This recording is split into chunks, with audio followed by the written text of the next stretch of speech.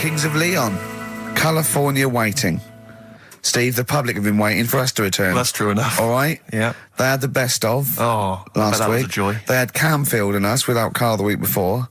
But it's been a while since we've all been together. I'm Ricky Gervais. With me is Steve Merchant. And over there, with his little sunburnty, baldy head, little Karl Pilkington. Hey. All right? Yeah. That wasn't Steve slapping me head then, by the way. No, that was just him clapping, like Steve Wright in the afternoon. It's a great show. Because it is a good show. Yeah. He's so pleased that we're a posse. Yeah. And we're all back together.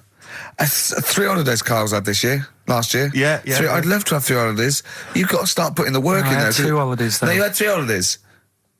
You went away with Suzanne and her parents. Yeah, well, that doesn't count. It does count. If you book 2 weeks off the firm and you go away and you go, how was your holiday? Go, well, I didn't really count. It wasn't a really good holiday. Can I have them days back, please? My New Year's resolution is to be nicer to you. But well done, sense. you've already broken that. No, but talk sense. Talk sense. You've had 3 holidays this year. And I'm just saying, you're in your 30s now, and 30s is when you should be really putting the work in. That's true enough. To reap the benefits in your 40s, 50s, 60s, 70s, 80s, 90s, and 100. Karl, what's your New Year resolution? What about think before you speak? It's worth. I mean, see, I'm allowed to laugh. I'm allowed to laugh at things other people say, Karl. That one, that is a good suggestion. How was your holiday, Karl? It was all right. Right, brilliant. But that I don't see on the ratio of good to bad in Karl's mind. That might be amazing because we never it might be amazing, sing the mightn't praises it? of anything. I'll tell you what. Can we have a cracking little tune and then come back and hear about Karl's holiday? I'd love to do that. Let's keep it tight. Love to Tear Us Apart by Joy Division. Now I can't put my finger on it, but that doesn't sound like the original, and it's off a compilation. It sounded a bit fast. I think the vocal was slightly different. If anyone can, put me out of misery, I think it might be in a session of the time or something. Karl, is it a New Year resolution for you? Another one. Maybe when we ask you to get a song, get the original single version. I could be and wrong, not some but obscure session. Yeah, it does seem different, doesn't it? Very odd. Yeah. Maybe we just remember it wrongly. But anyway, that's XFM for you. 104.9. I'm Ricky Gervais with me, Steve Merchant. Karl Pilkington. Karl, you went to Lanzarote. Yeah. People said don't go to Lanzarote. They told you it was Lanzarote. They told you, were they right or wrong? They were right, yeah. Really? Yeah, it's a bit ropey, yeah. Is it? Why? Just out there. If it wasn't for the volcano they had, it'd been knackered. That's their big draw, is it? That's it, basically. That's all they've got going for them. When you landed, was it really hot? Were you quite excited? You were thinking this is okay? It was warm. It's we can't complain about the weather. The weather was all right. Sure. You know what I mean? That's what I went for. But it'd be nice if there just was something else. Yeah. What did you do all day then? Did you read your ritual book? No, I didn't read that. I read that book. Do you know the book that I bought and all the chapters were messed up? Oh yeah. I bought a better version of that. All right. And I read that. Excellent. And then Did it make more sense in order? yeah, a lot easier to follow. Yeah. And then we went and had a look at the volcanoes and that. They've got 36 of them to look at. How many did you look at before you realised that pretty much you've seen one volcano, you've seen them all? Probably about 6 or 7. Really? Yeah. And then when you got to the 8th, you thought, now I know what this is going to be, Suzanne. This is going to be like a mountain with a hole in the top. Yeah. Really? But it happened years ago as well. It's like, just keep a couple, fill the rest in, tidy it up. Fill the rest in! Yeah, no, Well, getting some builders. No, seriously though. Okay, 4 million tonnes of concrete, please. They're an absolute death trap. Yeah, what do you mean fill them in? Do you know what a volcano is? It's just a hole, isn't it? That's happened. Well, it's more than the hole. It's more a portal to the magma in the centre of the earth. Back in 1730 it happened, and they still haven't sorted it out. Well, when you say it happened, volcanoes were made a lot longer ago than 1730. No, but the one that did Lanzarote in. Right. Sort it out. What would you suggest? How can they fill it in? It's joined. It's all joined. No, but what I'm saying is, the big plates of the earth are all joined. All the magma's joined. With the trade centre thing, that happened. They cleaned it up, sorted it out. They've moved on. That's what I'm saying. Whereas Lanzarote have just gone, leave it. It happened back in 1730. You misunderstand me. How, in the name of God, can you fill in a volcano? You ignorant twit. No, but it's not just the holes. They've actually left the lava everywhere. That's what I mean. It's not just the big holes. There's lava everywhere. But it's molten rock. They can't just pick it up like they're like a carpet. Put it in the holes. The holes are there ready. Just push it all in. That's what I'm saying. What exactly is there then? Is it just a kind of moon-like kind of surround with just kind of dust and rock? That's exactly what you see. I was there when the Mars thing went wrong. Yeah. I would have just sent a camera crew there, filmed a bit of that, right, and say, here we are, this is it. Ignore the little coffee shop in the background. Right? This is Mars, because that's where it's like just loads of dust, holes everywhere. Tidy it up. Little round-headed aliens complaining. It's Whinging. just like Mars. Yeah. So is there what's the best bit about the holiday? Come on, pretend you're Judith Chalmers. I have been doing. I would have done all. I would have said that. Don't bother. Right. I mean, the hotel was good. Yeah? That was all right. What was that like? It's all right. Just, clean. That's all you want, isn't it? See, that's not quite what Judith Chalmers does. She doesn't go, what's the hotel like? All right, yeah, clean, isn't it? All right. What was it like? What was it? 3-star, 4-star? Did that have a swimming pool? What was the room like? I had a swimming pool and that. Yeah? Yeah, it's good. I think it was one of the better ones on the island. Okay. Nightlife? Wasn't really any. There was a bar, there was some bands playing. Yeah. Not very good. Food got a bit boring. Yeah. It was always the same food every night, but they sort of themed it and made out as if it was different. So, like, on Mexican night, it'd be chicken with a nacho on it. Right. And Chinese night, sort of chicken with a little prawn cracker on it and stuff. Sure. But that got a bit boring. That's me just turning on my phone, because I want to read to you a text that I got from Karl. I think you sort of sum up the holiday in this text, don't you? Do you remember it? I can't remember. Let's have a look. Let's have a little look. Instantly, what did Suzanne, your girlfriend, make of it? Similar view to you, that they should fill in the holes? Yeah, it's just that thing. You see, I went on a coach trip, right? And you go and see the volcanoes. Like I say, there's 36 of them. Yeah. Which, how many do you need? And when we're on the coach going round all these volcanoes, the fella on the front's going and look out your left window at the moment, and there's a volcano. And if you quickly look out at the right-hand side there, there's another one. Right. And on the left, there's just like, all right, we've seen it. Sure. Do you know what I mean? Yeah. And that trip, we'll talk about that trip in a bit. Right, this is the text I got from Karl, right? All right. Been up to a volcano. Been in some dead artist's house who built his house in the lava. They said they would show me science with volcanoes, but all they did was chuck some water in a hole and it shot up in the air. No dwarves in the canteen, no Scousers here, but there is a Swede woman with a big head. She looks effing gormless with a cap on. All right? So a little reference there to... A Swede woman? What's that mean? Do you mean Swedish? Yeah. Or she looked like a vegetable? No, a Swedish woman. But they've all got sort of quite big bill, aren't they? And I sent him a text. Oh, well, it's just good to be on holiday because, I'm working. He sent back, so am I. Just been watching Sky News. There is a school for monkeys who want to get a band together. Is that monkey news for later?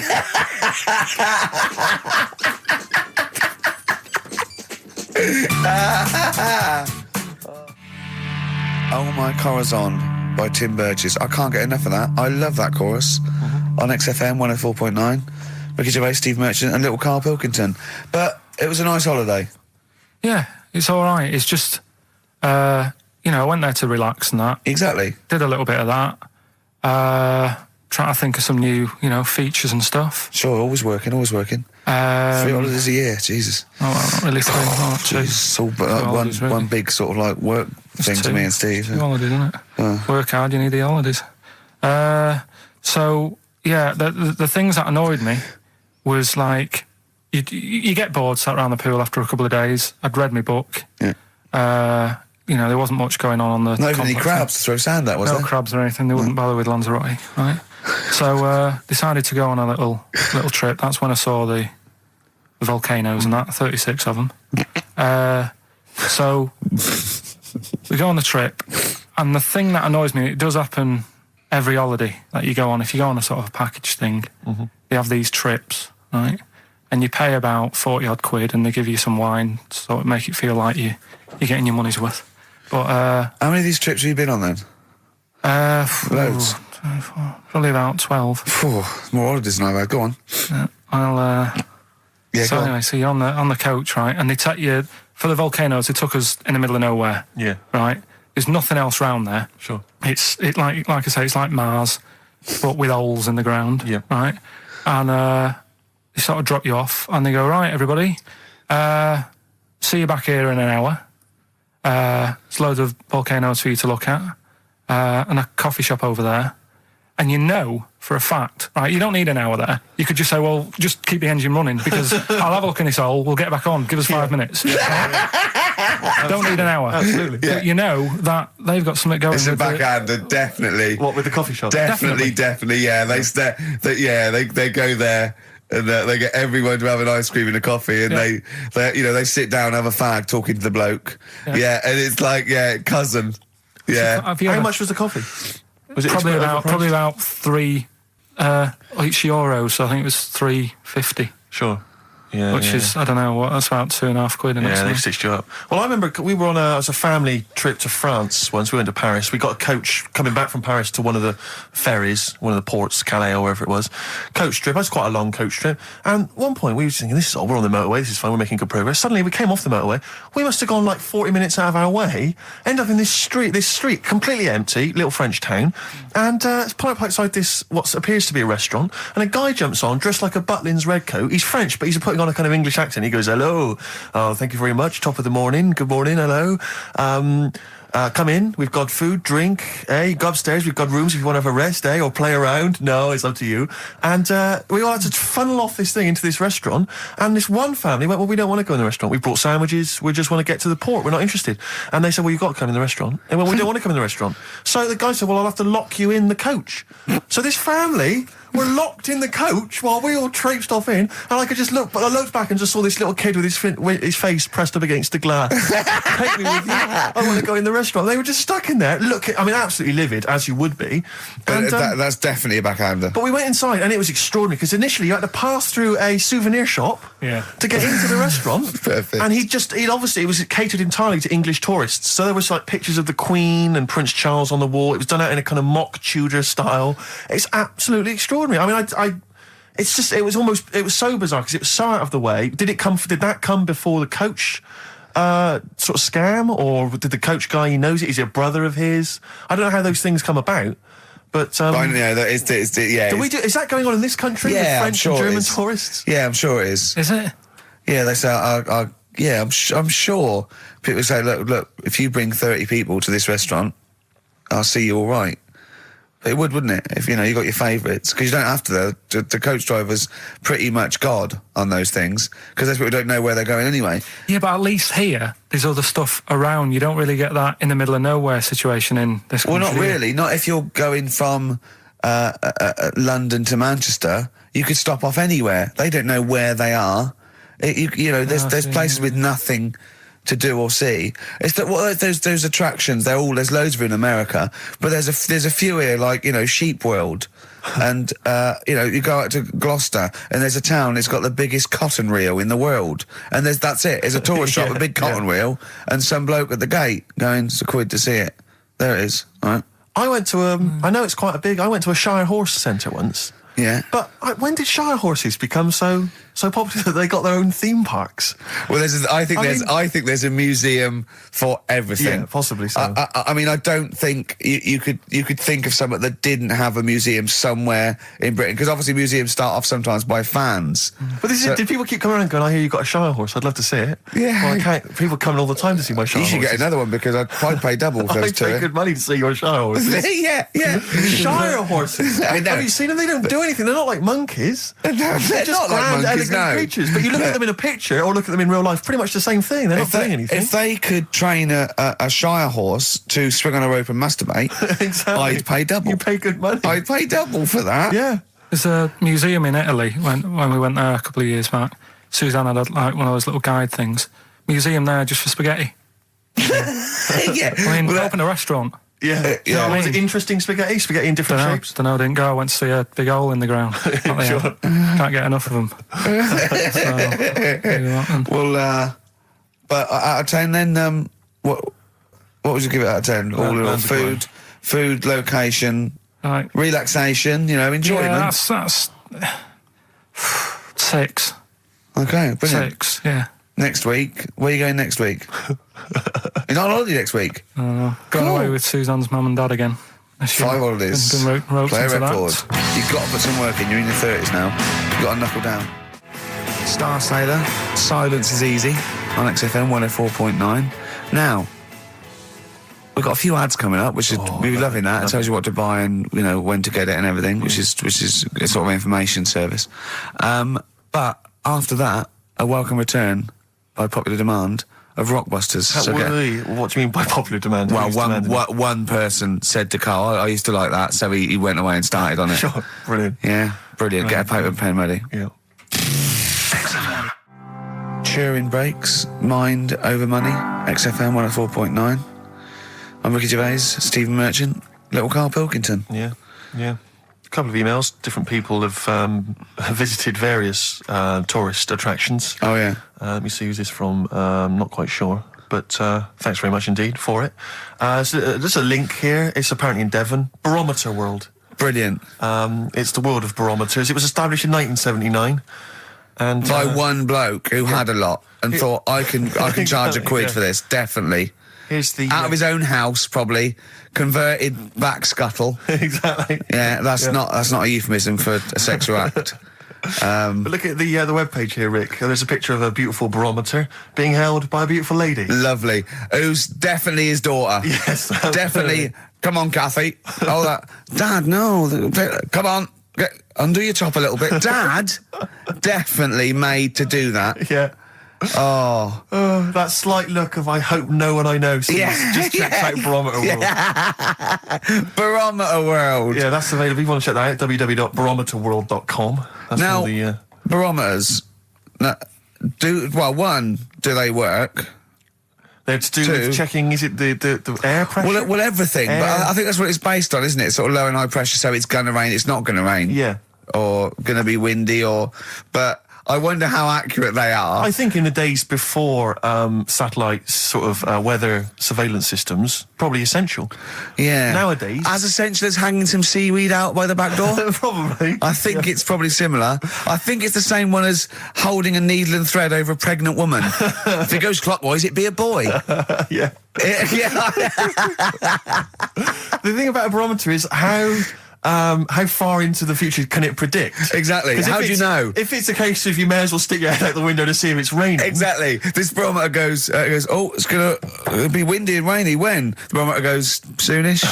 Yeah. So I can't say, but it will, well, within the 7 days. I don't want to be specific because you'll have me. Yeah, you'll yeah. I don't. But I mean, I'm just a barometer. I'm not really a weather person. The information. Yeah, brilliant. What's in there? What's happening in there? What chemicals are being affected? How does it work? I don't know. I assume it's probably something. Wait a minute, let me email Barometer World. What could it be? It could be quite interesting. It could be mercury that's based on a sort of temperature. It goes up with. Oh no, it's not temperature, is it? Barometer. It's pressure. So it's probably just very fine. It's like a fine, very, very fine needle, isn't it? This is almost as embarrassing as last time we were on. We couldn't figure out what the name of the leader of China was. Was it the King of China? The Prince of China? Oh, this is when we were trying to imagine what it'd be like if all the Chinese people at once jumped up and down and made a big tidal wave. But if you do know what the name of the leader of China is, we don't mean the name of the particular person in charge, but if it's a king of China, the emperor of China, the chancellor of China, the prime minister of China, didn't it? No, that was Japan. Yeah, this is it. I don't know what's the big guy in charge. Is he still the chairman? I know Chairman Mao was important. I think he was just the chairman. I think he just governed all the big meetings. Yeah, I don't know. He just kept the minutes. Head Chinaman? Head Chinaman. The major Chinaman. The top Chinaman. Number one Chinaman. Do you know what? We're going to be honest here. We know so little about China. It's true. We know so little about China. Yeah. It's embarrassing. If you've got any interesting facts about China, then email in ricky.gervais@xfm.co.uk. Also, I imagine the email address to use if you're going to take part in this week's Rockbusters. I did read an interesting fact. I'm researching. I'm doing a show called Politics, and I was researching. And there's a thing about you went sweatshops. Yeah, no, sweatshops. Like Nike. There's these facts, right? And these people get like a few cents an hour, and the CEO, I forget his name, for a Chinese woman to earn his 5.2 billion, she'd have to work 8 hours a day, 7 days a week for 10,000 years. But Steve, they don't. They don't. They obviously don't want to. Exactly. They don't want to. They don't want to. Lazy, Rick. Ian Jury in the Blockheads, hit me with your rhythm stick. Rick, are you likely to be going to Cumbria on your stand-up tour? Almost certainly not. Well, Why? it's just because you might want to visit the Cumberland Pencil Museum. That's the journey through the history of pencil making. I do like pencils. Really? Yeah, I just use one then. That's what you mean. So, do you have any idea how that was made? no, was it? Let me email them. Now, Chinese people. Oh, incidentally, it's the premiere of China. The premiere. Premiere. Oh, right, yeah. Oh, yeah. Sure. Yeah, I remember now. Yeah. Well, when you were away, Karl, we worked out if it's 1 in 10 people are sort of like gay in some way, with 1 billion Chinese people, there's 100,000 little gay lesbian Chinese fellas of some sort. What do you think of that? What do you mean?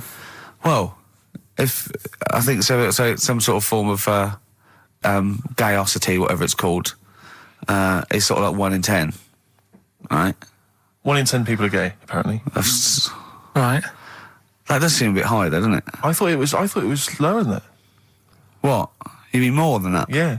I don't think so. I think that's of any sort of nature, anything. But what time did they do the survey on the streets as well? Because, they go out late, so if they're doing the survey sort of around lunchtime, forget it, they're not going to get any. Sure. You know what I mean? They're all asleep. But if they're out at, say, 1 in the morning... Well... It's going to be higher, isn't it? Yeah. Well, the thing is, Carl's favourite song, The Killing of Georgie. A little fella and a little gay fella goes out and he gets beaten up and that.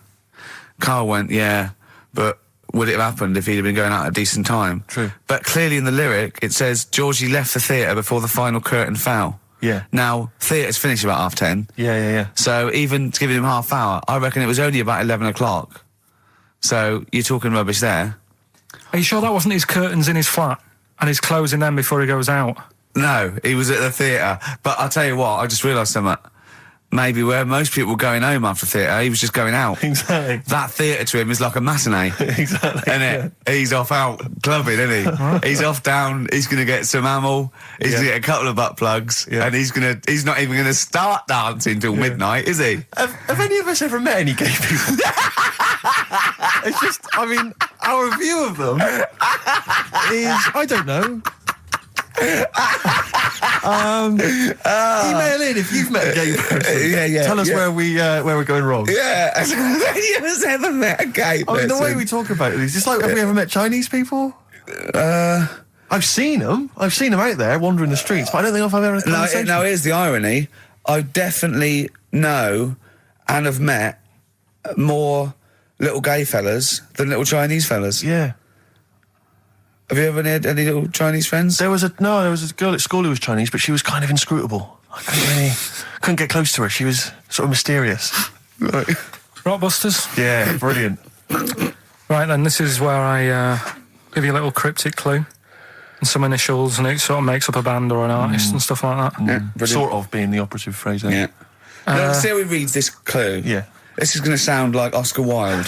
Clue number 1. 3 different clues. Clue Oscar number Wilde 1. was Chinese, apparently. Was it? Yeah, it was illegal then. Right. Will you leave the entrance to my garden alone? Sorry? Right. Will you leave the entrance to my garden alone? Are we back on the gay thing, or is this...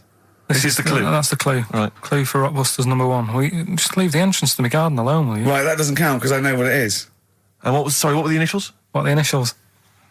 GG. Correct. Yeah, right. But you've got to pronounce the artist correctly. I'll pronounce the artist, because I know what it is. Don't ruin it. No, but People- when the answer comes, I'll pronounce the artist. Right, can we just focus, please, on the quiz? Go. What was the clue again? Give it again. Will you leave the entrance to my garden alone? Stop messing with it, right? GG. Okay. Right? Next. Doesn't count. Next. Incorrect. Don't phone, but you can send a message on my mobile if you want, right? That's Yeah. T. It's another little easy one. And the last one, we were sharing out the male sheep. Right, that doesn't count either. Can we just fuck? I know what that is. I know what that is. I don't care. We'll come to that later. Yeah. And number 3, we were sharing out the male sheep, and I think I got the best one. Right? DG. DG. Yeah. So quickly again, will you leave the entrance to my garden alone? Stop messing about with it. Yeah. Right? GG. Yeah. Don't phone, but you can send us a message on my mobile if you want. Right? That was T. And the last one, we were sharing out the male sheep, and I got the best one, so that's good. Right? DG. All right. Ricky.gervais@xfm.co.uk. Have we got any prizes? Do you want to have a look? Well, don't worry about it. Just this is don't worry about it. pathetic. Have we got any prizes? Just, look, the clues fine. are rubbish, the clues don't work, the show, this is pathetic. Play a record. That's what it should be called, and the clues don't work. Blur, out of time on XFM. Well, we're not out of time, we've still got an hour left, boys. Hey! Luckily. Brilliant. A lot of emails, obviously, about the Chinese. People as fascinated as we are. I don't want to discuss it, interminably, Rick, because there's so much to say, and we've said most of it in the past. Yeah. Get a couple of emails. In fact, I think, Karl, you told us this information. Remind me of it again. If all the Chinese people in the world were... We're in a line on that, because there's loads of them, you'd never get to the end of it. Right. No, it's not that. It is It's that. no, if all the Chinese people formed a line and started walking out of China, you'd never get to the end of it. That's what I just said. No, it's because, though, they'd be having babies. You know what I mean? Still, it'd be adding to it all the time, wouldn't you? But would they be walking and shagging and having babies as they're walking out? Yeah, that is. I'd love to see someone organise that. Maybe the Record Breakers team. I tell you what, I'd love to see Ross McWhirter or Norris, who is it? Who's the one that's alive? I forget Norris, I think. Norris, right? I'd love to see him to coordinate that. Yeah. 1.2 billion little Chinese fellas, boy, girl, boy, girl, boy, girl. Yeah. And where are they walking out of China? Which exit are they taking? They're taking the Through Tibet? Or? I think it's the Gate 9 Slip Road, the M43, Right. to St Petersburg, Right. And they go, and walking and shagging. Yeah, exactly. Yeah. Because some presumably are dying as they're leaving. No, but they live to 120. That's true. So they claim. Well, we know Karl's theory on that. Do you want to just tell new listeners your theory about leave when all these Chinese people get the records for oldest people in the world? Come on, what's your theory, Karl? Leave it. Karl, Just that they're probably lying. Why? That's all. Because a lot of them don't age that well. Some of them do. A lot of them don't, and they always look older than they are. I read the other day, right? Do you know the one who was the oldest woman in the world, right? Chinese woman, right? The way she did it, it was... She didn't die. That was her secret. What she did, she got up every day and didn't die. No, she was like awake and that, and then she'd have 2 days just sleeping. Right. So she wasn't really that old. What do you mean? Well, she'd only sort of lived half of her life in a way. Well, we So she was all only live 70 odd. 2/3 of our life, don't we? No, but she was like awake and that, and then she'd go, I'll go to bed, and then that'd be it for 2 days. Talking of sleeping, oh, man alive, I went to see the last part of the Lord of the Rings trilogy.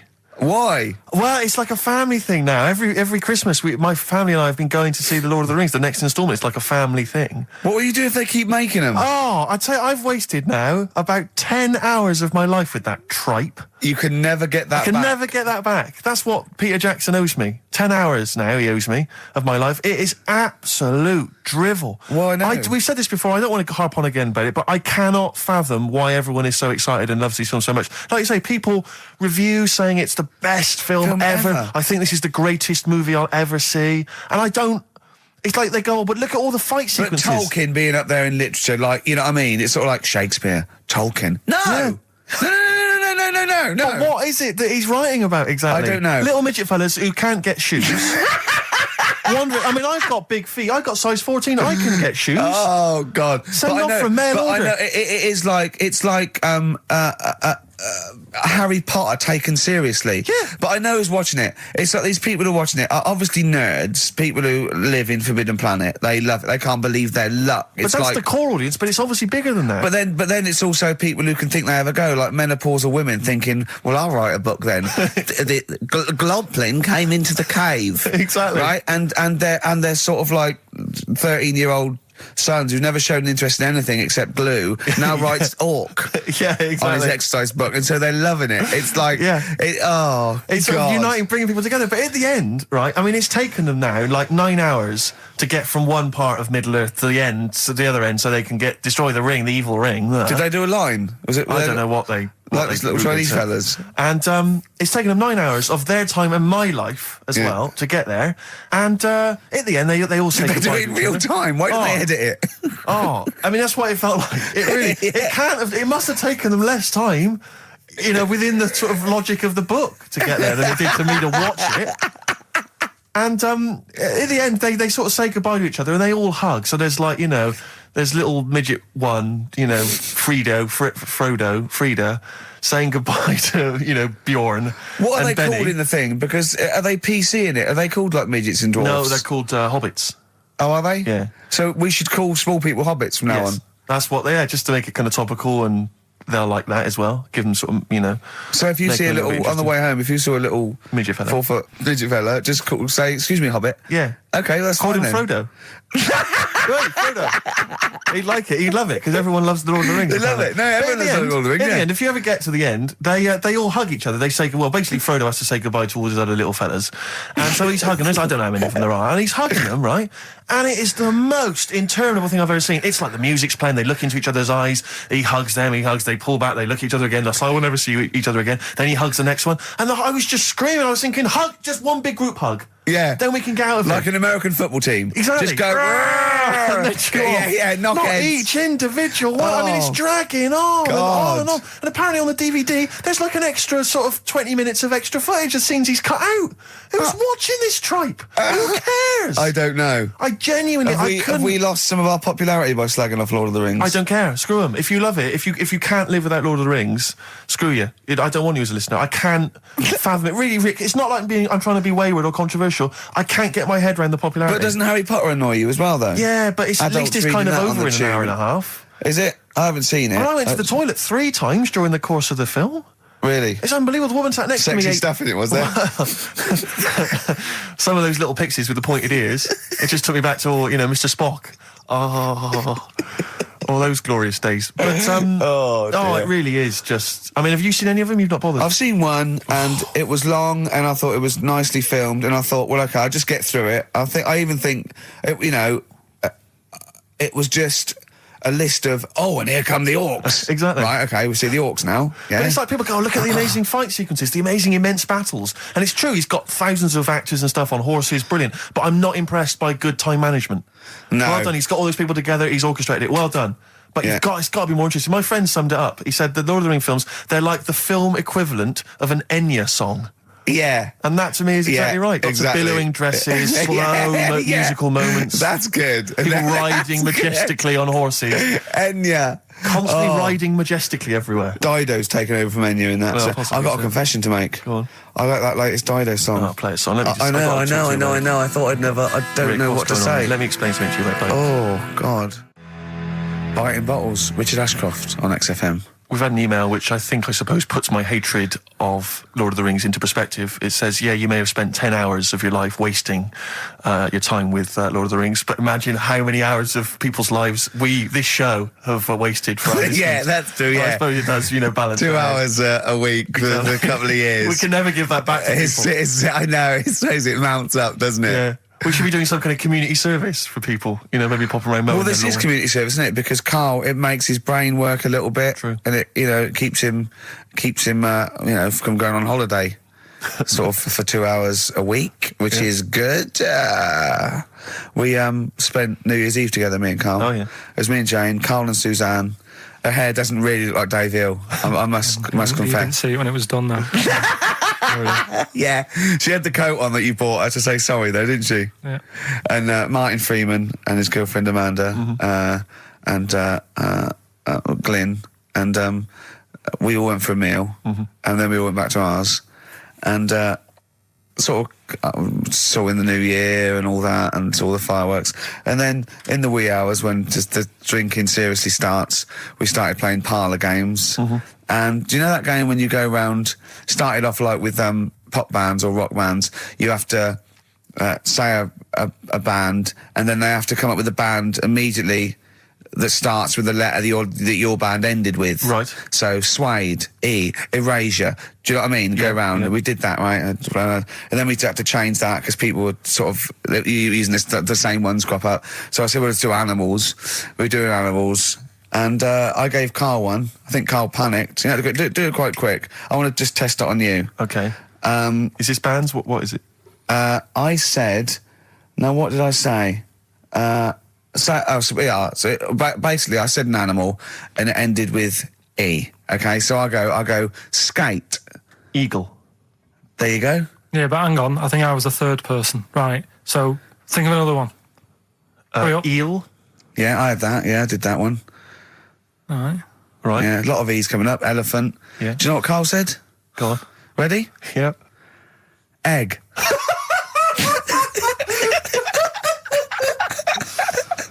Oh, in a sense, I suppose. Egg? He went, yeah. I went, no, wrong. He went, well, what? And then Martin came to his rescue and went, well, what is an egg? Animal, vegetable, mineral. I said, well, it's animal, but it's you can't have egg. But would you allow then? tadpole? Well, yes. Is that Yeah, not because it's a similar? larval stage. Yeah, no, but egg, you might as well have leg or eye, uterus. It doesn't count. Egg, you panicked. Brilliant. I still think I'm right. Well, you're not right. We were naming, you know. It's a bit of fun, though, isn't it? Yeah. Exactly. Yeah. You meant, why obey the rules? It's just a Exactly. bit of Yeah. fun. No, that is true. Don't That bother is with the true. rules. That is You true. had the fireworks in the year, did you? Yeah. What, you had them yourself? Or No, you no, just no, watched you them? could stare across the river, we could see him. But actually very impressive. And I'll tell you what, they got it right this year. Instead of 2 hours of letting off fireworks, people were going, oh, can we go now? It was 3 minutes, and they spent £1 million on the 3 minutes. And that's it. That's all you can stand, 3 minutes of fireworks. Oh. To me, fireworks are like watching Lord of the Rings. Exactly, I've absolutely. never been impressed as a child. Never been impressed. I've never been impressed as an adult. But a big bang, a huge big explosion, that'll do me. I used to go to, they used to have little community fireworks displays at Christmas, things like that, near our school, maybe in the school or at the local kind of community centre. And I used to go along to them with the family and everything, get the sparklers, and they would have the fireworks, and that would be, and I was just bored silly. And I always thought that if the guy organising it had wheeled out an enormous firework, climbed in, gone, last one to the moon's a bender, and then shot off, that I'd have been, that'd be brilliant. That'd be good, yeah. But it's just internal. Do you reckon I could take out that church? Yeah, from exactly. here? Yeah. Money on it. Go on then. Yeah. That'd be worth it, wouldn't it? But little zoom, another one. Oh Christ! So a friend of mine was telling me that they once had some indoor fireworks, which apparently is just, I mean, imagine that. Who needs indoor fireworks? Well, I think that's just little. Yeah, I think one of the things we got indoor fireworks once when I was little, and I remember one of the fireworks was that little celluloid fish that you put in the palm of your hand. Of course. And it Predicts goes, the future. oh, you're sexy. Yeah. What, it curled up because of the heat of your hand? Yeah. Oh, you're dead. It didn't curl. Actually, it's Grandad. He's dead. Yes. His hands are cold. Oh, no. That's the only way that would be... Oh, yeah. So that's the only test How it did you can discover do. he was dead? We used one of those predictive fish. It came out dead. Yeah. Just flat. Yeah. Did you have a good time, though, Karl? What, at your place? Yeah. Yeah, it was a good night, wasn't it? We danced, didn't we? A bit of a dance. What, the two of you together? Yeah, Amanda had got one of those DVD films. No, straight to, DV A video cameras. camera, It goes right. straight to... DVD. Yeah, Okay. amazing, right? And Karl was doing his moonwalking. I was sort of doing some sort of jazz step, wasn't I? Sort of like Michael Jackson. I ended up jumping up on the couch with both feet and falling straight back on my back. Of course you did. I can't believe I was all right. Yeah. What's the chance of that? It's when you're drunk that you sort of like, you revert to childhood and you sort of bounce. Yeah, exactly. Yeah. So luckily... Is that DVD going to be available in the shops later this year? Track 1, side 1, the first Talking Heads album, Uh-Oh, Love Comes to Town. On XFM 104.9. Yeah. Well, I think it's Rockbusters results, isn't it? Okay. All right. Brilliant. Do you want the prizes, by the way? Not really. Not bothered? No. Right, some videos and DVDs and that, yeah, some good stuff in there. VHS, I hope. Couple. $4.99. Is that one about TV weather? titles. What? There's the weather one. That's going to be on telly. Donald McIntyre. Oh, yeah. That's in there, if you want that. Yeah. He reckons Donald McIntyre ripped him off because he did a thing about how much it costs to have a chimp, cheap as chimps. What was the other thing you think someone ripped you off? Rockbusters? Ken Bruce on Radio 2 is doing Songs of Phrase. He was doing that over Christmas. I took 1 week off. He's in there. And when he heard that Donald McIntyre was doing a programme about wind, he thought he was moving on Auntie Nora. Right. So the first one, will you leave the entrance to my garden alone? Right, that was the cryptic clue. The initials were GG. Yeah. That was Gareth Gates. Gareth Gates. Gareth. What would you Gareth Gates. No, but it's Gareth Gates, isn't it? So why would you say to someone Gareth? Is that like what's that, a Manchester thing when you say Gareth? Gareth Gates. Gareth Gates, Gareth Gates, the bloke who came second in Popeye, yeah, Gareth Gates. So that's the first one. What was that about getting off the thing, though? Leave my entrance alone, though. I don't understand what it's got to do with leaving my entrance alone. The gate Gareth, to the garden. No, the gates bit, but what's Gareth got to do with it, The second one was ignoramus? don't phone, but you can send me a message on my mobile if you want. The initial was T. Text us, right? Just... No, it's text. The word's text. Yeah, so you'd have to say text me. Text us. Text, what do you mean? No, text me. What's that? The third one was we were sharing out the male sheep and that, right? Yeah. I got the best one.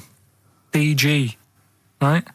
We were sharing out the male sheep. Get to it. It doesn't work anyway. Get to it. What is it? Delta Good Ram. Delta Good Ram. You were dealt a good ram. Delta Good Ram. All right. So who's the winner?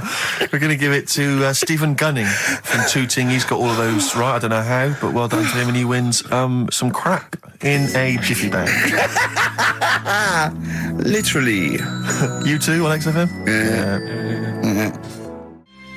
Snow Patrol and Run on XFM 104.9. Yeah, not bad at all, not bad at all. So everyone had a good Christmas though, yeah? Really? Carl, even though it was like a little bit Lanzagrotte, it was a nice Christmas. Yeah. What was the book you read, by the way? Someone just emailed in and wanted to know. What was the book you read? It was The Governor. The Governor? Yeah. Right, okay. Did you buy Suzanne a gift in the end? Which you surprised her with on Christmas Day? Yeah, after that show that we did before Christmas. Yeah. I was walking home thinking, might as well treat her then. Yeah. Went and got her a necklace. Nice. Actually, she said she wanted a necklace, but I didn't know which one, but went and got one. Yeah. And she was happy with that. Yeah. That shut her up. yeah. But, yeah. And did she get you a gift back? She did get me something, yeah. See, we knew she would. Of course she would. Yeah, but the thing is, right, she got me a little Game Boy Advance to take on holiday because she knows I get bored. Lovely. Right? So that was good, but I was like, hang on a minute. I know how much I spent. Oh, and I know how much these are, right? But I was clever, though. When I got to the airport, I bought her to get me an extra, bought me an extra game for it. Yeah. Got the value. Of course. When you were growing up, did you wait to ask your mum for sweets right at the counter so the woman would embarrass her into getting you it? What, you mean just slip it in the basket? Well, no, just wait till there's some, a stranger watching before you ask for sweets. Mum, can I have a Kinder Egg? Did you sit in front of Suzanne when it got to Suzanne, can you get me something else? Because remember I spent more on that necklace than you did, like Game Boy Advance. And the woman in Dixon's goes, oh, you better get him something else. And she goes, oh, bloody hell, all right then. Nah. She did well, though. You know what I mean? She's done well to keep you, hasn't she? Done well. Because you're such a find. You're quite a catch. Yeah, she must wake up every morning and go, ooh, I am the luckiest girl in the world. Well, she told you that the other night. What? She said the other night how good it is living with me. Oh, yeah. I said to Suzanne, it must be great, because I only see him 2 hours a week and I like to squeeze his little head. You can do that all day, every day. Does she ever squeeze your head? No. No? No. It's like that thing, though, isn't it? It's like when you work in a chocolate factory. You get sick of it, don't you? If it's there all the time. Yeah, she must think, well, I could squeeze that head any time I wanted. It's not worth it. I just, yeah. What about your Christmas? My dad, I'm wondering if you're turning into my dad, because he bought my mum a bracelet. He won't mind me talking about this, because he said you'll probably talk about this on the radio, and you're right, Dad, I am talking about it. He bought my mum a little gold bracelet, lovely gift, You know, it was a lovely thing. And she opened it, she loved it. And everyone thought, what a great gift, lovely gift. He wouldn't stop talking about it. He wouldn't stop talking about the gift he bought. He kept on grabbing my mum's arm and showing it to people. Look at that, look at the gleam on that. The gleam! Steve, look at the shine on that, look at the gleam there. Look at that. Gleam! And do you know what he said? He said, the great thing about that's pure gold. He went, it's an investment. That's an investment, there. Because gold, you know, it's always worth something gold. I love that when people get a gift and it goes an investment. I love it. But what? Not only does it sort of take away any of the romanticism of it, but it was the way he constantly was talking about how great a gift it was that he bought.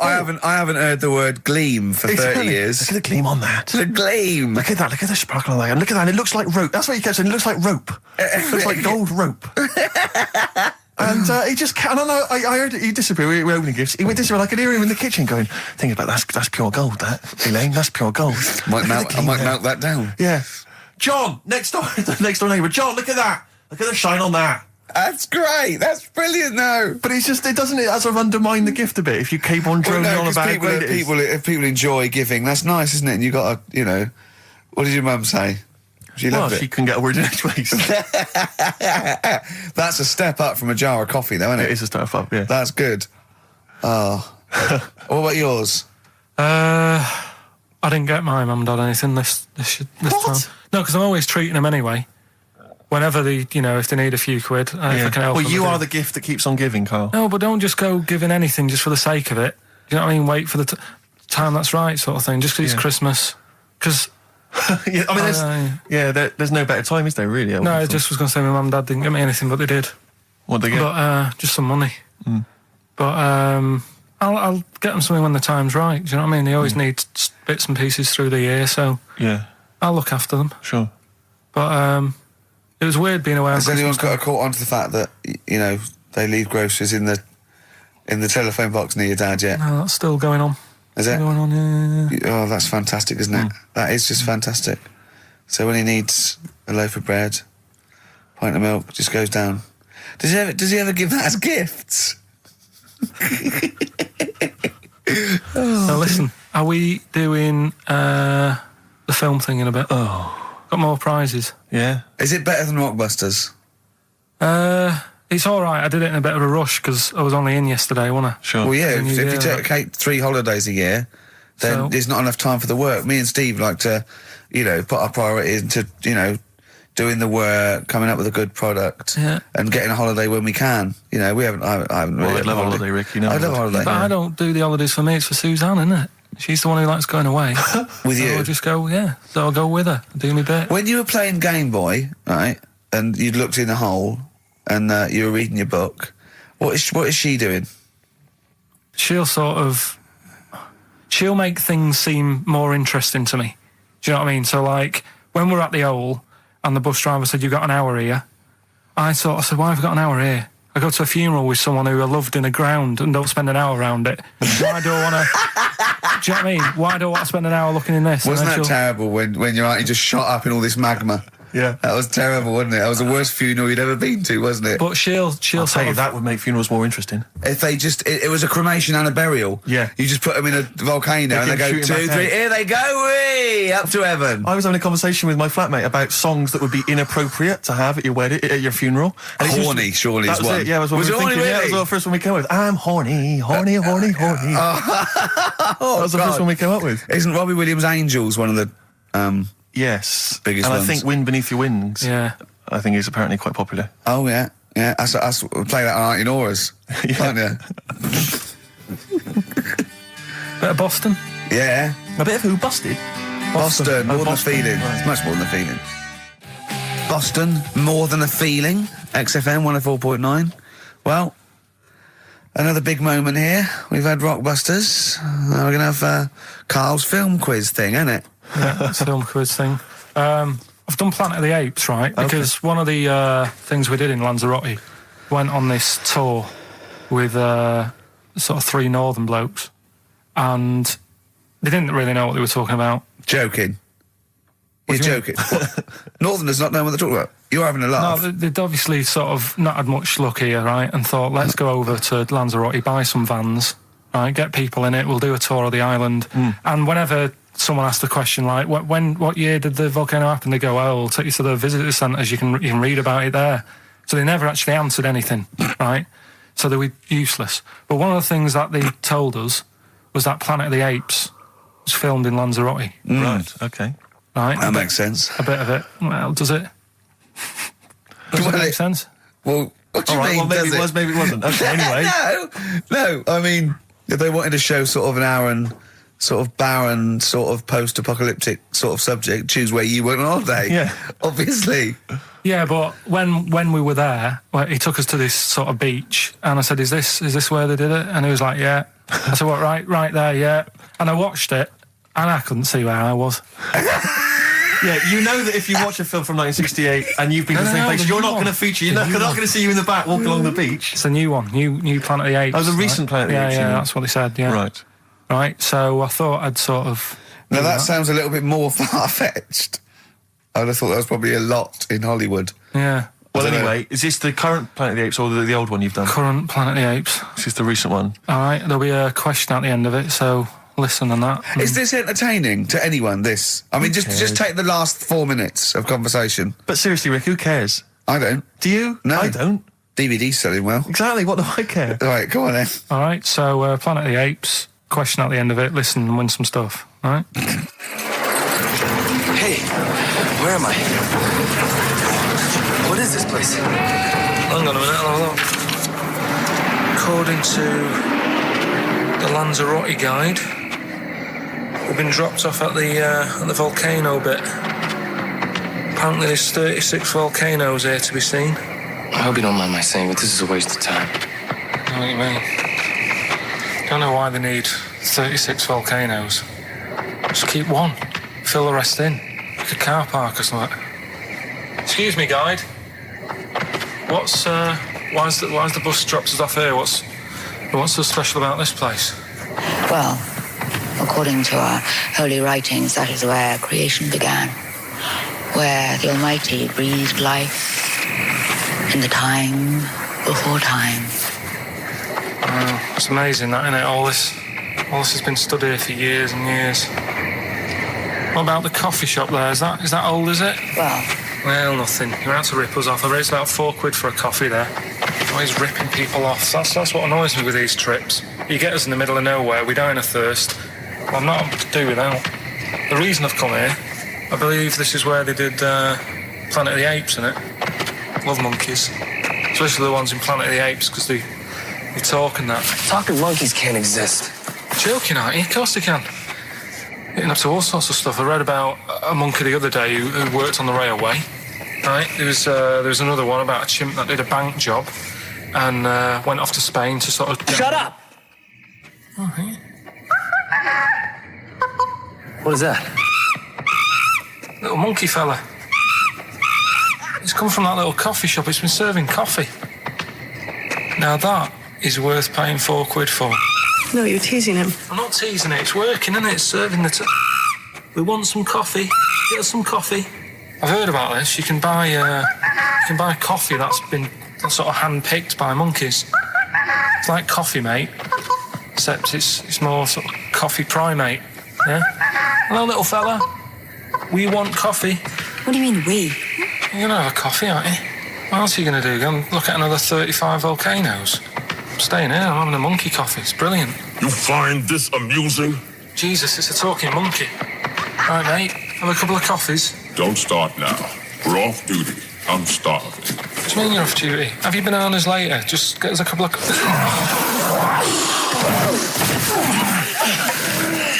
Right. I understand that you're tired and you've probably been on your hands all day. Just forget the coffee. You go and get some lunch. After you've got some coach, you lazy ass. You damn human!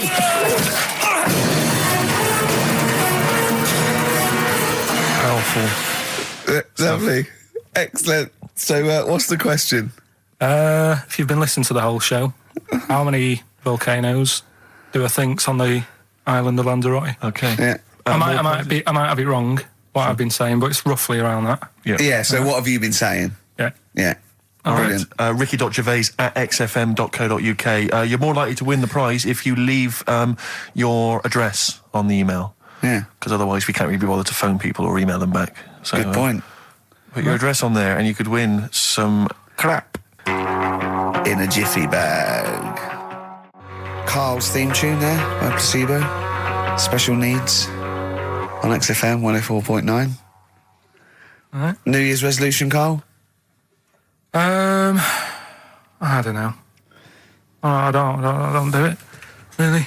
Don't So what worry about about something it. like, I don't know, start smoking? Do you know, there must be something. No, it's a waste of time, isn't it? Don't bother with that. Right? You, Any- Steve? Me, no, I've never really made any New Year's resolutions. I just be good to people. Just treat everyone as you want to be treated yourself. Give to charity. Hate crime, racism, famine, sexism. I know you're going to keep to all those, except the gift to charity. That's... Me and Carl find that a little bit hard to believe. Never gonna happen. Well, you've always got to break at least one of your New Year's resolutions. Exactly. Yeah, well, I think I'll be nice to Carl. What about learn more? I was thinking that. I want to I'm learn always more. teaching you stuff. I watched... I'll tell you what, Christmas telly was dreadful this year. I don't know if I've hit that age where I think... But I think consciously I thought this is worse than usual. Yeah. And I ended up watching Discovery Channel and History Channel again, and I watched 4 episodes in a row of this fantastic documentary, 1418 War, narrated by Dame Judi Dench, and it's brilliant. I just can't get enough of it. I hated history at school, and now I want to know everything. Yeah. And I think that's mine. Learn all the stuff about stuff. I like learning though. I always say that to you. I'm always looking up stuff. When I was on holiday, even though it was sunny outside and they had big holes to look at if I wanted to, I stayed in and watched Discovery there and was watching stuff about scorpions and that. Yeah, what did you learn? Well, nothing, because it was all in Spanish. But I just watched it. What I found odd, right? What I found... Scorpions, I get it. It's only about poison. You get it. What I don't understand is with scorpions, right? They have like this sort of weapons, don't they? They have the poison and stuff, right? Yeah. Which can kill a man. Yeah. But there was a couple of little animals and that were its sort of enemy, and it stung them, and it didn't kill them. So what's the point? Well, firstly, not all scorpions kill a man. Some of them, This one did, they said. Yeah, well, they range from like bee stings to so much venom it can take down a horse on things like spiders and snakes and scorpions. So it depends. But a scorpion that will kill a man would kill a rabbit. So I don't know what you're talking about. No, there was a snake that it stuck its thing into, and some sort of beaver, and they were just like running about. There's nothing funny about that, so why are we laughing? Well, the snake wasn't running about, was it? Well, it was slithering about a bit. Yeah. What was the beaver doing when the snake... It just sort of, I think it ate it in the end. What? Ate what? Ate the scorpion. Just wandered off. Well, it wasn't a beaver. Oh, there you go, There's you've no learned that. way it was a beaver. All right, an otter. It was, This is what you've pieced together from a show in Spanish. well, I'm just saying though, how come it can't kill something that small, yet there's someone on holiday that's no sort of danger to that scorpion. We're not going to harm it, right? And yet it can kill a man. So you Shut say, up, but I Carl. don't believe it. Shut up, mate. Seriously, this is gobbledygook. Taught you something again though. That's what I'm No, saying. what have I'm you always- taught us though? What is that? What is the fact that's come out of that? A scorpion can kill a man, but the beaver was dancing with a snake. Then it Well, ate that- it. you do that That's all the not time, a though. fact. You That's put not a everything fact. down. New Year's Eve, I taught him something, right, about dead people. No, you know, the things it taught me. I was saying you're talking shite. He says they found out your soul weighs an ounce. Your soul. Yeah, your soul weighs an ounce. Right, who found this out? I read it. Your arsehole weighs an ounce. Yeah. There's no such thing. A soul weighs an ounce. You're talking drivel. All right. Have you got any okay. monkey news? So what did they do? They weighed someone who was alive, and they will wait for you to die, then weigh you again. There was someone Now who- you've lost an ounce. Yeah, so it must be your soul shooting off to heaven. It was someone who was really ill, and they Yeah. said, we can't do anything for you here, but we've got a bit of an idea that we want to do. We've been wanting to do this. Stuck him on some scales. He said, right, you weigh 9 pounds and an ounce or whatever, because he was wasting away. He died, 9 pounds. Right? Fine, well, that's proof if proof be needed. Talking shite. Monkey news, we might as well leave it. No, come on, No, come on, tell monkey news. No, it's nothing that great, really. Is it worth playing the jingle? Quickly? Go on then. Oh, chimpanzee that monkey news. Right, it's about a monkey. 2004, four. It's about this woman monkey who was born in 1834. Right? Half monkey, half woman. No, not true. It happened, apparently. It was Impossible. it was in the Daily Mail. Right? Okay. The Victorian ape woman was her name. Yeah, I christened this thing Victorian ape woman. Well, we thought Sandra. No, I'm calling it Victorian ape woman. She was about 4 foot. No, didn't happen. She had lovely thick black hair on her head and on the back of her legs and on her arms. Yeah. All right. So stockings. Let's have a look. And she didn't need a bustle because of a huge ape-like arse sticking out the back of her dress. She was good at reading and sewing.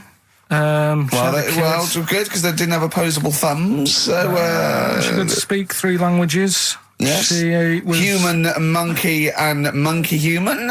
20 offers of marriage. Does that annoy you, Steve?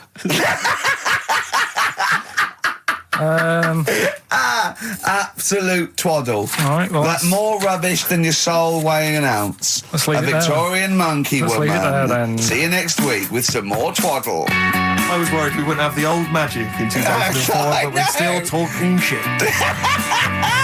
Merry New Year. Really, what other ideas have you got? Have you got any other ideas, Karl? Because we've got another hour, but have you got anything at all? I've got that feature Educating Ricky, which is a bit of a play on words as well. Right? Do you know the film, Steve? Educating Rita. Yeah. I'll see what you've done. Go on. I'm doing that, and I teach Ricky stuff. What do you teach me, Karl? Well, I've got a few different topics. Go on. Do you know, like how you taught me about Hitler and Che Guevara and Winston Churchill? Mm-hmm. I'm going to come in with topics every week, and this week I've got ghosts. No, hanging bacon is one of the topics. Say that again. Hanging bacon. Hanging bacon. All the titles. Francis Bacon. No, all the titles are sort of named to sort of tease you and get you more interested in it. Hanging bacon. Well, you've certainly intrigued. Go on. What's another title one? Hairy Chinese kid. I'm going to go for that one. If there was a university degree with that title. Yeah, no, I'm going to go for hairy Chinese kid, And I think. the final one, Alien gives man a beard.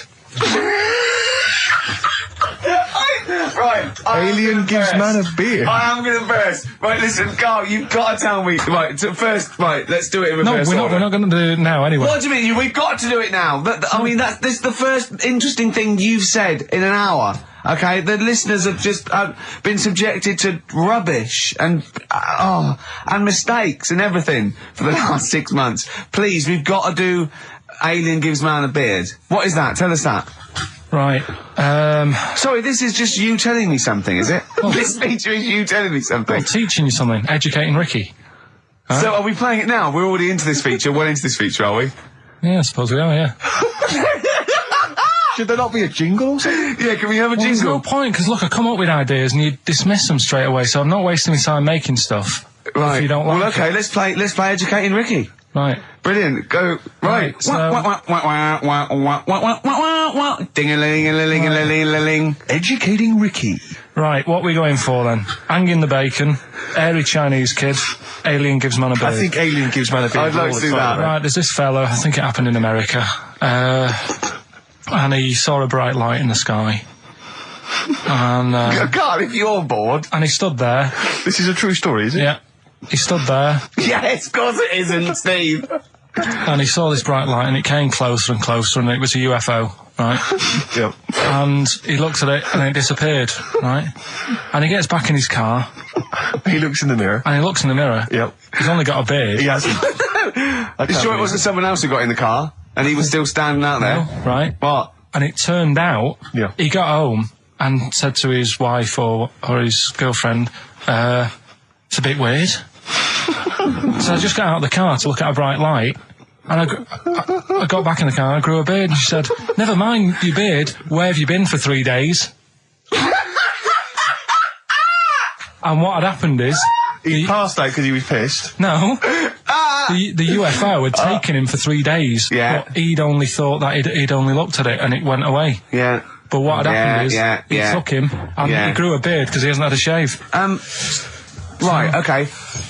I mean, was Will Smith or Tommy Lee Jones anything to do with this at all? Did you see this on a video maybe and thought it was an educational film? No, it's from a book that some kind person sent in to me. here. Can I just ask again? Just again, I'm just throwing this right back at you. Do you think there's any other possible answer here? Right? A man is absent for 3 days from home. He's grown a length beard. of time that it could take to grow a beard, lest we forget.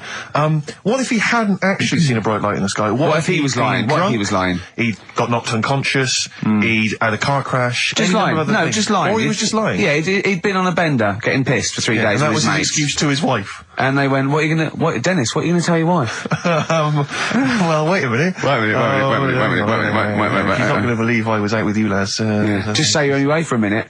No, I wasn't away from it because of the beard. Oh, yeah, look, it looks like you've been out for 3 days. Well, we have. That's Exactly. right. Okay, we've got to cover that then. Alien abduction. Great one. Okay, let's try that. Do you see? That's a little scenario there that could have been played out. So, when you say educating Ricky, what have I learnt from this? Never listen to you again. That's all I've learnt so far. Never listen to you. Yeah, we'll add a little bit more in here, right? To Well, spice this no, up. what do you mean add a little bit more? We'll add a bit more to this what I'm educating you about. Go on. Right? There's only a law in America that says if you touch a UFO, you're going to get done. Now, why would they make a rule? I don't know that. Do you know, like, all their rules have a code? Carl, I genuinely do not know what you're talking about. Right. Do you know, like, how here they might have... Do you know I what? have no idea. Right. Okay. Do you know, like, over here? I'm listening to Capital and these headphones. I got Foxy on from yesterday. Right, let's bin that. No way, it's great. I want to hear about Airy Chinese Kid. Let's play a tune. And Okay, then come play a back tune, with come back with Airy Airy Chinese Kid, Wait, definitely. Some doors. Yeah, I just thought I'd go back, take it back to the 60s. This is a tune that a friend of mine sent If me. you touch UFO, you get done. Soul Kitchen from the Doors. Shambles today, this. David Bowie, Slow Burn, yeah.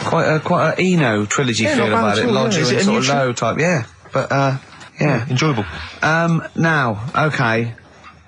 That's stressful, isn't it? I think we've got things working now. We've had people coming in and out, just shaking their head going, shouldn't have bought that desk. But it's all sorted now, I think. And, You notice how it took about 25 minutes for them to come down as well, though? Do you feel like we're maybe quite low in the pecking order in the building?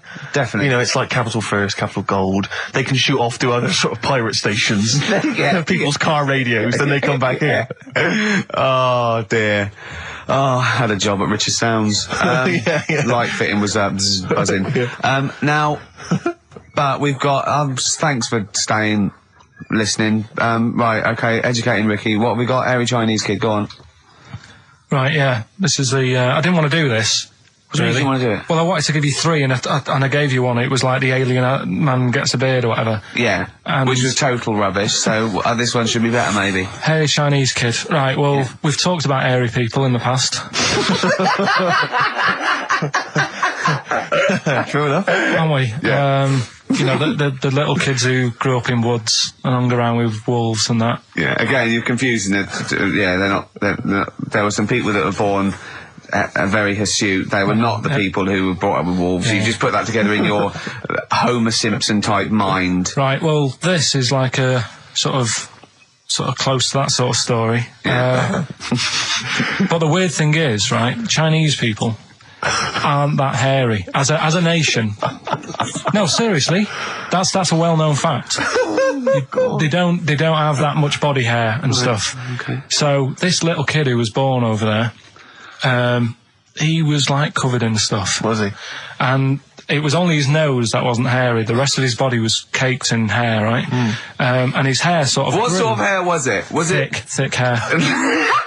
No, what I mean is, was it sort of like a pony's mane, so he just looked like an Ewok?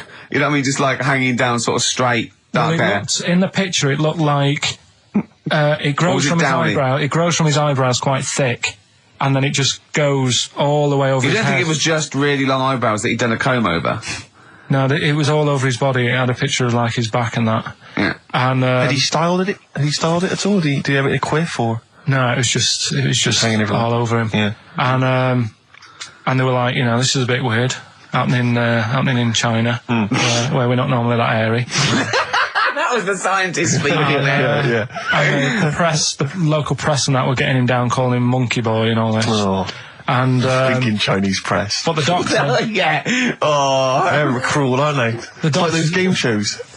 That's Japanese, isn't it? Yeah. That's what. Yeah. and the doctor said, I was talking through all that time while we were just like talking to each other then. Because I turned round and I still saw he was talking. Go on. So anyway, the local press came in to see the hairy boy, the monkey Yeah, boy. and they were like being tight, taking the mickey out of him, and the doctor said, Showing him nuts. said he's only hairy. Said he's a healthy young kid.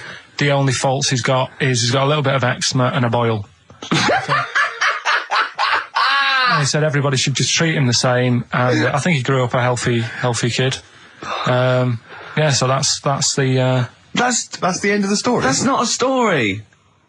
why. But I've got nothing. I don't know what to say to that. So someone in China was born slightly hairier than the rest, and he was normal apart from eczema and a boil. That to me isn't a story. But if it is, I've got a million. I mean, it's sort of like bloke from Manchester went a bit bolder than the rest, got a job on radio. He was normal. I mean, that's not a story, is it? Do you know what I mean? All right then. Hang on. Hold on, he's got the big guns. You're not going to give us hanging bacon, are you? Yeah. Come on then. Right. Come This is the on. one we've been looking Come forward on. to. This is it. No, this is a good one. This is the one. And this is a story, right? Do you know the saying, chewing the fat? Good one. It's one of my favourites. Yeah? Yeah. Do you know what it means? Talking. Right. Well, do you know where it came from? No. Right, what they used to do years ago, when people didn't have much money. Is this the same as throwing the baby out of the bathwater? No, it's not the same saying, but... No, but I mean, is it as wrong as that was? Well, let me tell you, and we'll Go see. on. Okay. Like, people go out to work, and with the money, they'd buy food. Oh yeah, go on. This is a good system. What? Go on. What do you mean? People go out to work and with the system. And Well, if you were quite well off, you might treat your family to some bacon, right? But do you know, like in these days, if people earn a lot of money, they might buy a nice suit or a car. Yeah. So what are you saying? You're saying wait. Let me get this straight. You're saying that you go out to work and get money to buy things to live, and if you get sort of enough money to live and you've got some left over, you might treat yourself on like a suit or a car or something. Is that what you're... Yeah. Oh, well, back then, if you earned money, they'd say, This is olden times. yeah, Okay. let's get some bacon in, right? And what they'd do, they'd hang it in the kitchen Or to show it off. to show it off to all the neighbours and friends. Because if you had hanging bacon, it was like, he's doing all right for himself. Yeah. Some lovely bacon. So they had loads of bacon hanging up, and people would come round, right? And whilst they stood in the kitchen talking about whatever they're talking about, In olden times. they'd say, do you got a bit of rind? And they'd rip a little bit of rind off, and whilst they're having a chit-chat, Chewing the they'd fat. chew on the rind. Well, I think that's probably true. I it's haven't like- heard that, but that one to me sounds true. Do you see the difference between that one and a man was abducted and grew a beard? Can you see the difference in Yeah, but why I different- accept that different- story? Different stories for different things. Different stories for different things.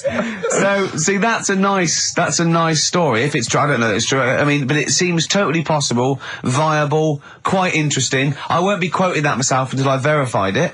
But that's, I won't be telling anyone the bloke got in the car and he had a full-face beard. Why has his car been towed away? Because it was a quiet road. Was it? wasn't in the way. So, Are you filling in the blanks again? That wasn't in the book, was it, that you read? See, that's the thing. Sometimes I think you make up bits of the story as though they were fact. That doesn't seem right. well, that's all you can do, innit? So that's educating Ricky. Will we Brilliant. do that next week? That is brilliant. No, I think that was good. I did. I mean, I enjoyed that. I learned something from that. I mean, I want to get. I mean, this is all from one book, is it? Yeah. That's an interesting book. With the, I don't want to dwell on it, but with the hairy Chinese kid, what did they say about that? What was the, I mean, was it once there was born a kid who was slightly more hairy than everyone else, but yeah, it's all right. He only had a boil. Oh, how did they word it? How did this capture your imagination? There was a picture. It was a picture that grabbed me first of all. Sure. And it was like, God, what's up with him? And that's when I read it. Did you see the boil and the eczema or just the hair? No, you see, because his face is like, just under his eyes is sort of nice and smooth, and his nose is sticking out, and that's not hairy. But the rest of him, it looked like he had the sort of a balaclava on or something. And then I read on, and it's like, this is a hairy kid in China. Yeah. Yeah. So, Yeah. Okay, good. Anything else in there? Because, I mean, I like that. we'll do more of that next week. How is that alongside hanging bacon, alien abduction, a hairy Chinese kid, and a little interesting fact about the derivation of a phrase? What do you mean? He didn't understand a word of that. I knew the word derivation was going to cause problems. I thought derivation shouldn't have come out. No, I wasn't disputing. He's all smug because he just had a phone call. That was Beck, lost cause. Go on, tell him why you're all smug. Because Adrian just called up. Yeah. After hearing the story about the Chinese kid. Yeah. And he said, yeah, that's true. He said that there was a TV programme on it. Yeah. He had a chromosome defect. Yeah. And it made him hairy.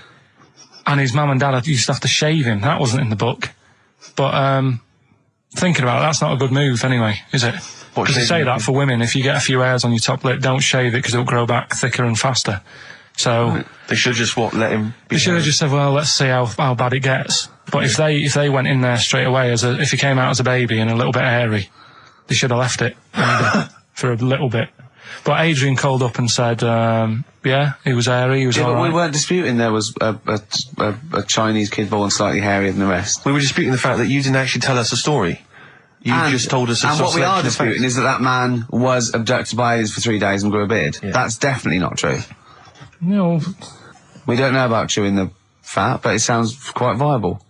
Yeah. You see, the difference is between me and Steve and you is that what we believe isn't random. Do you know what I mean? It's not random. The things that we don't believe stuff just because it's interesting. it's not every other thing we believe and every other thing we don't.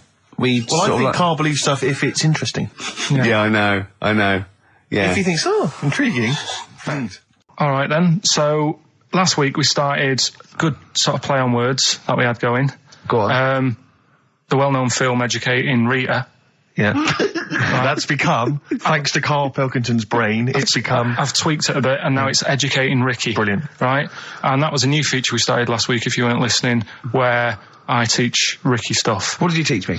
Taught you about that little Chinese hairy kid. Yeah, you didn't teach me anything. You said there was a kid that was born that was slightly hairy than other Taught Chinese you people. where the saying chewing the fat came from. I enjoyed That was good. That was interesting. And And a man who had a beard because he was being abducted for 3 days. Again, that was rubbish. Lest we forget. That taught me more about you than about alien abduction. But what happened last week is Go on. we sort of talked about it all in one go. And you can't... Whereas this week you've done what? You've spread it out over the show. Well, I've spread it across the 2 hours because I always found that if you try to be taught too much in one go, you just can't take it in and it'll be wasted. Is that your experience of school? Yeah. They taught you in 3 minute bursts. Yeah, and not every day. Yeah. Every other When month. you felt like it. Yeah. Right? So that's what we're going to do, right? So we've got Educating Ricky coming up. That's Educating exciting Ricky across the 2 hours. Okay, look forward to And that. what I do is I've made little headlines again, and you decide which story you want to go All of them. for first. Well, give me the first headline. No, not yet. We'll do that in a Well, bit. give me a teaser. Hang on a minute, I'm telling you what else. Oh, right? yeah. I think so, because last night, right, I mean, this is part of Educating Ricky in a way, but something I learned last night was that tarantulas only bite you if you annoy it. Right. They don't, do you know how people say, oh, if you're in a sleeping bag living in a jungle, a spider will get in there and it'll bite you? Apparently not. You've got to really annoy it. The thing that it really hates is having its leg sort of twisted. It hates having his leg twisted. Right. Yeah, but that's more for... Is that what they said in a documentary? No, actually, Almost certainly not, Steve. Almost certainly not. Were you watching a documentary? No, I was reading it. Oh, you're reading it. And it was this guy... Was it scrawled on the wall in like a public toilet? No, I'll tell you. I'll tell you more about that later. Oh, It's right, part we'll of the thing. Educating Ricky. So, Karl, I know you've been Right. thinking this through. What have you got? So Educating Ricky, we did it last week. It's where I teach you some stuff, but rather than just teach you something, I tease you, so you want to know more, so you want to take in information, right? So if only people had taught you like that, Karl. And also, it's the name of a film, sort of. Yeah. Nearly. Coming up soon, Henry VIII and his... Well, how many wives? Come back tomorrow, Karl, to find out. The little headlines I've got to sort of tease you with the story. Yeah, this is going to hurt me and I'm not very well. Go on. Right, we've got... So this is what... Sorry, I've just got lost for a minute there. It's Educating Ricky. This is Educating Ricky, and these are the stories that these are the things you're going to tell him. Yeah. But these are just headline versions. These are headlines This is not because the actual fact. then I think people will remember things. Okay, alright, so you sort of bullet points. Who can forget hairy Chinese boy? Indeed, I shall never forget that. Yeah. So, first headline, don't do that to it. You know it can't live without an head. I've got no idea. It could be about the French Revolution. It could be about anything. I know what it is. No, you think you do. But, No, it's not what I taught you. Is it the fact that cockroaches can live for 9 days without a head? That's part of it, but it's something different as well. That's why I thought we'd bring it up. Okay, brilliant. So that's something to... Next one, if you won't work it out. If only it was raining. Brilliant. Okay. Go on. And the last one, what's tomato with you? What's tomato with you? Yeah. Look how pleased he is. You're obsessed with puns, aren't you, at the moment, Kay? It just works. I think it works. Yeah. You love puns. So, there you go. So which of those are you going to choose, right? Oh, well, I'm going to have to choose. Don't do that. You know it can't live without an head. Can we play a tune and we'll come back with Yeah, that? I reckon. Find out what that is. Wow, what a history lesson that's going to be. Dandy Warhols and Bohemian Like You on XFM 104.9. I'm Ricky Gervais, with me Steve Merchant and Karl Pilkington. Karl, what's the story then? Right, so what did you say you're going for? You've got your 3 titles, your 3 teasers. Well, I think I'm going to go for Don't Do That to It. You know it can't live without an head. I'm looking forward to this. Right. So this is educating Ricky, for those that have just tuned in. Now, something that Ricky told me about when he was educating me was that a cockroach, if you cut its head off, it lives for a week. Yeah. Right? And the only reason it dies is because it can't take on water. Sure. It doesn't have a great time in that week, though, does it? No. I mean, it doesn't get much done, I don't imagine. It just needs water, and because it can't find any, like its eyes, it eventually dies. Yeah. Right? No. So what? No, it's not. That's not. It's 'cause Anyway. you can't drink. Anyway. So have you heard that one about worms? Okay. I have. Go on. If you cut a worm in half, Yeah. a lot of people have said in the past that it'll turn into 2 worms. Right. But that isn't actually true. Okay. Who said that? No, it used to be like, Kids at school said it on, kids at school and stuff. Yeah. So that, a lot of people think that. Don't pick him up on stuff, Steve. It's bad enough. Sure. So, but what they can do, if you get a worm, right, and you find out which end its head's at. Right. If you you've got its head there at the left-hand side, right, and if you sort of cut it in half, Right. but not in half, so there's more of its neck than the tail, if you know what I mean. Yeah. The bit that you've cut off will sort of die, and the rest of the worm will get better. So in a way, you can cut it in half, and it'll survive, but only one half will survive. Okay. Yeah? What have you learned there? I wish you hadn't chosen that one. I know, because it's not. There's nothing, is it? Yeah. You know that joke, how would you tell a worm's head from its eye? You put it in a bowl of flour and wait till it farts. Yes. Right? I told my mate that, right? And he went, what if it coughs? Yeah? Yeah? Yeah. So, there is a bit of truth in that myth of cutting one in half. Where did you get this information? I don't understand where you get this information That was from the Fortean Times.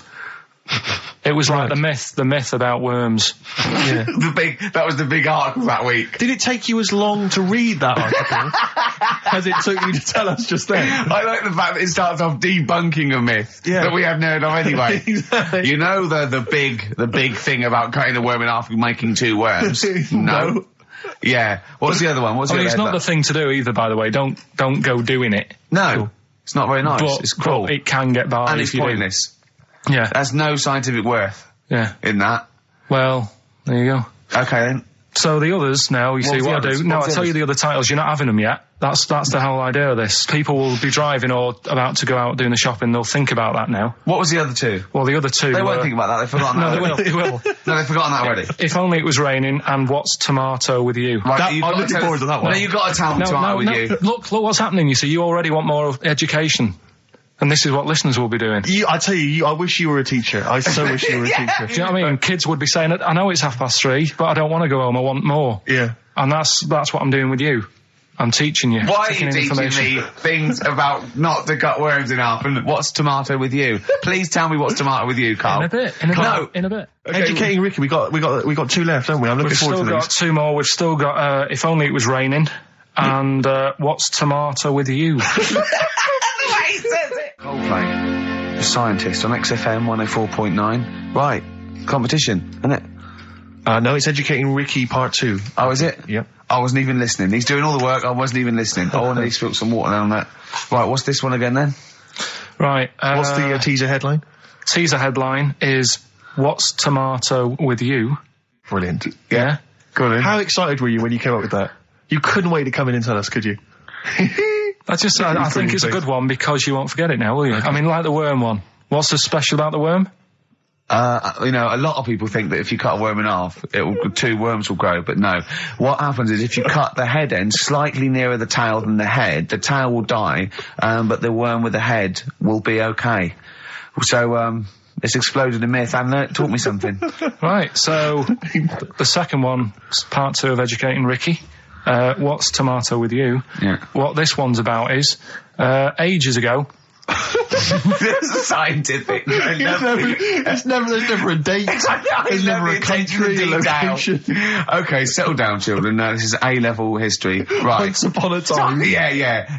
When a mental place with swords was a king, forget his name, but he was a loony. So, and it was literally ages ago. Yeah. So, good luck in the exam. Yeah. Right. So, like, you know, alright, many years ago. Oh, yeah, cleared that up. Go on. They thought tomatoes were poisonous. Right? Okay. Because what Hold on, are they going to be proved wrong at the end of this story? Well, because I don't want to give away the ending, but is it something to do with are they poisonous tomatoes? No. Oh, you're having a laugh. I don't believe it. Go on. They could have been eating tomatoes all this time. Oh, Steve, what's tomato with you anyway? Okay, so hang on a minute. Let's just recap quickly. Many years ago, when people thought tomatoes were poisonous. Yeah. Go on, Well, they didn't know they were poisonous then because they were still eating them. But what was happening? But they're not poisonous. But hang on a minute. All right, and it's not. I'm just going to listen. I'm not even going to talk. I'm not going to tackle anymore. If you remember, years ago they didn't have like pottery plates. They had lead plates. Right? What are you talking? Just let him talk. Sorry, what year is this? Let him talk. Come on. Plates made out of lead, and what they'd end up doing, they'd say, right, do you want a tomato? And they'd go, yeah, all right. And they'd put the tomato on the lead plate and cut it. And because of the acid in the tomato, right, it would sort of make the lead runny, and the lead would go into the tomato, and they'd say, oh, it's lovely this, and they'd be eating it. They'd get food poisoning, lead poisoning, what have you, and they'd be really ill. So they thought tomatoes were poisonous, so they didn't eat them for many years. And when you say they, do you mean the people of Narnia? Yeah, this didn't happen. Where was this happening? Sort of in Britain and that. You put him on the spot there. Oh, I hope there's no uppity pupils at this school when they go, what do you mean, sir? Oh, if you're gonna... Oh, I'm fed up with you. Do you understand? No. So the No, you've got... No, right, okay, first of all, Carl, where'd you get this information from? Where did 14 I get times that? as well? Do you know... You can't remember? I don't know where I got that from. I don't know where I got it from. But why don't you think that makes sense? But what? Someone once got lead poisoning from a tomato? Not just one, loads, and then all of a sudden... No. Why is this educating me? Because I'm telling you that tomatoes... I can't take anything away from this. Yeah, I don't know what to take away from this. What have I learned? Don't mix lead with tomatoes. Why is this educational in any shape or form? What are you telling me? A long time ago in the land of Glunk, right, where the ninnies did slib, right, they thought tomatoes were poisonous because they ate plates of lead. What are you talking about? Yeah, but we all know tomatoes aren't poisonous. Is that what we're taking from the story? Is that the moral of the story? Don't believe these people that I'd never heard of before. What are you talking about, Carl? I think it's a bit weird. It's a bit weird, yeah. Is these the same people that were spreading those malicious worm rumours? My hangover's coming back. I've got to get some water. Play a record that was rubbish. I'll tell you something I do know. Go on. Right. But I can't really get a question out of it. Go on, just tell us. There's a shadow somewhere. It's already good, isn't it? I'm loving it already. No, right. There's a shadow. I think it was in America. Yeah. And it's on a quiet road. I'm guessing somewhere like Boston. That's what I imagine. Okay. Right? No. Somewhere like Boston. And people at night used to see this shadow moving about, and they'd go, "What's that?" Right? And it got known, the town, the little local town, got known for this shadow, but it didn't cause any problems. What are you talking about? Well, it was like, you lost me. What are you talking about? Do you know, like, some places get famous, like Scotland's got the Loch Ness Monster and that, but it doesn't cause any. Yeah. But it doesn't cause any problems. It doesn't exist. Go on. Right? So there's this shadow walking about on the road. What do you mean? No, what's he again? Rubbish. Right? So he's walking Nonsense. about. Where did you read this? Where did you He's see walking this? about. This was on the internet, and I'm sure. Sorry. Sorry. Right. I thought it was shite. I didn't know it was on the internet. Right. So this shadow is moving about, and Independently of an object. yeah, and the local mayor and that is like, yeah, it's a bit weird, but it's not harming anyone. The mayor involved. Was he elected to that post? Hey, mayor, we got a problem down here. Seems like a shadow. Well, it's not causing any. No, it's just causing any problems. Yeah, go on. But that's the thing. It was left for years, and then it did start causing problems. I see, that's it. If you leave these shadows to go unchecked, Rick, they go crazy. Yeah. You let them run amok in the city. Yeah. You've got to stand What down did it do? on What did it Roman do? shadows. What did the shadow do? It was pushing people off the bikes. It was what? It was pushing people off the bikes. Oh, I'll find out more for that next week. Right, that'll tease them. you're a maniac. We'll do more on that. We haven't had time for educating. Please never have children. Right, listen. You are Just promise me now you'll never have kids. We haven't got time. Okay, now, listen. so- All right, DJ Shadow, have we got time to give these tickets away? Yeah, if they just call up, we'll. No, I'll tell you what. I've got a question. Right? Go on. Where does Karl think this may have taken place? If you've been listening to the show, where do you think this evil shadow has been running amok? Let us know. The number, Karl? Good question. 08700 800 1234. So, Excellent. but that's it. We are actually out of time. We are indeed. Now. Karl, I want you to tell Steve what you told me in the week. About the snake, about the anaconda, how to... Right, this is Karl's method. He's not scared of the anaconda, the 30-foot long, biggest, scariest snake. No, you were talking the about world. stuff, weren't you, about in jungles and that, and animals. That's what we do. Yeah. Right. And I remember reading about, say if you're in the jungle and you get tired and you go to sleep, right, and you sort of wake up and you feel something on your leg, and you look down and it's an anaconda, right? Yes. And it's swallowing your feet, because apparently they always go from the feet up. They never eat you from the head. So Okay. Should I save these points to the end? Because Make a list of the points. Because they always eat head first, because the way the fur goes, where they have to take a capybara or even a rat, they take it from the head But first. make a point. Okay, Make some notes okay, there. so that's Rick. wrong. We'll come back to Okay, this next, later. go on. So they always eat you from the feet. Go on. So they're swallowing your feet, and it's said on the website, if you wake up and you see this anaconda doing that, sort of eating away at your feet, don't panic. Don't panic. I'm just writing this down. Don't panic. Hold on. Okay, go on.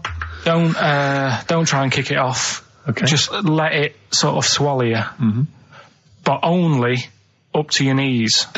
Okay. Why not kick it off straight away? Because I think it sort of gets a bit angry, it starts thrashing about, and it can swallow faster, I think. yeah. I'm guessing that bit. Okay. Just put a question mark by that. Okay, there, Rick. pop a question mark next So, to eat. so knees. yeah, so it's up- eat knees. So eat it up to your knees. It's up to your knees, Yeah, and then yeah, what yeah. you do is you get a knife Yeah. Okay. and you cut. And how do you get a knife? Do you walk over to the kitchen? I was or- going to pop over, get knife. Where's that coming from? Get Well, the you knife. always have a knife. Always have a knife, of course you do. Otherwise you're a fool. Always have a knife, okay? Well, come on. Yeah. If you're going to go into a jungle, Always have a knife. Okay. Always have a knife, yeah. simple. Could I just suggest something? You know, suppose you're wearing combat trousers, and the knife is actually in the trousers by the knee, the sort of pocket by the knee. What happens then? I suppose you could still reach in into the mouth, couldn't you? So anyway, you've got a knife. Let's say you've got a knife. Let's say you've fallen asleep. The anaconda's chewing your feet. You let it eat up to the knees. You've got a knife. What do you do then, Karl? Right. So it's up to your knees, and what you do, you get your knife that you got out of your pocket earlier, and you cut it at the mouth, right? Do you know, like either side of the lips? Right. So you're sort of cutting it in half. Right, like a Chelsea smile. And it can't, yeah, that's right. Yeah. It can't do anything. It wasn't ready for that. It can't move about because it's got, like, your legs in its mouth. Uh-huh. And peel it off and walk away. Okay. My main point really is this, Karl. Never will an anaconda or any constrictor, python, boa constrictor, just start eating a sleeping man. He will crush you to death first. That's why they're called constrictors. They're not called gobblers, are they? Or holy swallowers. They're called constrictors. Why would he start eating something? Is that how they take down antelope? Just start chewing their leg? Oh, it's gone off. I'll tell you what, lads. They get together. This next one there said, I'll tell you what, we're losing a lot of prey by just living at their ankles. They're running away. Let's crush them to death first so they can't move. Then we can swallow them. You're a fool. So anyway, right, so I was telling him this bit of information because we started a feature last week. Mm-hmm. Well, week before. Sorry, Carl, can we just go back to the crushing you to death first? Yeah, but, well, I read it. He's won there. He's beating you there, Rick. Okay. Did it say what to do if it starts with you death first? No. Did it say what to do? Supposing it had this meeting, and it started crushing you, and you woke up and it was actually round your chest. And every time you tried to take a breath and breathed out a little bit, it just tightened its grip because it can feel that. What'd you do then? You sort of tighten yourself up anyway, because I've read about that. Yeah. If one does start wrapping it around you, you sort of make yourself into a ball, first of all, and it'll wrap around you, but it's alright because you're protecting your lungs, so it can't crush you. And then you just sort of shout for help. And you shout for help with this 30-foot snake. Do you know how it works? It gets as tight as it can. It can feel as tight as it can, right? With these huge muscles, right? Yep. Right? When you leave a bit of breath out, it tightens again. You won't be that out of breath. You haven't been running anywhere, so you can just go. What? And when do you get the new mouthful of oxygen? Just breathe very slowly, like you do. How? Do you know what breathing is? Do you know what breathing is? It's extending your rib cage, right? Intercostal muscles between the ribs. Contract like that. Okay, making the rib cage expand, which pulls air in through. It's like a bellow.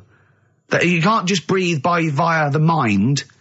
It's a physical process. It's your rib cage. Well, maybe I'm special, but I can do little breaths without my rib cage. Play a record, Steve. You're special. Play a record. No. You can't take little breaths without moving your rib cage. Can I just give you the titles because we're running out of time? We've got a competition to do. Okay, all right. Let's just leave the anaconda discussion. Why don't you agree to disagree, and we'll see who survives if you crash land in the jungle. Right. So, what is this? What are you doing now? This is educating Ricky. Right? Oh, good. I'm going to look forward to this. Yeah. 3 topics that I teach you every week. Yeah. Now, obviously, I should just remind people, you normally summarise each of these in a kind of bullet point heading, which you tease us with. So what have you reduced them to this week? Right, we've got Stocking, Aitken and Waterman. Stocking, Aitken and Waterman. Good. Yeah. What else have we got? We've also got, what else is it? It's not his vault. Yeah? It's not what? It's not his vault. Okay. Yeah? And we've also got Get a Lobe of This. Get a Lobe of This? Yeah. Carl, they're genius. Rick will be choosing one of these after New Order. Foo Fighters and All My Life on XFM 104.9. I'm Ricky Gervais, with me, Stephen Merchant and Karl Pilkington. Just before we do educating Ricky, this is where Karl thinks he can give me something of interest and teach me something to take away. Last week I found out that somewhere in a strange land people thought tomatoes were poisonous because they ate them with lead. Things like that. What was the other one you told me? What else was it last week? Bit of worms. Cut me off. Yeah. Oh, I sent him a text message. I was on the train, a bit bored, and I read in, I think it was Metro, scientists have found out that worms get stressed, and they found out that the fat ones didn't live as long. And when they checked the thin ones that lived longer, they found out they had a gene for de-stressing them. Right? Karl, do you remember what you said? No. He went, well, that's stupid, isn't it? He said, did these other ones die of natural causes? I went, yeah. He went, all right. Because it could be that the fat ones couldn't get off the pavement quick enough and got squashed. So maybe the scientists go, yeah, we didn't. Yeah, they come to think of it, they were flat as well as fat. I think the reason that the worms are getting stressed is because people like Karl are cutting them in half to try and make 2 steaks. Yeah. Yeah. Two worms. Yeah. That's the concern. he said they can't even commit suicide if they're stressed by cutting their throat. I also sent what I thought was quite interesting, that the scientists have found that the elephant hasn't got the best memory. The sea lion has, based on they've got a sea lion, and they got it back into the old laboratory 10 years after it had taught it a simple trick, and it could still do the trick. What did you say to that, Karl? I'd say they don't get up to much anyway, so if you do teach it something, it is going to remember it. Sure. Because it's got nothing else to do. Yeah. And then it also, I mean, I like sea lions, they look nice and everything, but what do they do? What was that? Sea lions? Yeah, what are they here for? It's another jellyfish, as far as I'm concerned. It's like, it's there and people know about them, but what do they do? Yeah. What do we do? What do we do, Karl? Well, what do we do? A cat, first, Steve said, is good for your heart. So why is it all geared to what's good for us? Well. Anyway. Educating Ricky. Good, we've settled that then. Go on. The titles that are meant to sort of pull you in. Yeah. We've got, what was it? Stocking, Aitken and Waterman. Yeah. You've got It's Not His Vault. And Get a Load with This. Get a load with this. So, which pun do I pick first? I think I'll go for Get a Load with This. Get a lobe of this. Yeah, get a lobe of this, yeah. Well, that's a story about a girl who, she was deaf, right, for 4 years. And, it happened quite a bit back this. What year? Or was it, I think it was ages ago, was it? About, yeah, quite a bit back. She was deaf for about 4 years, having an argument with her mum, it said, which I didn't quite understand, because I don't know how they do that. Yeah. But she was having an argument, and a man pushed her against the wall, and she banged her head, and her hearing came back. Okay. Was she wearing a Walkman, and it fell out? And she'd realised, there's no explanation. There's no explanation? Well, why is that teaching me something then? So I knew you'd say this, right? So I thought, right, I'll stick something on it. Do you know that bees are deaf? No, you can't just, no. If you ask someone something they don't know the answer to, they don't tell you something else. Just, I'll tell you something else then. I can't answer that, I'll tell you something else. Imagine that, if you asked a teacher. Look, how do birds fly? Wow, if you're going to do that, tallest building is, I mean, what? Well, that was the equivalent, Karl, of running away when we asked you a question. Yeah, the intellectual equivalent of going, look over there, there's a monster. Yeah. Listen. What do you mean? What she? Okay, so her hearing. There's no explanation. Back. There's no explanation, or you don't know. Well, there isn't one, is there? Really? It's a bit weird. But the only thing the doctors not look into it. No, I think they just said, "Oh, that's good." So again, I don't. Where did this information? Is that if you read this on the net? Is that all they put on the net? There was once a deaf woman who hit her head and she could hear. Came back. It was bizarre things about being deaf. Was there three Was there I've got that book. Yeah, it's a good book. That was there 3 more pages. You just couldn't be bothered to read on. Yeah. No, it was just a little bit. And was there a little picture, a cartoon picture? No pictures. I just read it. Ow! Look, ow! If you don't want to know, if you don't want to learn, you know. Yeah. Okay. It's not his vault. Let me have It's Not His Vault. You got to save this. This has got to teach me something. It'll be an interesting story. Right. It's not his vault. This fella. Yeah. What year? Ages ago? Olden times?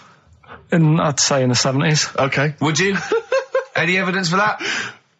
And does he wear flares in the story? Right. Is that your reason? No, it's a bit like Yuri Geller, this fella, right? Where he's electric. He's electric. And if he walks past the telly would fizz.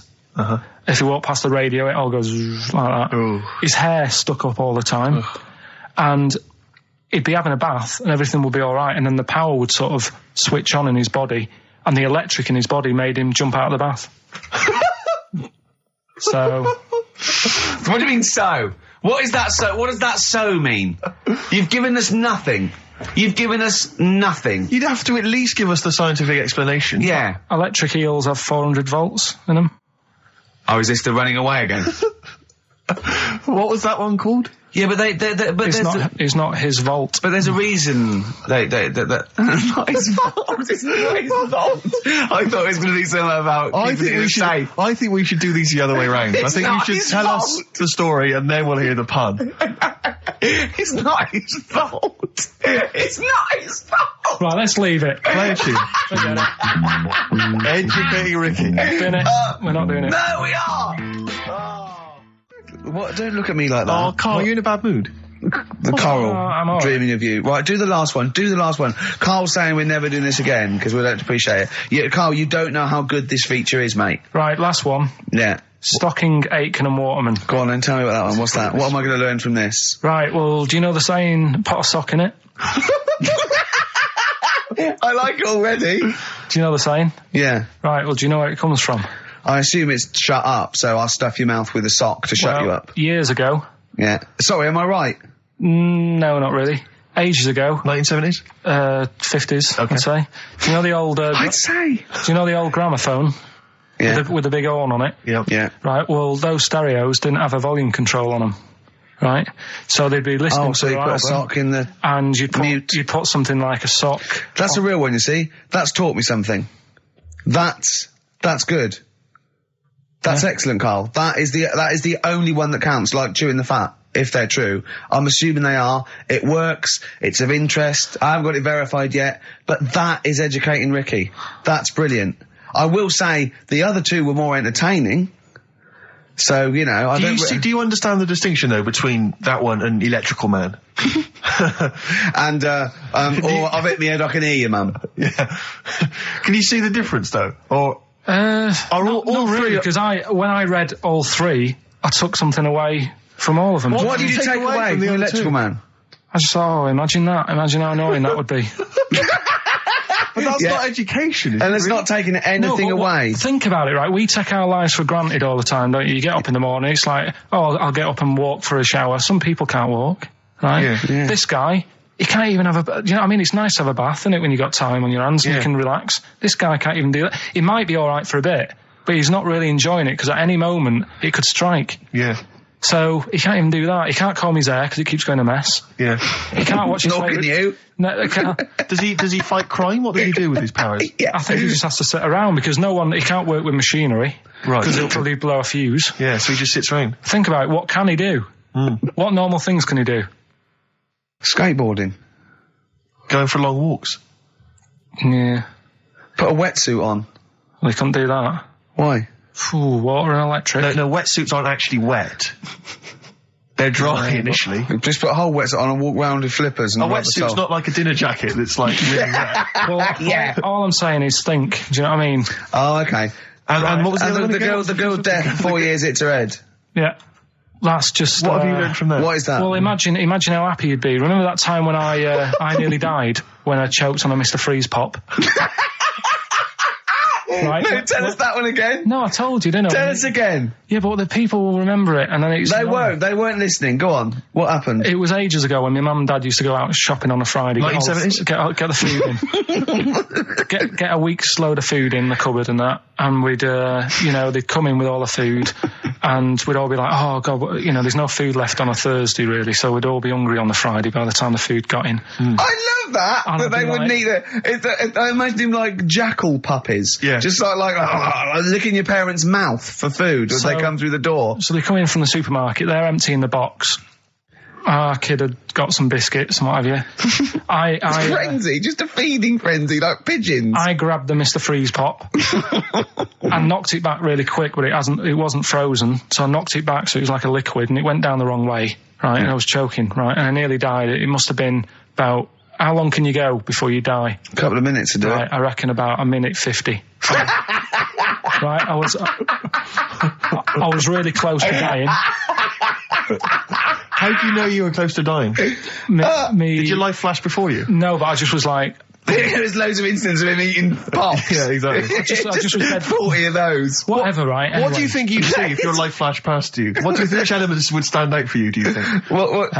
Start now, go back. What do you remember? What's the first thing you remember? As a kid. Yeah, just tell me Right, now. being in the hall and having our dog licking my face. That's your earliest memory? Yeah. Okay, what's the next one? Right, next one's probably being at primary school with Lindsay. Yeah. Was that your girlfriend? Well, a little friend who was a girl. Sure. And we used to have like tins with letters in, and you'd have to write stuff. But anyway, what were we doing? What? He got confused. Right, so anyway... I'm intrigued by the dog that was licking your face. Well, bin that. We won't win that. No, it's a great feature. I just think you need to be a little bit more careful about what you consider to be education. Go on, All funny. right, I fell over. All right, well, We'll work on it next week. Play a tune, and what have you got for us? Because we've got a big competition. We've Come got to on. do the competition. We've only got 25 Yeah, well, come on Don't then, worry quick about then. it, Carl. Do Play a something, tune. play We'll a come back with tune. Rockbusters. What are we do you wanna playing? play? Let's play a bit of Tupac. Oh, that's what I'm coming out to, isn't it? Yeah, The fight. exactly. Yeah. Imagine it. Whack it up, whack it up. Right, okay, let's get this show well and truly on the road. We better start educating Ricky next, Carl. What have you got for me? I can't wait for learning. I need learning. I need education. We should just Teach explain me something. obviously, for those that have just tuned in, Carl tries to teach Ricky 3 things each week. Based on the pun title, And yeah, each educating of them, just to tantalise Ricky, is abbreviated into some kind of headline. a cryptic clue involving a pun. So what have you got for us this week? They are really cryptic this week. Okay. Yeah. First story, little headline, is don't worry about him, he can handle it. He can handle it. Yeah. Sounds a bit like he can handle it, but it's not. Brilliant. Second one.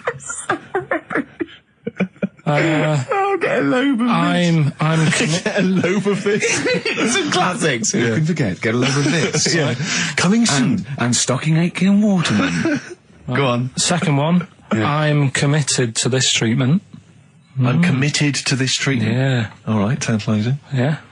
And the last one, the police are causing a bit of a stare. The way he looks when he says it. I wish we could see. Can't we get Carl on telly? There's got to be a way. We cannot. With all the cable channels, anyone can get on telly these days. Let's let's phone up. Let's get you on Choice or something.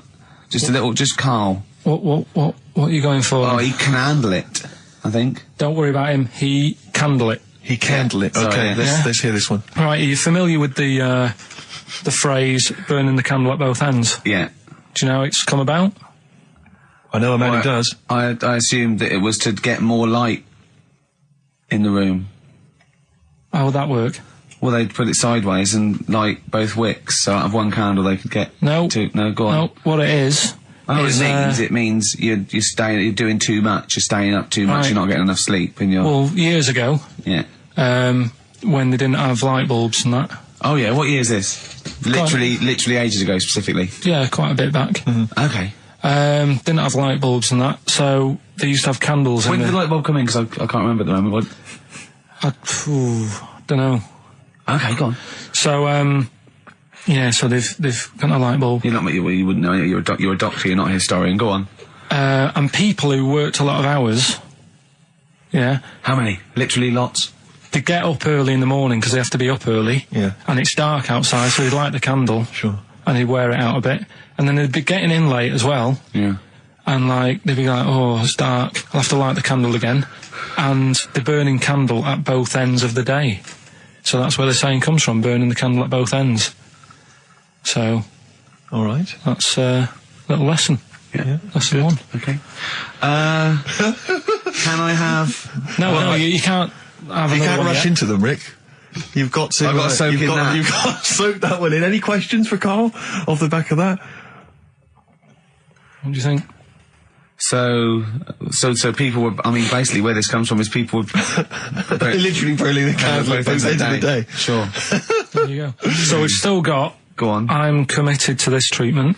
And I can't wait. This is like Christmas Rick, I Eve should for me. just say- It's like Christmas. I've got to open another present now. No, I'm afraid we've got to save it. Rick, raw. Nirvana. Amazing. We were just talking. We were getting excited about that. Yeah, weren't we? got an incredible Brilliant. voice he has. And Grohl drumming it's brilliant. You know, you're right. The one from Nirvana. Well, it's time for Educating Ricky Part 2, isn't it? I'm excited, Carl. I'm going to learn so much from this. What's the choices again? What Right, you've got left... Still keep phoning your answers to Email. Email, sorry, yeah. The answers to Rockbusters. Yeah. Right, okay, Educating Ricky, Part 2. Right. I'm committed to this treatment. Yeah. Is one of them. I've got to go for that one. Yeah? Yeah. Or the other one is the police are causing a bit of a stare. He still says it like it's the best thing he's ever come up with, which in a way it is. It could be. Right, go on then. I'm committed to this treatment. Right. Do you know the saying... Is it just sayings now? Are they all sayings this week? No, they're not. Okay. No, the other one isn't. Frog in your throat? The saying, there's a frog in your throat. Yeah. I assume it's when you croak a little bit, you sound like a frog. No. Right. Might seem a bit weird, this one, right? But years ago... Oh, yeah. Sorry, what is that clue? Committed to this treatment? It's about frogs Kermitted.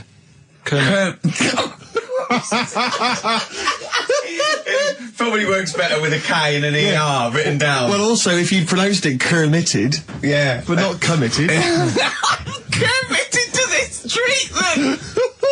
Right, go on then. That's genius. So, yeah. Well, what? You go to the doctors and you go with throat hurting a bit. Right. And what they did ages ago. Ages ago? What year was this approximately? We are going back quite a bit with this one. Oh, okay, go on. And the doctor would say... did history. Imagine years ago, go on. And the doctor would say, right, keep your mouth open and you just look at your tonsils. And the jaw would ache a bit, because they weren't as quick back then, because they didn't have the technology and stuff, and they'd have to, like, stare at it and study it and stuff. And, like, they get an achy jaw, right? Keeping their mouth open. Yeah, like you get, you eat a Mars bar or whatever. So, they'd sat there, and they used to always close their mouth, and it used to annoy the doctor, right? So what they did, they used to get a toad, right, and put it in the mouth. Rubbish. Okay, keep talking. Keep talking. And that way, they couldn't close the mouth, because either they'd squash it, right, or apparently you're not allowed to lick a toad's back. So the doctor would have them for breaking the law? No, but it's poisonous, right? A toad's back. You should never lick a toad's back. Or put it in your mouth, really. Oh, just stop for a second. Wait. What? Can I just ask one question? Go on, yeah, just go ask on. one question. I've got a few, but go on. Sure. My initial thought is, it sounds like a brilliant bit of sort of medical knowledge there. It's a great idea. Yeah. My only thought is, how does the doctor see past the toad? Yeah. Your tonsils? What's he actually looking at with the mouth open? Surely the toad is in the way. Hopping around in the way? It didn't say. Sorry, and my first question is, was this on the internet? Yeah. Yeah, okay. Karl, that is bollocks. That is, I mean... Well, alright then. Let's turn this round. Where does the saying, you got a frog in your throat come from? Probably because you sound a bit croaky. Probably that. Probably because you sound a little bit like a frog when you've got a sore throat. Karl, did you not question it just for a moment when you read it? Just for a second, didn't you think, that seems an odd approach? Firstly, why a frog, of all the different because species? It's poisonous. A toad. So it's a toad as well? Yeah, well, it worked. I'm committed. Worked. No, I was going to change it to, have you heard the news Toad Day? But I went with the frog. Oh, God! Right, so that's rubbish. So that's rubbish. Next, can I have, Let's play a tune, let's come up with the God. last one. Can I just say... No, just play it. Yeah? Yo, Karl. I have to thank my mate Dave, who sent me an incredible 4-disc compilation. That was one of the tunes on there. It looks professional. It's amazing. It's incredible, the effort yeah. Oh, he's gone to too much effort.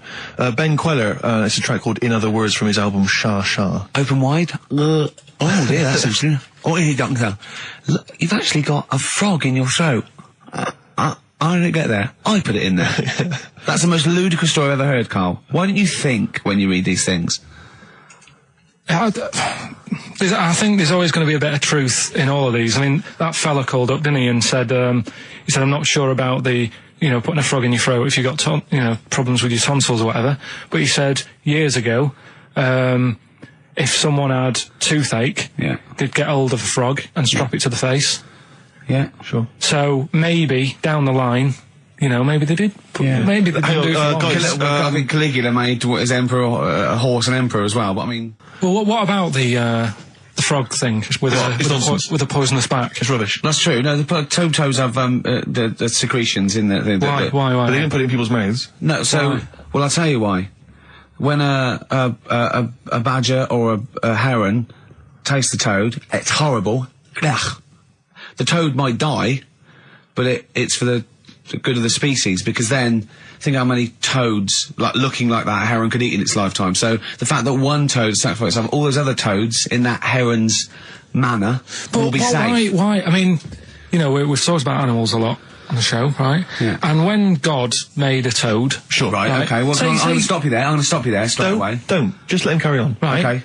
Like, there's annoying things out there. You know, jellyfish is a big problem with me. I don't understand what they do in the sea and stuff. Right. Right, but we'll leave them. Got right? a problem for me, but go on. We won't talk about jellyfish. No. With the toad, right? If it's to protect itself. Yeah. Right, now So it's not to protect itself, it's to protect its species. No, yeah, but that, surely, right, if the toad had a choice, if God said, right, what I'm going to do for you here, you can have something like a lobster's got claws, big claws to have a fight, or I can give you something that if someone's having a go at you, you've got to try and persuade them to lick you back as a defence. Yeah. What use is, right, Oh, God's Well, I tell you why. What is God The up fact to? that there are still toads around is a testament to that defence working. That's all I'm going to say, okay? If the toad had died out, you'd have a point. But they're still around. It works, alright? And don't start slagging God off. He's got a lot on his plate. Basically, I think he took on too much. Particularly in 1 week. Exactly, it was crazy. Danger High Voltage, Electric 6, XFM 104.9. I'm Ricky Gervais, with me Steve Merchant. Carl's getting all flustered because I put an elastic band around his head. And we've had a definition of... Well, hang on a sec, frog in the throat. because there's an update to that, Rick. Go on. We did just have one definition here of a frog in the throat. Apparently this has come from some internet site, so who knows how convincing it is, but it says frog in the throat, meaning suffering from temporary hoarseness, needing to clear the throat. Origin from the Old English frogger, meaning hoarseness. That's from Chris. Now that sounds slightly suspect to me. Why? But frogger? I mean, it seems odd that it would derive from that when it so clearly appears to be you sound like a frog when you have a sore throat. Yeah, but the word frog could come from Frogger, because it sounds like it's croaking. Wasn't Frogger a game you could play on the on the Spectrum? Spectrum, That's a great yeah. game. But listen, hang on, there's an update to that, because just to The common frog, of course, Rana temporara, that's the Latin name. Well, your toad is Buffo. All You may be trying to show off, but I think you're about to embarrass yourself as well, on. because you've been slagging off young Karl. Yeah. It says here, another email, it doesn't tell us who it's from. Although it's hard to believe now, at one time, medieval physicians believed that the secretions of a frog could cure a cough if they were coated on the throat of the patient. Yeah. That in itself sounds repulsive, but what makes the idea even worse is the application of the secretions. Instead of painting the treatment on, something which may also have seemed rational, a live frog was placed into the mouth of the sufferer, where it remained until the physician decided that the treatment was complete. Right. Apparently Shakespeare's son-in-law, that's a question mark, I don't know what that means. Anyway, it's no wonder that today a froggy or croaky attempt at speech is said to be a frog in your throat. So, you can see that what's happened there is Karl's misread or been slightly misinformed about a medieval practice. In a sense, you're both winners, just for taking part. What's your final one, Karl? Right, the final story is the police are causing a bit of a stir. I can't wait. It's about this fella. I think it's in England somewhere. Yeah. Don't know when it happened, but Literally ages ago, or? basically, well, I think it's when they were trying to crack down on like drunken people walking about in the street, Oh, yeah. and they found this Saturday. fella. It's Saturday, that one. And found this fella, and all the local people were saying, "Oh, look at him wandering around. He's drunk and what have you." That's not right. Get the police in. He got arrested and that, and they got him in the court. And the judge was there, and he says, "So you know, what's all this? What's going on? What are you doing wandering about when you've had a drink? You know the rules. You shouldn't be doing that. You had a glazed expression on your face. Blah blah blah. What do you have to say for yourself?" He only had a glass eye. So that you have was- 2 glass eyes? No, he had one. But that was they were about to sort of lock him up. Was he a bit pissed up as well? Well, he was pretty livid. Or was he also drunk with a glass eye? No, that's the right. weird thing. He wasn't even. He hadn't even had a drink So they just thought, because he had a weird stare. because his eyes were all glazed. Yeah. Where'd you get this from? Why are you telling me this? Yeah, but why are you telling me this? I mean, thank you, because it's, killed a couple of minutes, but why is this educating me? What are you telling me here? Because there's a bit of a thing there, a bit of a fable that don't always judge a book by its cover. Yeah. So the guy, he hadn't even had a drink. He'd probably just been shopping. Yeah. Walking down the street, and everyone's like getting involved. Like, what's he doing? I don't understand. He's walking down the street, happens to have a glass eye. He was doing nothing else to suggest he was drunk. You don't pick people up just because their eye looks slightly off. But even if it happened, why are you telling me? With no particular detail. I know this, that we're going to get It's people... not enough information. I know, yeah. No, there's a bit of a lesson there, educating Ricky. Just watch what you say. Don't always jump to conclusions. The only education I could take from that is that if I ever do become a policeman, I shouldn't just arrest people because they look a bit drunk. I should just tap their eye with a pen. And goes, oh, okay, on you go. Oh. On you go, yeah. Guys, can I just stop you there? I'm just going to email Richard Anderson and tell him I agree. Right, listen, we're running out of time and that. Where does the phrase frog in the throat come from? We've got it here. He's been told us. We'll play a tune and come back with that. Have we got anything lined up? That's Michael Stipe and his boys from Rapid Eye Movement. Bad day, I hope you're not having a bad day. It's Saturday, it's 1:05. I'm Ricky Gervais, with me Steve Merchant and Karl Pilkington on XFM 104.9. Big up and a big thank you to Alex Zane for the last 3 hours. I could do it. How long could you keep going with That's that? it. That's it? That is it. Because you see, Alex Zane, we came in while he was doing his last link, and he's an absolute pro. He really is. I was watching him, and he was, at home, you probably think that he's giving you his full attention. He's not. He was looking through a listings magazine, probably figuring out what movie or theatre piece he's going to check out, with a lady later. Yeah. Probably going to cruise down there with a couple of, chicks. And he really is an absolute pro. Yeah. Looking at you, Ricky, and it's like you can sustain it for a while. Yeah. You're a talented performer, but it's sort of, I don't know what it is. Is it concentration with you? It just ebbs away almost instantly. And you try and do 2 things, 3 things at once, but normally on air, that's you eating, picking fluff out of your belly button. I remember once when we were on the set, we were filming The Office, and I'm trying to put off actors, just coming up ways, instead of remember lines, coming up ways to sort of ruin the shot or make them laugh. And you came out and went, Rick, it's like having your own TV show isn't interesting enough for you. Just concentrate, it's lunch in an hour. I went, all right. Well, the radio show even less so. I mean, you really I know. can't be bored. How long do you think your interest you sustain your interest? I came in too early because I got bored just before we came on air. Sure, okay. I came in too early. I got to stop getting the cabs so early. Yeah, so you're bored now. I think I've got to get about 5 to 1, and then I think that'll last me till about 1:30. Again, as he was saying that, he's not giving you his attention. He was kind of leaning back. He's put his feet up now on the desk. I've got to be comfortable, haven't I? And this CD rack's in the way. Sure. Well, you get yourself comfortable now. Get yourself settled. And then sort of... Because a lot of people will move the... There's the microphone moving now. That's the squeaking going on. You've broken the CD rack. You could actually, of course, you could move the CD rack by getting up and moving it. No, that's too much effort. You've got to try and do that whilst angled on the seat. I'm nearly laying down. It's almost horizontal. It's the most you can get. Well, I'll tell you what. I don't know what those listeners are thinking of what Steve Merchant say, but don't believe a word. All right? Oh, nice. Classy. Yeah. 5 minutes past 1 o'clock on XFM 104.9. Ricky Gervais, Steve Merchant, Karl Pilkington. A retro cut there, Thin Lizzy. Don't believe a word on XFM 104.9. I'm Ricky Gervais, with me Steve Merchant. Bubba-doo-boo. Who's that over there? It's Carly Pilk Boys. You all right, Carl? Oh, that's clever. How you doing? Yeah, I'm all right, yeah. Yeah, come on, up, bigger bagadoo, up, yeah? Project. There's people out there wanting to, cheer up their Saturday afternoon. We're the boys for it, yeah? We're like quick fitters. Come on. All right, Carl? Yeah. Come on. I'm all right, I'm up for it. That's it. This is the height of excitement. This is it, is it? That's This how is you sound when you're 100% This is you excited. off your head, is it? High on life. Christ. What did Suzanne say about you saying about a big ass? Go on. She heard about it. Shall we recap what happened last week? Well, the week before, he said that her haircut looked like Dave Hill from Slade. She didn't like that. So next week I said, she was a bit grumpy. He went, yeah, I didn't mention her fat ass. Still thinking that she would never hear about this. Yeah. What happened when you went home? She heard about that off her mate. Yeah. And we sorted it out. Didn't have to buy her anything. I just sort of said, come on, you know what the show's about and that. Stop moaning. Yeah. Right.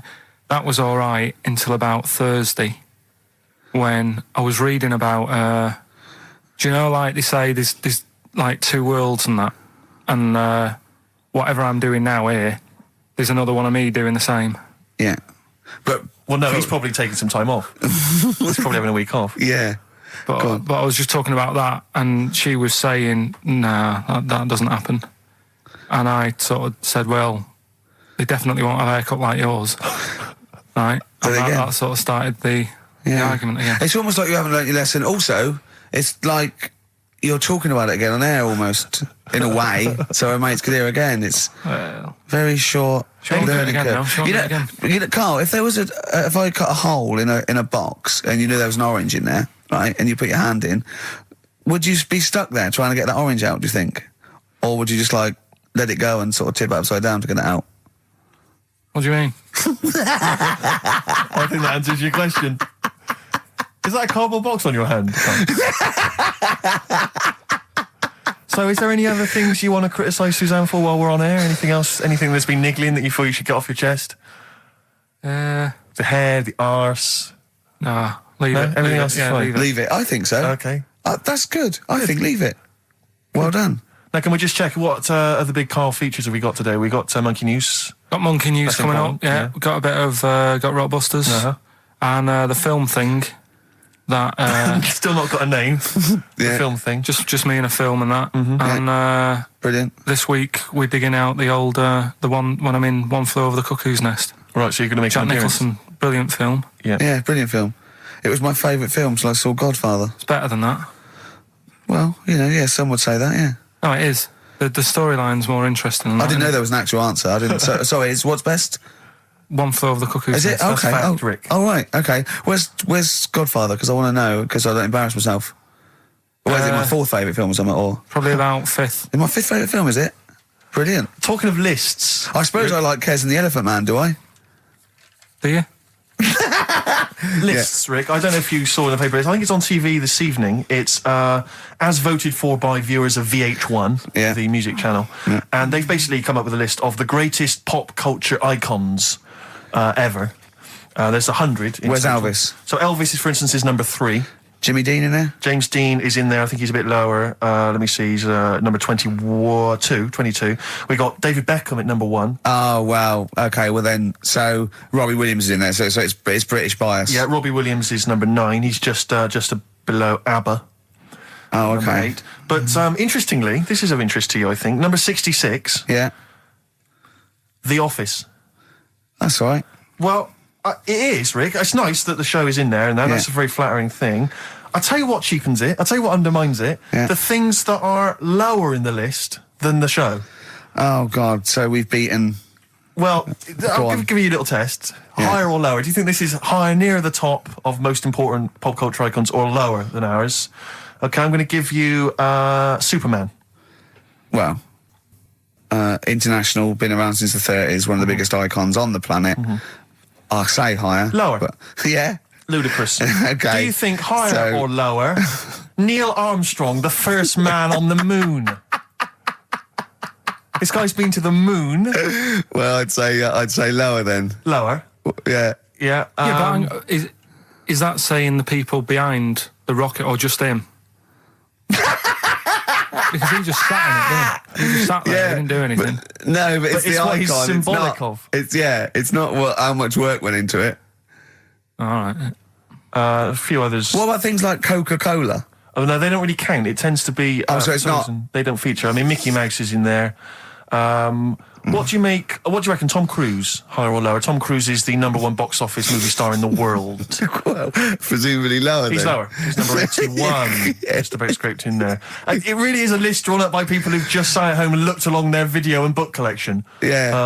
Office, yeah, that's good. Well, I think it is a reflection of that, but it's always the same that they you do an HMV poll and it's Pet Sounds, Revolver, Let's Get It On, Yeah. Robbie Williams, Life Through a Lens, because Exactly. it's the people that vote. It's a reflection of like those massive, you know, what's big at the moment. I was the most powerful man in comedy. Let's not forget. Yes. 1 year ago. Yeah. Wonder where I'll be this year. See, if that had been the laziest man in comedy, you'd have got my vote.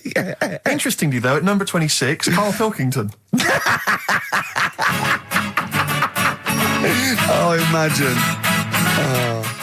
All possibilities. Badly Drawn Boy on XFM 104.9. I'm Ricky Gervais with me, Steve Merchant, and little Carly Pilkington. Rick, Susie's emailed. Yeah. She wondered if you could give a massive hello to Hannah and Charlotte and all in the sixth form at Cobthall School. Yeah. If you want them to listen, would you give them a massive Yeah, hello? shout out. Yeah, nice massive. respect, man. Where are they from? I don't know, I can't quite pronounce it. Cobthall School? Cobthall Or- Massive. Yeah. They're probably Cobthall known Massive, as. Yeah. So good luck to Suze and Hans and Charles. When did we start doing I feel we dedications? should, because I've always felt this is something that's lacking on the show. Interaction with the audience, you know? Interesting only to the one person whose name is always, mentioned. Of course. But that's, Yeah. that's how proper DJs fill up their time. They don't talk about monkeys and, you know, and all that kind of drivel. Oh, do you think monkeys are drivel, Carl? We'll still be doing a bit of monkey news. It doesn't Yeah, matter yeah, how yeah. much you have a pop at it. It's coming up in a bit. got some good stuff this week. I know it's been a bit dull last 2 weeks. Well, no, it's not been dull. It's been totally untrue. As ever. Bordering on the impossible. I mean, monkey dating, saying what tree are we meeting in? You believe that sort of drivel. So, I mean, oh, God. Jonathan Ross told a story about a chimpanzee once. It was about, but it was about how it escaped from the zoo and it jumped on a bus. All right. Okay. Interesting. Funny. I right? did that one. But is there possibility in that one being true? I did that one. I think you said something like he drove the bus, or he was conducting it, or I collecting think you fares. said he took it to Spain. Do you see the difference? It's that little stretch of credibility that means it's all shite. How is Jonathan Ross? All right? Is he? I wondered how long it would take before his name popped up. How is he? How is the old man? Looking forward to his birthday Monday? Oh, dear. Yeah. I don't know if any of the listeners saw Ricky on Jonathan Ross's TV show last night. Yeah. What? I mean, man alive. What? Well, that's not an interview. How is that an interview? What? It's not. He wasn't interviewing you. He's like two pals just having a laugh. And if it was like it was a family do, and you just happened to film it and stick it on the telly. My friend made a good point. It was like any minute his kids were going to pop out, sit on that sofa next to you and go, "Oh, Uncle Ricky, do the little dance." It was unbelievable. I mean, what were you wearing for a start? What's that? Some tatty old jumper like you'd just been doing some Artexing and he'd gone pot round with it. We're having a couple of drinks. That was Lambretta. Was it inside out? Trendy jumper. How do you keep getting things with the St. George cross on it? What do you mean? That's the only one I've got. You've got loads of stuff. T-shirts, jumpers, shoes. No, I've got a Union Jack. What's it? A French Connection one. But that's not my concern. I haven't got any underpants. That's not my concern. No, it's just the fact that, I mean, firstly, the fact that Ricky, for those of you who don't realise, Ricky is friends with Jonathan Ross. They are friends. Now, they've only known each other, what, a year maybe? About 2, yeah. It's less. I think it's less than 2. And what worries me is the friendship's too close. What do you mean? Because you're over 40. You see, it seems to me that after the age of 25, men should not be becoming really close friends with other men. It should be like you've had all your friends, you made them at university, at school, and if you're in any walk of life and you met someone at a party or a pub, even if you got on, you would not be phoning them every other day, like going to an awards dinner. What are you wearing, Jonathan? I've heard this conversation. What are you wearing? I think I might wear this. Is it too formal? Is that going to be too formal? It's not true. It is. That's you're always true. on the phone to him. You're always chatting. I'm just going to pop around. Oh, I'm just going to play some tennis. Yeah, we play tennis. Always hanging out with the guy, and it's to me it's unhealthy. And this, it's just bled over now onto TV. Hold on, so, wait a minute. Whoa. So you're there. It's like, I'll tell you what it reminded me of: Des O'Connor and Jethro coming on to plug his live video. Or Tarby and Kenny Lynch. And then at the end of the interview, after they've been, mutually backslapping, he gave you a pet. Jonathan Ross gave you a cat as a replacement for your cat which died. Now, to me, that's an inappropriate gift. What? It's a lovely gift. You should be. I don't think people should be giving pets as gifts. Do you know what I've got him for his turning birthday? up to a wedding with I just bought you a cat. Do you know what I've got him for his birthday? I've got him as child.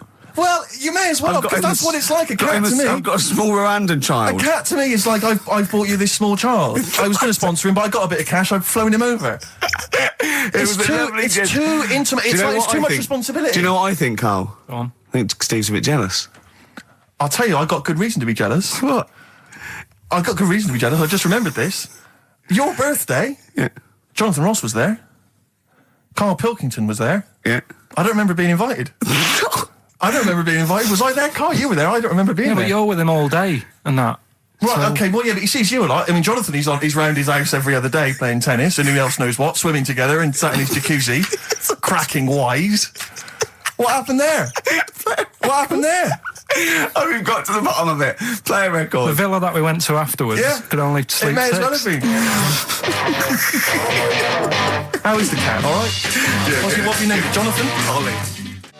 All day and all of the night from the Kinks, playing that for Jonathan Ross. I'm sure Ricky will give him a call later, so don't worry, Jonathan. Just you can leave it out for 3 hours. Oh, jealous. Adverts. XFM.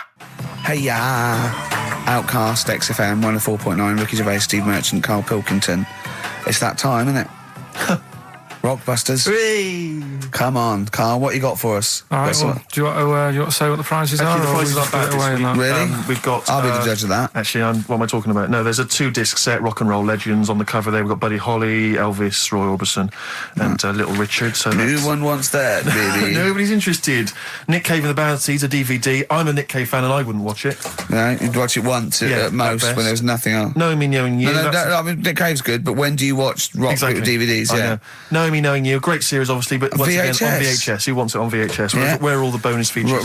Absolute pointless The so only thing far. that's half decent is this enormous hardback League of Gentlemen book, which is the scripts and all sorts of other stuff. If you're a League of Gentlemen fan, you'll love it. If you're not, I guess it's a good Christmas If gift. you're not a League of Gentlemen, there's nothing in this for you. No, exactly.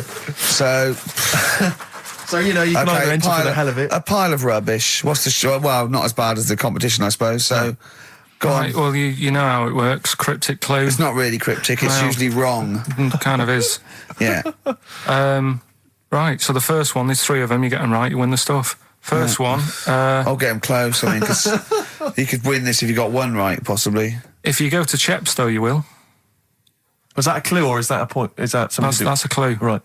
All Say right. it again. If you go to Chepstow, you will. And what are the initials? Just S. Just S. Right. Second one, E.T. is upset. What's up with him?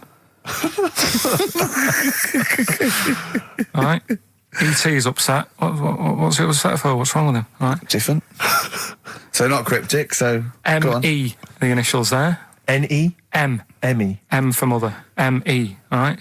And the third one, I had a tape with. Jesus. Imagine Bob Holness doing this in the gold run against the clock. Right. I had a tape. No, I had a tape with some.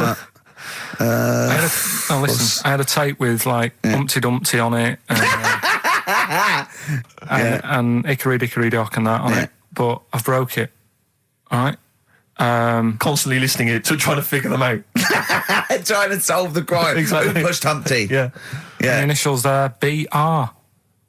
Right? So, first one, if you go to Chepstow, you will. The initial S. E.T.'s upset. What's up with him? Yeah. Right, what's up with E.T.? I don't know. What's up with E.T.? E.T.'s upset. What's up with E.T.? Yeah. The initials there, M-E, is that right? Yeah.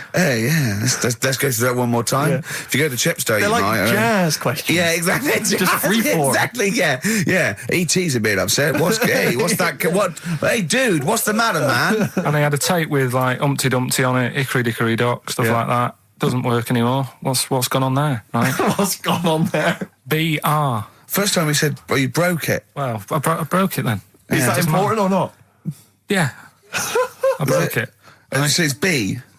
B.R. Okay. Right? Okay, well, you can text if you have a mobile phone. So everyone, there's no excuse to not take part. 83XFM is the text, 83XFM, or the phone number. No, we're not doing the phone, obviously. We I don't think I know what want the B might stand for. And otherwise, it's ricky.gervais@xfm.co.uk. We'd love to hear from you. Oh, it just sucks the lifeblood out of It me, does, doesn't it? just listening to Rockbusters. Something to bring you down even further, although it's a beautiful, beautiful tune. Oh, beautiful. Ryan Adams has got a number of different albums out at the moment. One is called Rock and Roll. It's not great. Don't really bother with that one. Do dig out, though, Love Is Hell Part 1 from Ryan Adams. It's available at different places, and you'll find this on it. Track 5, Wonderwall. His version of Oasis is wonderful. Absolutely beautiful, isn't it? It's a treat. XFM 104.9. Yeah. Ryan Adams from his new album Love Is Hell Part 1. That's his version of Wonderwall. Rick, I know what you normally enjoy, about 20 to 2. Some ads. You love them.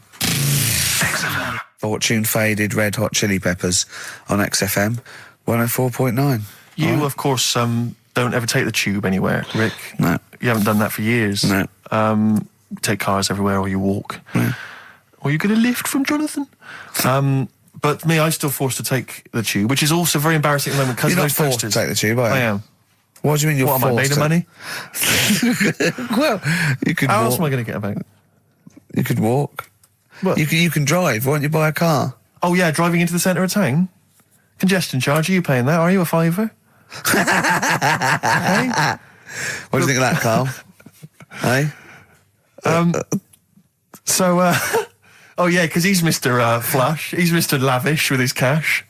No, I've moved in closer. I'm not moaning about it. I walk everywhere now. Well, good. Yeah. There's something about it. Yeah. I'm I pleased moaned for you. about it, but then I sorted it out. But you're always whinging anyway. Let's not get on to you, Carl. It's always just you, saying. you.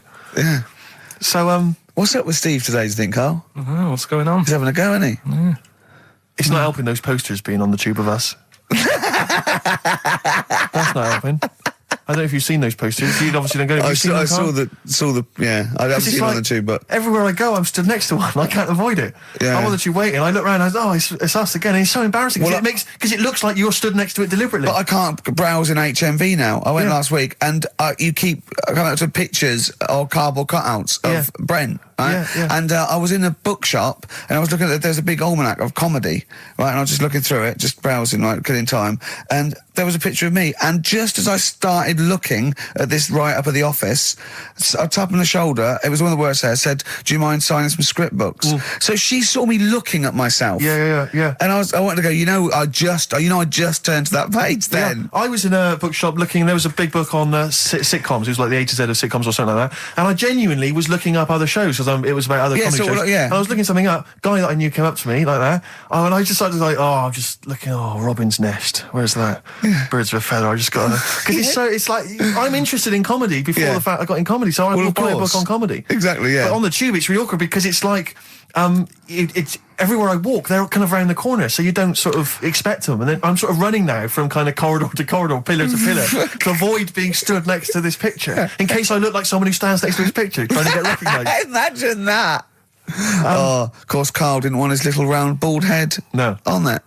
Yeah. But I was on the tube today, and sometimes you can't help but overhear a conversation. Yeah. And this one woman, there was two friends, they were sat there. And one woman said, she just said, I must tell you this. I was in the pub last night, and Dave called, and I said, Dave, he said, I can't hear you. I said, Dave, it's not, he said, I can't hear you. So I held the phone up so he could hear all the noise in the pub. That was it? That was the anecdote.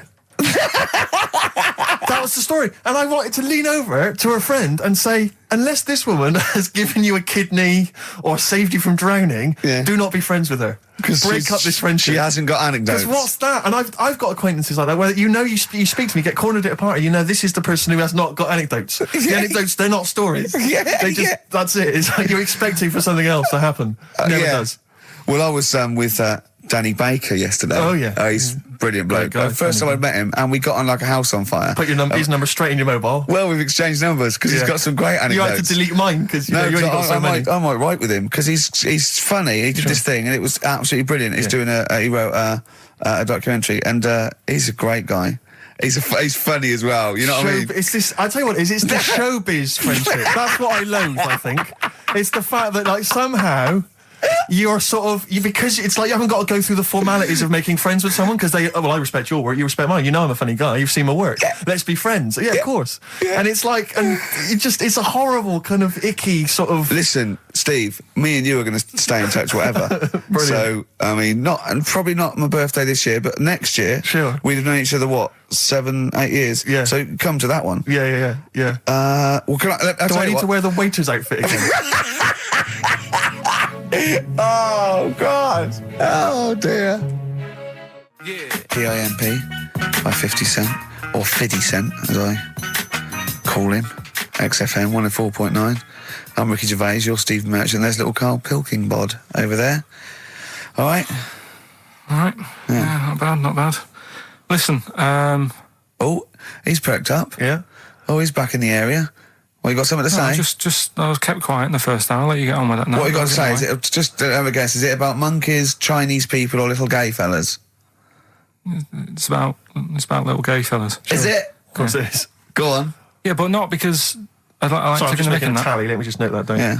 No, but it fascinates me, doesn't it? All stuff like that. That's a bit sort of different. Yeah. And that. What, showing me. like monkeys and Chinese people? Well, and that thing you were showing me before, the half woman. No, you weren't impressed with that. Well, no. That woman that's got two pieces of genetic makeup in her, where it was two separate sperms and two separate eggs fused, and she came out as sort of a normal person, but she had this residue of genetic material, and so she's had 2 children that aren't genetically the same as her. Yeah.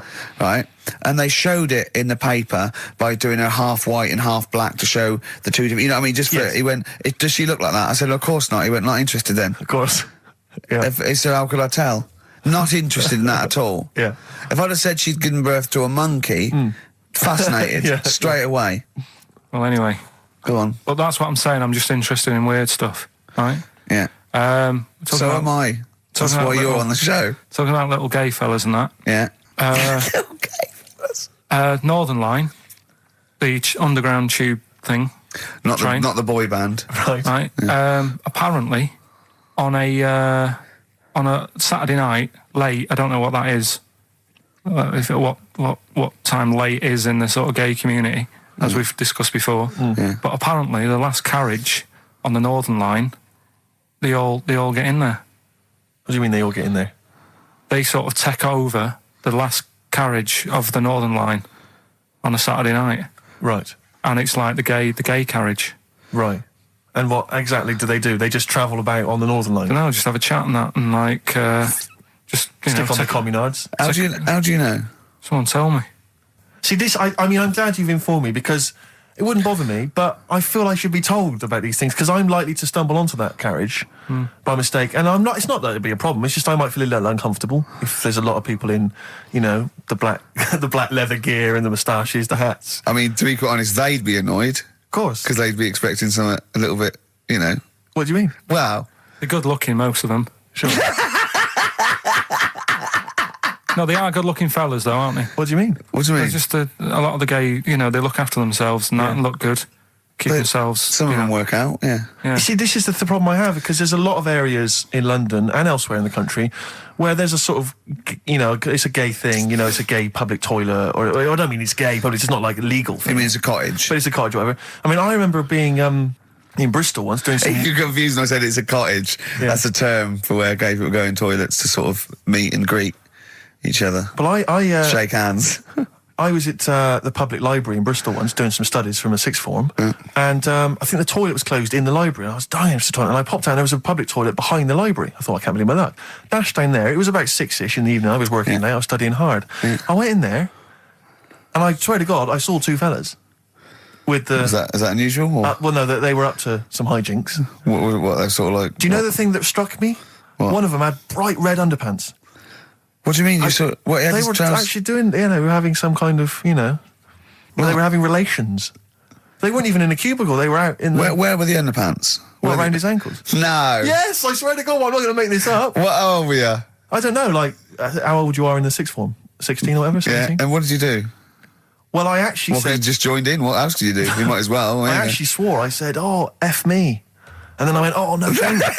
No, I did, I swear to God. I did. I went, oh, F me. No, don't. Because I was panicked and I ran out. And as I was walking out, a guy was coming in. I went, oh, hang on, mate. And then I thought I better not tell him. I'll let him find out for himself. He might be going in there to join in. He might have got a call. Come down. We're going crazy on each other's ass. Come down. It's a conspiracy in Bristol. What annoyed me my was, lover. Want a bit of cart? What angered me, Rick, was the fact that I wasn't notified, that there was not... I didn't know there was no sign. And afterwards, I spoke to other people about it, and they said, oh, it's a famous gay haunt. But what annoys me is I feel that they should put an ad in the local press, a big paper, like once a week, like, you know, when they recall cars if they're damaged or there's a fault, or couriers might bring back stuff if they're sort of faulty goods, they say recall and we'll give you money back. They should just put an ad in. The gay community should put an advert in that just says, these are the hot spots, this is where you're likely to find us doing some stuff. If you're not gay and you might feel uncomfortable, avoid them. And just list them, or little pictures, or, you know, a map or something. Anything, because like the gay tube thing, I don't know that's fun. 1, 2, 3, railway cuttings. Well, not that. It's more of a sort of social awareness thing. Yeah. So people, you know, don't feel uncomfortable and... But they don't want it exactly to be like sort of walking in under a neon sign. Why? It's legal. yeah, big arrows. Oh, as if. What do you mean? What's wrong with that? Because, well, it's actually a public place. I don't think cottaging is strictly legal. But they don't even have to specify what they're going to do. But some people, they're not. Some of them aren't. I don't think it's probably seen gays, is it? Yeah, but it's not. Yeah, but it's not the people that go out and they say I'm gay and I like Barbara Streisand. It's presumably the sort of people that do that are people that either aren't quite out yet, or do you know what I mean? Or they're doing having a quick one away to their wife and kids. Yeah. I don't know. I don't know completely how it works, but I'm sure there probably isn't a place like free bumming here tonight. No, there is kind of. What? Because I was walking home one night through Soho, right? Just because that's the way I have to go, not because do you know what I mean? I wasn't going there on that, right? So I'm walking through, right? And I was handed like a card, which was like a gay event, right? Now that's a bit weird, isn't it? That straight away he's presuming that because I'm there that time of night. Well, and you got a shaved head, and you sort of like, you sort of like quite look after yourself, and you got some nice clothes. Yeah, but it's still and you look can't like really a little bit presume. rough, don't you? From Manchester, It was you look like a northern rent boy who comes down to stand outside McDonald's. But the card was rubbish, right? What do you mean? Had this fella on it, right? All sort of greased up and that. What would you look? Just having a look what he'd handed me and that. Right. Just having a look. Picture of him, sort of sailor's hat on, tan body, like just his arse out like that, and rubbish slogan, right? The best bum in W1. Is bum there a noun or like a verb? What do you mean? Well, to bum, is it like get the best bum you've ever had, or he had the best bum? I think it's just I don't like suppose you asked. No. I don't suppose you called the number to check. What do you mean exactly by this? Does it mean you've got a great arse? Do you mean I will be well bummed, or do you mean you've just got a good... Come on now, let's Can I just a final point about, because I asked my friend how it all works up on the Heath, because I live in Hampstead Heath, near Hampstead, and I was where I didn't want to go walking and get myself involved in anything. How can you get involved? No, again, I didn't want to walk. Sort of like, is it like, oh, you believe it? I couldn't say no. Oh, my wrist, it's knackered. What do you mean? Well, I was there for about 2 hours. I must have gone about 43 of them. But, I didn't like to say no, because they were so pleased to see me. Oh, well, it's God. not so much the fear of that. It's not good skiing practice. I was doing 2 at a time for a little while. It's not the fear of that so much as the fact that, again, you don't want to gate crash someone else's party. Do you know what I mean? No. You don't. If there was a straight couple having sex, you'd want, oh, I'm sorry, and you'd want to avoid that area. Of course. But I was finding, so someone told me how it works, and apparently you just go in, like sit on a bench or something, and then a guy just sits on the bench and they just look at each other. There's not really anything said. It's just a kind of nice evening or whatever. I guess it's like 2 a.m. or whatever, and then they go off in the bushes and ding dong. But it's like I don't know how that culture's developed. I love this programme now. Why can't that be the case with women? That would be amazing. You just go out to the park at like 1 a.m, you just sit on a bench. You just be like a scene from Gigi. Exactly. Just walking along with the perambulator. Yeah, exactly. But that would be a joy if there was none of this formality. You've got to talk to them, buy them dinner. Oh, you're joking. Romance. Oh no. Just this kind of informal thing. It'd be great. So what would you do then? You go up to a woman and go, come on. Yeah. Let's stop mucking around. We know why we're both sat on this bench. There's a nice bush over there. Yeah. Let's have a bit. Yeah, and then she'd go, yeah, great, thanks. I'm killing some time before I, pop into town. Yeah. That'd be perfect, thanks. You make my weekend. So you're jealous of gays as well as me? In a sense. In a way. What do you think, Karl? Let's put a track on. Why? Are you getting scared now? You brought it up. Is it getting too close to the bone, so to speak? Radiohead and They're There on XFM. I'm Ricky Gervais, with me Steve Merchant and Karl Pilkington. I was talking to my dad the other day. He was saying he lived in Bristol, and my family live in Bristol, and so they can't really listen to the show. And he said, I was thinking of buying your grandparents a digital radio for Christmas so they can listen to your show. Imagine them listening to that last link. About you? And then me seeing them at Christmas. Steve, you never told us you saw 2 blokes bumming. Yeah, and then what's that about you jacking off 30 men? Exactly. You've got to say no, lad. I know you're a nice fella, but just because they want relief, you're not the man for it. Oh dear. They must be so proud. Yeah. Rockbusters. Yeah, they'd be loving this, right?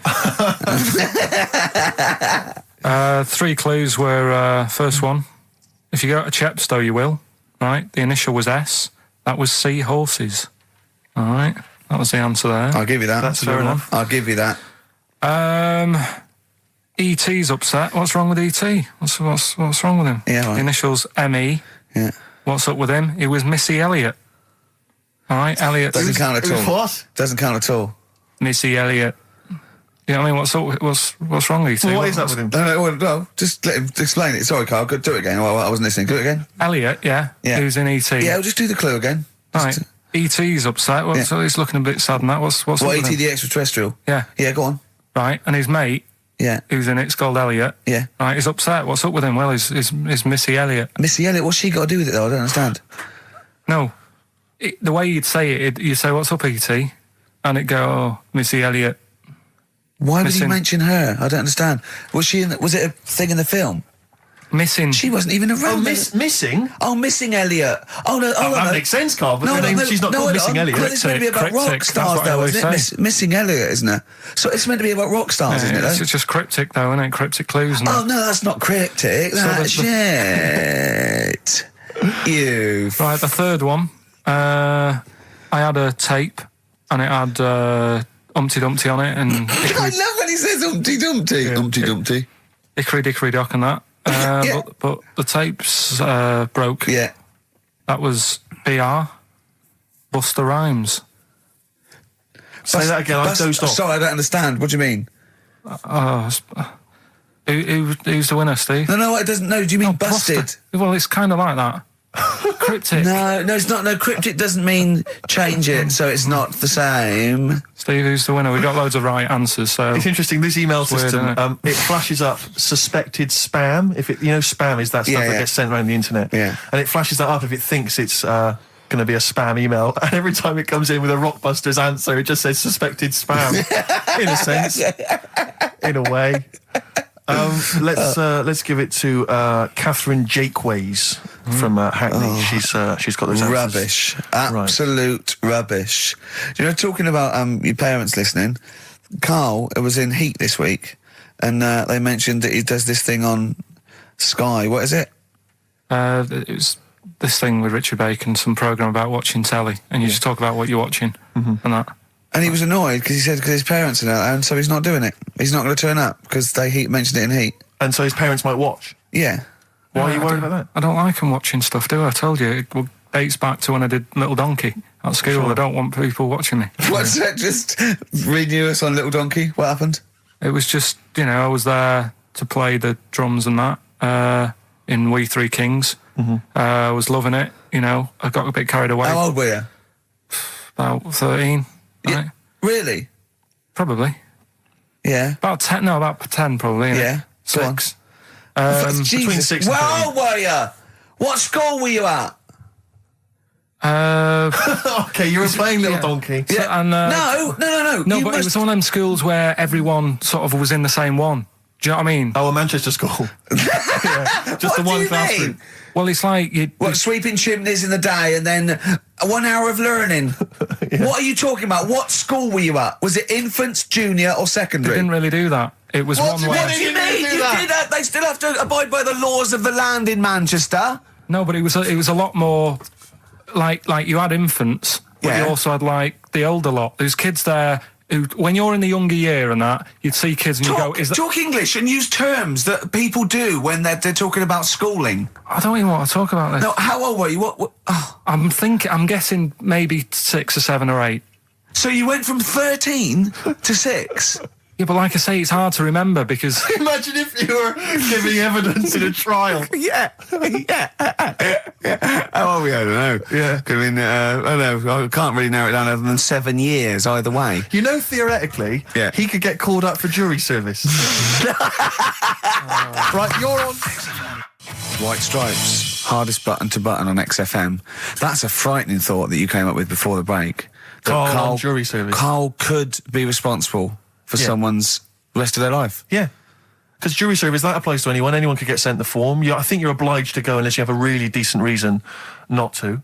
Imagine it was a really, really important trial. But what annoys me is that isn't it supposed to be you're tried by 12 Good of men your and true. peers? 12 good men and true. Yeah. Good men and true. And women, of course. The only these thing days. I can hope is that the defence attorney would wheedle out Carl at an early stage. Oh, yeah, objection. I object. Yeah. Why? I object. Have you heard of something called Rockbusters? Yeah.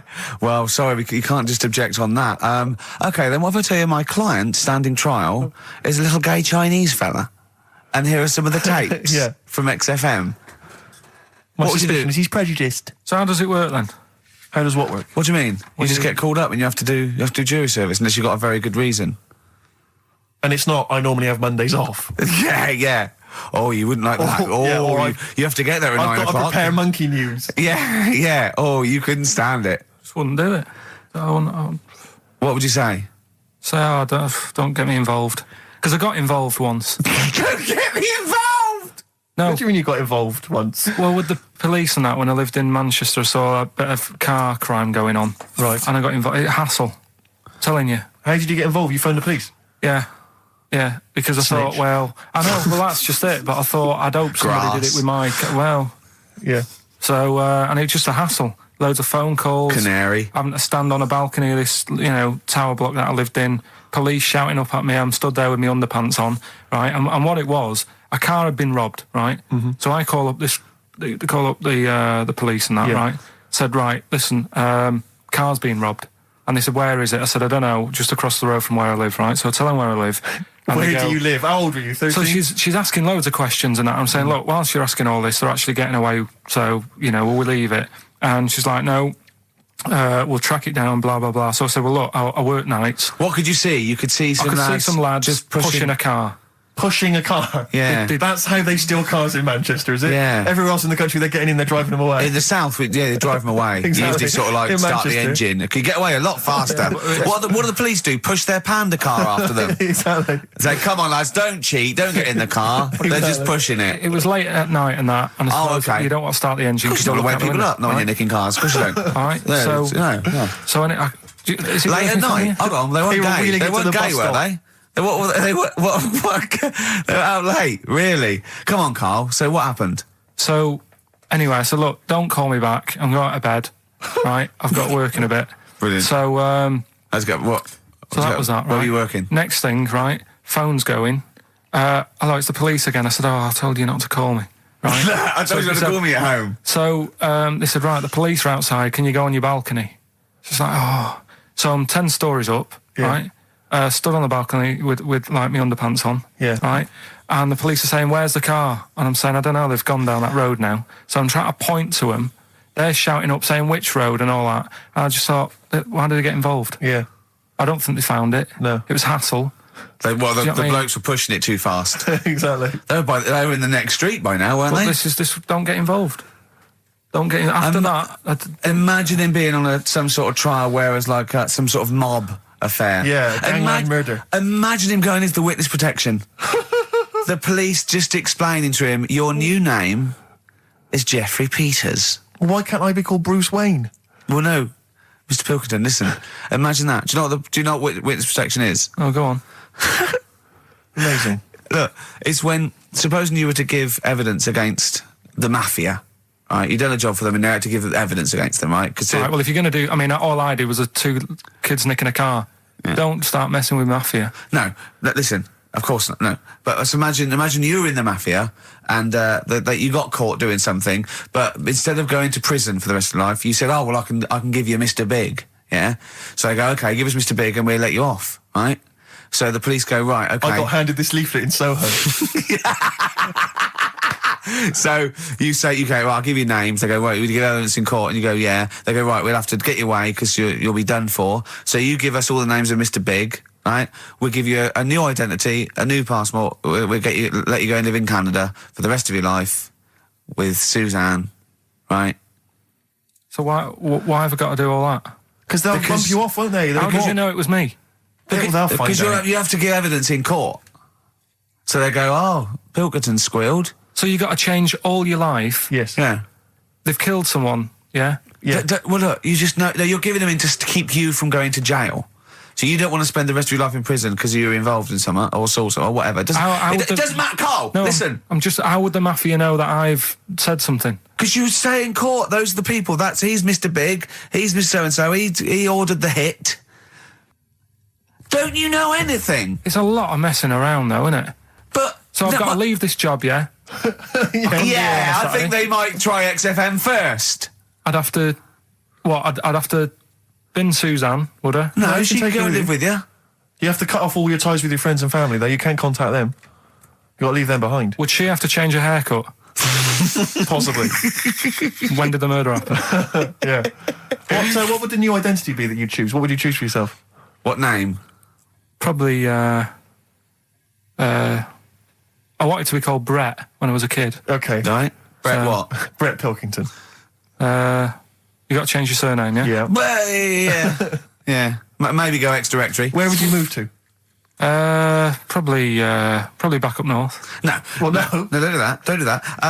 Can I suggest maybe Brett Hanson and go and live in Australia or Canada or something? Well, maybe when they're not operating, maybe, and they just forget it. You might have to change your identity as well. You might have to grow your hair. Well, you can't grow your hair, but maybe wear a wig or a moustache. What would you do? What would you wear? So like an afro or something. Something like that. That would be brilliant. That would be absolutely And I've got to do brilliant. all that just because for 5 minutes I stood in a court thing. Yes. And said he's the one who did it. Yes. Yeah. Well, why can't I just wear the afro and the glasses when I'm in the court? Say my name's Brett, right? Yeah. Change my voice a bit. He did it, and they go, thanks very much. I go off, I carry on my life. That's I'm still coming genius. in here on I Saturday. don't know why they haven't thought That that. is genius. I don't know. Discounts all the witness protection scheme. Why don't they do that? Yeah. So they go, well, I'll go to court as Brett Hanson Yeah. with an afro. I don't like that. Yeah. Right, and then when I come out, I'm back to Karl Pilkington, still talking like that, but without the afro. That is perfect. You've got... Why don't you call the FBI and say, listen, I can save you billions of dollars a year. You're a genius, Karl. All right. Well done. Or Brett, should I say. The specials, Rudy, a message to you on XFM 104.9. Still to come, Rick. I know you're excited. Karl puts himself inside a movie this One week. Flew Over the Cuckoo's Nest. One Flew Over the Cuckoo's Nest. Look I forward think to you that. could... I can imagine him in an institution like that, though. Not much of a stretch. Let's have some ads. XFM. Don't Look Back Into the Sun, Libertines on XFM. I'm excited, Steve. It's that time. It's that time of the week. Go on. Well, Karl's in a little film. Oh, that's what you're excited about? Yeah. Sorry, I thought you meant the show's almost over. Right? Yeah, no. Come on in, Karl. Right, so, I'm in One Flew Over the Cuckoo's Nest. Yeah. Took a scene from it. Yeah. Got to listen carefully in that. At the end, there'll be a question on, like, the clip that you've just heard. It's sort of like what they do in the Krypton Factor and stuff. So do you want to read out the prizes? Or just Yeah, little there's these little things. It's a couple of rock and roll albums. We got the... Why is it called One Flew Over the Cuckoo's Nest? I can't remember. I think it's explained in the book, but I don't remember. I haven't read it for many years. If someone knows, just a quick email or do. I'd like to know that. Ricky.gervais@xfm.co.uk. You can win yourself, if you get the question right, the League of Gentlemen Series 3. We've got that Rock and Roll Legends again, the Best of Blondie, a nature programme, and the Old Grey Whistle Test, Volume 3. So if you're Brilliant, so over that's well 50, worth- you'll enjoy that. Yeah. And just if you haven't seen the film, it's just about like a what would you call it? Well, it's a guy who thinks he's going to get away with prison by going into a mental institution. It was a new experiment, but he finds out he can't get out and he's sort of trapped. And well, people know it. Everyone knows what. Just play it. Just I play. saw it last week, so Just play it. all right. Well, I've been observing you here now for the last 4 weeks, and I don't see any evidence of mental illness at all. Yeah, no, I'm not mental. I never said I was. I mean, all right, I got an E in history, but that isn't why I'm in here. I'm in here because I had to get away from the outside world. It was doing me head in. I've been working too hard. I'm stressed out. I've been working like loads of hours Monday to Friday. I've been working on a Saturday with Ricky and Steve. Right, that's been doing me head in. People think that's a laugh when it isn't. You're right? busy right now, are you? You got something to do right now? See, this is why I'm here today, Doctor, because he's doing me head in. What do you mean, sir? Well, he's doing me head in. I came in here to get away from Ricky. He is just as bad. I'm smarter than him, ain't I? No, you're an idiot, right? You're just... We're just good friends. No, we're not friends. And if you were a friend, you wouldn't be doing that to me, Ed. How do you mean that? Well, don't ask... Come on, I'll show you. Yes, Look what you've done. Get him out. Get him off me! Get him off! Now, just hold it right there. All right. Now you get off! Doctor, will you tell him? Murphy, don't hurt you, does it? Of course it does. That's it. Now hold on to it. Not too hard. You'll crush all the air out of it. He normally does it harder than this, but... No. Just warming up. Warming up. Warming up. All right, baby.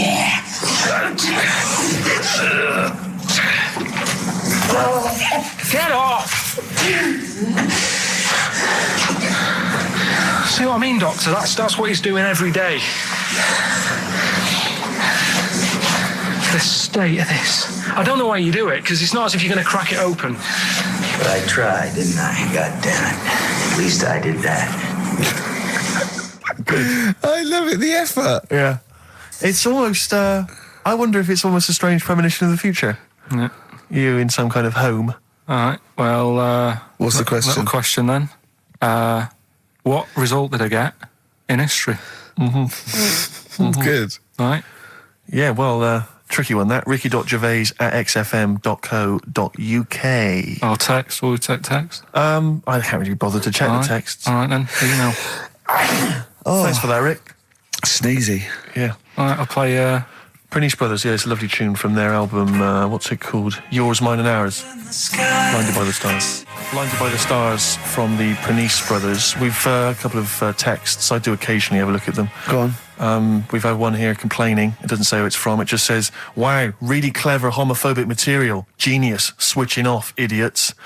Oh, I don't know what they mean. It was not clever homophobic material. It was just homophobic. Well, what do they mean, though? But how is it homophobic? We weren't being anti-gay. We were saying we don't understand the gay world. And anything that's... We were querying and questioning it. Yeah, and Karl, see, this is what I mean. Karl gets us into trouble. I can't go through Chinatown anymore.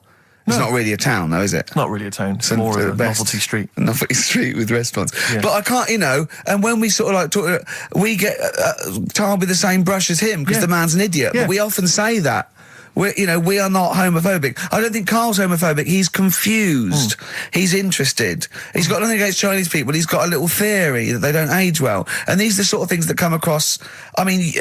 They're not meant to be homophobic and racist. They're showing that Karl, I don't know the PC term for this, is a bit mental. Yes. And, I think we're doing our bit by letting him on the air. On the air as well. Like that complaint he got about that woman on, what's it called? Who are you looking at? Yeah. Because he said about, I don't even want to repeat it, but he said some, Yeah, but I never meant to upset anyone with that. No, I know you didn't. No, I know you didn't. No, but I mean, it's on a website now, and to be fair, she does say it was Karl that said it, and we were the idiot presenters that let him on air. But it's like Karl is bad for our reputation. Yes. Do you know what I mean? It's funny to be in a room with him, but then I want to sort of shake it off. Yeah. And I don't know what to do about Guilty it. by association. I know. What have you got to say for yourself, Karl, for some of the stuff you come out with? What have you got to say? I mean, I know the answer. It's absolutely from the heart and genuine... ignorance. and confusion and interest. You haven't got a malicious bone in your body. Well... Towards but, me, yes, but yeah, other people. But again, he's just honest with you. He says... don't repeat what he says. No, don't repeat it, just leave it. But it's not as bad as some other things. But he says, remember you just say that when you first met him, he looked a bit odd, but you got used to it. Yeah. No, that's from the heart. That's like him sort of like being honest and nice, but he doesn't know what that... And we can take it, of course. Well... What have you got to say for yourself? I haven't got anything to say, really. I mean, there's been other weird stuff going on in the week and that. Go on. No, I might as well talk about it next week, because we're wrapping up. All I'm saying is I talk about what's gone on. Yeah. Have we got monkey news? Have we left monkey news behind? Monkey news, come on! What happened? You can't offend monkeys. I'll tell you what is annoying. What? Steve's told me about a film that is about a monkey going off with a woman. The Charlotte Rampling thing where she... It's a film called Max Mon Amour. Yeah, she has an affair with a monkey. Go on. Yeah. Oh, what happened? You wouldn't like it. We can't go into it. You wouldn't like it. You wouldn't like it. It's not like it's weird, and you wouldn't, Karl. It's not like a nature program where he wears a bowler hat and can talk. Okay, the nature programs that you've seemed to see. Yes, I'm trying to think. I haven't seen that one. No, yeah. Come on, do monkey news. Well, monkey news this week. Play the jingle. Oh, chimpanzee, that monkey news, Right, it's about this monkey that was knocking about in the 1950s. Right. It was known in the sort of LA area. Right, and apparently, again, I haven't really checked all this out. I've just picked up bits that look interesting. Yeah. Wore a golden mask and like a cape and a leopard skin belt and stuff. Right, so people didn't know That he was a monkey. Of course they didn't know, yeah. They thought it was this bloke who's going around and he was helping out crime situations and stuff. Right, you're an idiot. So this disguise, that you see a 3'6" bloke with arms the length of his body. No, but that's the funny thing, right? They sort of thought, it's a bit odd, he's stocky, yet extremely flexible. Yeah, and hairy, because he only wore a white mask and a belt. And a distinctive jawline and stuff. And then, apparently, he used to sort of get to his... Nothing we say gets through, does it? You've decided you can picture this monkey going around solving crimes, and it's... telling you. Let him finish the story. Time's running out. So it sort of get to its crime by, swinging from the trees and stuff. Of course it would, right? yeah. But people just thought it's a normal fella. Of course. Then what happened was... This is the bit that's going to annoy me, isn't it? He helped some fellas out, and for a reward... They were like, do you want some money? You've helped save our lives during a crime and stuff. Do you want some money and that? And he just went straight for the shopping bags, got a couple of bananas and apples, right? And as he was bent down, looking into the bag, getting the bananas and apples, they pulled his mask off, little monkey. So he wasn't allowed to work for the police anymore? It ended there. Sure. Weird, isn't it?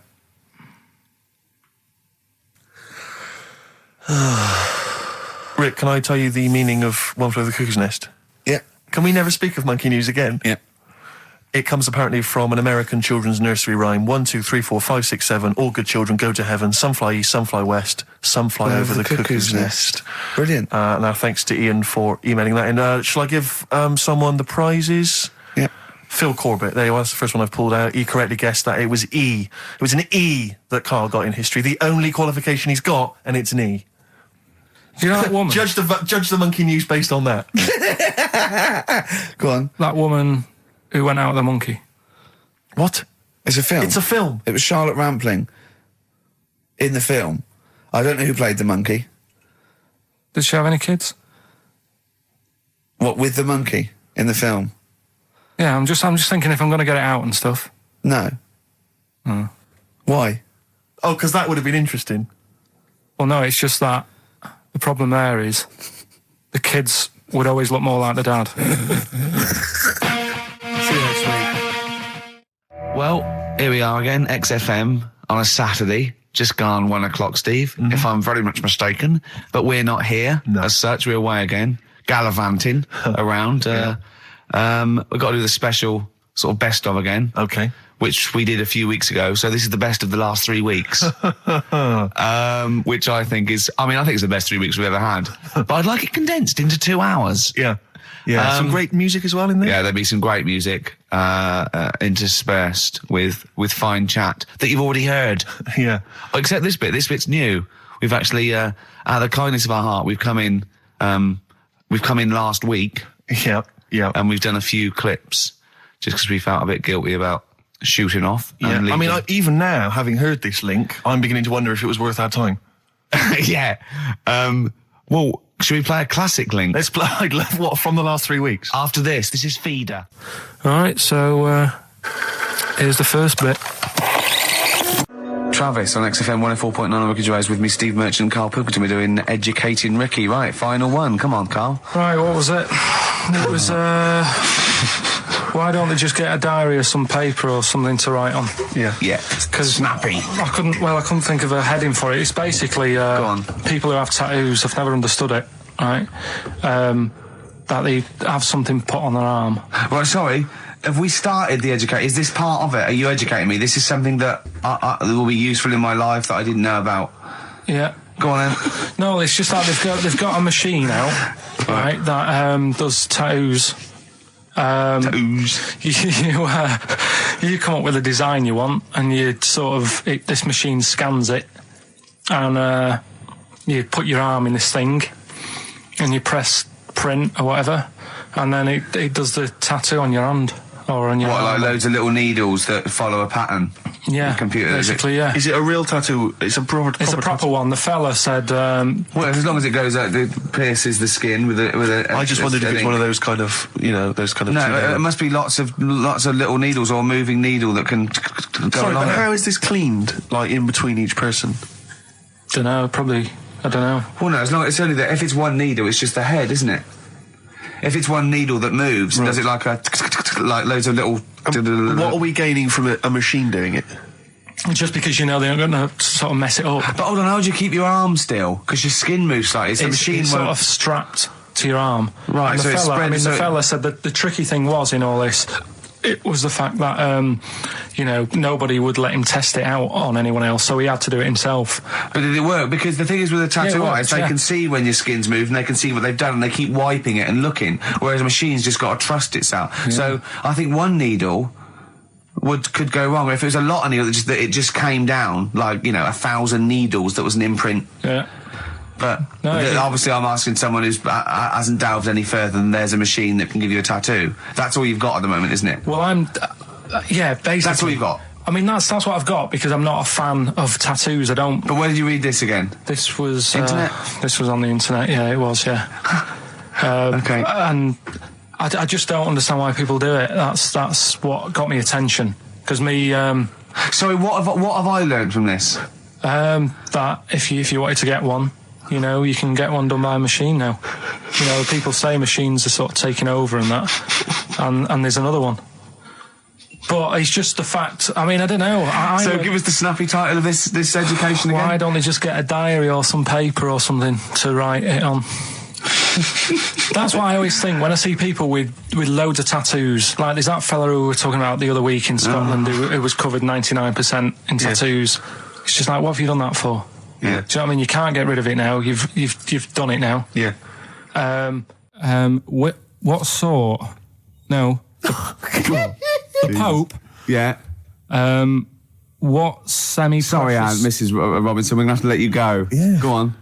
You are the weakest link, Karl. Goodbye. Yeah, go on. The Pope. Yeah, the Pope. Yeah, we've got the Pope. Yeah, that's not strictly a question. He wears a... he wears a dustman's hat. He wears gore-blimey trousers. Yeah. Does he live in a council flat? Yeah, he lives in a council flat. He wears a semi-precious stone. What's the stone? The Pope wears a semi-precious stone. What is the stone? You mean, what is it called? Yeah. What is it called? What, has it got like a kind of papal name? I think it's like, is it a 18-carat one?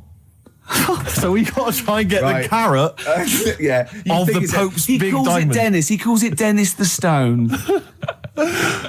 Do they want the type of gem it is, like or is diamond, there some kind of jade, papal name for it? Or do they want it like the Rosetta Stone, or I don't know.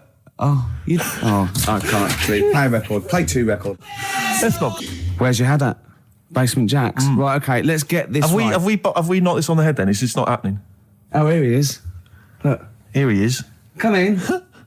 Hey, look, how have you... Oh, God. I don't believe that. Oh, that's pathetic. I do not believe that. That's absolutely pathetic. Now, they won't believe this, will they? No. Right, if I say that Jonathan Ross just got his massive member out, and he is a big lad... Come and sit down. I've got your tickets, Mr. Gervais. Thank you. What's going on here then? I mean, why are you dropping off tickets? Well, because, in the spirit of the Comedy Awards, we like to have the rising young stars of the British Comedy Awards. That's right, and that's me. Well, we couldn't find any this year, so we've asked Ricky whether he would sit in the rising young star seat, and I wanted to deliver the tickets personally, so there's no excuses if he doesn't turn up later. Yeah. I always suspected that you were sort of pretty well endowed. Yeah. And now we've seen, it's on webcam. That was just one of my cocks. That's the one you're wearing today. That, didn't we? Don't say that. No, This is meant to be the happening young station. What's going on? No, you can't say stuff like that. You can't. Just careful what you say. Look after Judy and Clary. Take his wildest and he comes back in a person life. 10 years of the What happened wildest. to you? That's Jesus you're thinking of, isn't it? Just because you're on everything at the moment. I walked in here and I came in here and I thought this is the young happening place, and what do I see in here? 3 old men sitting What are you talking about? I'm only 28, 27. You're wrecked. You all look wrecked. Well, that's because we're always partying. I was looking for some youngsters. Where's the youngsters? I wanted to see some tight leather pants. I wanted to see some foxy chicks hanging on you every word. What is it? It's a bunch of old blokes on a block up there washing up in a sink. But look at him. He even dresses for radio. Look This at is him. ludicrous. It's amazing. Looks like you're I love the fact you were on the phone to Gervais last night, weren't you? Asking his advice. Yeah. On clothes. Look at him. He's going for the man down the DSS. I like that look. That's a nice look. Have you got a single pair of trousers that aren't elasticated at the waist? They're maternity jeans, aren't they? They've got a whole panel that pulls The forward. thing is, what I do at the end of the week, I can pop these in the pan and I can make a nice soup with all the food that's encrusted in As them. his years as a homeless coming to the fore there. Look at you, But one why- step away from Lawrence Llewellyn Bowen. I'd like to be that bit closer. But why are you dropping off tickets? Are you a little bit... Because I thought you were married and stuff. Why do you suddenly got this obsession with with Gervais? Because I'm a bit rough, ain't I? yeah, it's like when you see Dale Winton out with those rough boys. I'd like to get one of my own. When a top celebrity in a lovely looking suit walks down the corridor with his penis out, Yes. Yeah. I know that I'm still You attractive. know you've arrived. I was inaugurating the same way. For me, it was Des O'Connor. It's like it's the passing on of the baton, if I may use that euphemism. and you've been battened. But it's fantastic. Well, it is a pleasure. I don't think I'm complacent just because I'm mixed with people like you. I still wake up and think, I don't believe it. I'm mates with Jono. Can I just point out one thing? I was listening to the show last week and I heard you, as always, revealing a little too much about yourself, if you don't mind me saying so. Yeah. Steve tried. Not as much as you. No, but that was just for the benefit of the room. Yeah. And talking about when you used to occasionally urinate in the sink. Yeah. When you were around my house last time and I came in and you looked a bit shifty. No, please reassure me. It was more ownership. I was like, I went to my territory and then other people that come in that go, has Gervais been round here? It's like just marking my territory. Because my coffee the next morning had a hazelnut tang to it that I don't remember putting in. Can I just say something? Because I mean, I used to, mention to you, Gervais, when we first started getting involved in the business. Yeah. I used to say, if there was one celebrity I'd like to be friends with, it's Jonathan Ross. Yeah. Lo and behold, Ricky's befriended Jonathan Ross. I'm nowhere to be seen. But Not Ricky invited round. Ricky told me that I could be his friend, providing I never extended the arm of friendship. Right. to you. Yeah, if you ever... I thought it was mad. He tries to keep everyone else down he works with, from the office, all the other shows. He tries to keep them down. I didn't even want you to come in. I wanted to meet you on the steps. Yeah. I didn't even want to tell him you were around. But you called. He went, who's that? And he saw your name come up and he went, well, can I meet him? Well, you're all coming tonight, though, aren't you? This isn't Radio 2, by the way. These links are way too long. This is snappy radio. We have to play out... Yeah. You might The be kids have lost interest. But the kids want to hear Coldplay, Catatonia, You know what I like? Faithless. How about some more of that instantly forgettable hip-hop you play each week? One of those obscure hip-hop hooey. That's the worst feature on British radio. You should be ashamed of yourself. Wait a minute, I've heard your quiz on Radio 2. The hip-hop that is Put it away. Put it away. I'm Carl. Carl, how you doing? I'm all right. Got a question for you. Right, man. Got a question. Yeah. The Pope. Yeah. What semi-precious stone does the Pope wear? That is easy. Go on. Topaz. Is that the right answer? I don't know, I might have wrote it down. I'm really sorry, Jonathan. It's not what he publicly admits to, but I have to know because I was hanging out with him at the Groucho one night and he was saying, oh, look at this, look at that topaz, go and buy that, look at that. Vatican City. Look at that, we can make a nice ring out of that, he said. Didn't go anywhere, but thanks for asking. I better go, I've got to go and buy some winkle pickers. Thank you very much. Okay. Enjoy it. Steve. Carl, I wish I could say it's been a pleasure, but actually it was quite creepy. See you later. Thanks. That is a blinding record. And before that, Rick, what do you make of those adverts? They were great, weren't they? I like them, yeah. I'm going to buy all them products on the way home. And that's endorsed by Ricky Gervais. He's won awards. Yeah. Rick, do you remember this? This was a hilarious moment. No, you'll remember this when you hear it. It was when Karl said something that was basic. Well, I think for a lot of people it sounded like a lot of old bollocks. Badly drawn boy. All possibilities on XFM 104.9. I'm Ricky Gervais, with me, Steve Merchant and Karl Pilkington, and a few new characters. Steve, I can't believe as that. you said, I know you love Moyles and his sort of wacky stuff, and Chris Moore, Edmonds, one of the greats, and Edmonds, and just all Well, I'm going to go along the same sort of vein. I've got a couple of. Can I do a little? Can I show you one? I'm excited. Okay, well, it always starts with a sort of doorbell. Okay. So it goes, ding dong. I go, oh no, hold on, Steve, hold on, Karl. Who's that at the door? Yeah. Hello. Oh, hello. Oh, look, it's Camp David, the right queer gay. Oh, hello. Hello, you look all gay today. Is that because it's nice weather? Oh, no, that's not what it means. Oh, have you got a girlfriend, Camp David, the right queer gay? No, but I've got a boyfriend. Oh, bye. Right. Oh, ding dong. Oh, it's another one. Another comment. Hello. Oh, look. It's Holy Fuck, the little funny Chinese fella. Wait, that's his name, Karl. That's his name, Karl. Karl. Hello, Holy Fuck. Harold. Yeah. Right? Yeah, that's fine. Mr. Fuck, you can call me Holy if you want. No, I'd prefer to call you Fuck. Yeah. Right? You're right. Nothing wrong with this so far. No. Have you got a girlfriend, Mr. Fuck? Achoo. Oh, you haven't got that SARS, have you? Yeah. No, that's my girlfriend's name. See? Yeah. Clever. Oh, just before you go, Mr. Fuck, I've got two things here. I've got a nice trilby hat that you could wear, or I've got a little lampshade. Right. Which one do you want to put on your head and walk around? I presume the trilby. No, but it's not. No. Yeah. The lampshade. Lampshade, of course. Bye. See you later. Yeah. I thought they were genius. Can I be honest? I'll be honest. I thought they were brilliant. I thought they were. You didn't steal them off Chris. No, Moyles, they're original. They're original. Sometimes characters. Chris Moyles has done stuff as good as that. I know, yeah, I know, but no, these are all mine. So there you go. We'll be hearing more from Camp David, the right queer gay, and Holy Fuck, the funny little Chinaman. What? All right, Carl. Yeah. Is that your sort of humour? It might not be your sort of humour. You just should have run it past me before you did it. Yeah. What one are you worried about in particular? The not Camp David. Well, say his name. No. Say his name. Which one? I don't know which one you mean. The Chinese fella. Well, I forget who that was. What was his name? I can't remember. Well, if you can't remember, it can't be that good, so we'll leave it. We won't do it again. Right? I'll tell you what I've got, Steve. Oh, what? I'll tell you what I'm thinking. Go on. Right. Do you know, like, TV programmes sort of get rested in the winter? Ding dong. Oh, no. Hang on, who's this? Oh, go on. Hello again. Not now, Mr. Fuck. We're talking. Bye. Is that Holy Fuck again? Yeah. Okay, Carl. Look at Carl's face. Right. Okay, that's it now. I'm not answering the door anymore. Right. Okay, go on. Right. Yeah. Ding dong, ding dong, ding dong, ding dong. He's trying to get in. You've got. Don't be impolite, Rick. Come on, Rick. He wants to come in. No, it's too late. It's too late. He's gone away now. Go on. Right. Anyway, what I'm thinking is, Rockbusters coming back for a bit. What? What are you talking about? He likes my idea. He likes my characters. He doesn't like that idea. If I what, Carl? No, I was going to say if I came up with what? With that Chinese fella. What was his name for a sketch? You wouldn't have liked it. Let's do Rockbusters and see how it goes. I know you weren't a fan of it, but. Hang on, yeah, but to be honest, Carl, he dissed Cheap as Chimps, and we know that's a brilliant idea. Hang on, sorry, we all agreed that Rockbusters was a piece of old toss. No, I didn't. I said it needed resting. That's why we stopped doing it. I said it needed resting for a bit. I don't remember that conversation. What do you mean it needed resting? We abandoned it because it was appalling. It started off as a nice idea, but you just gone crazy. Let's play a record and come back to this, shall we? What do you want to play? Bit of sugar. Oh, yeah. Brilliant. That cheer us all up. I don't know why you were thinking of bringing this back. I'm genuinely worried about this. Well, is that the doorbell?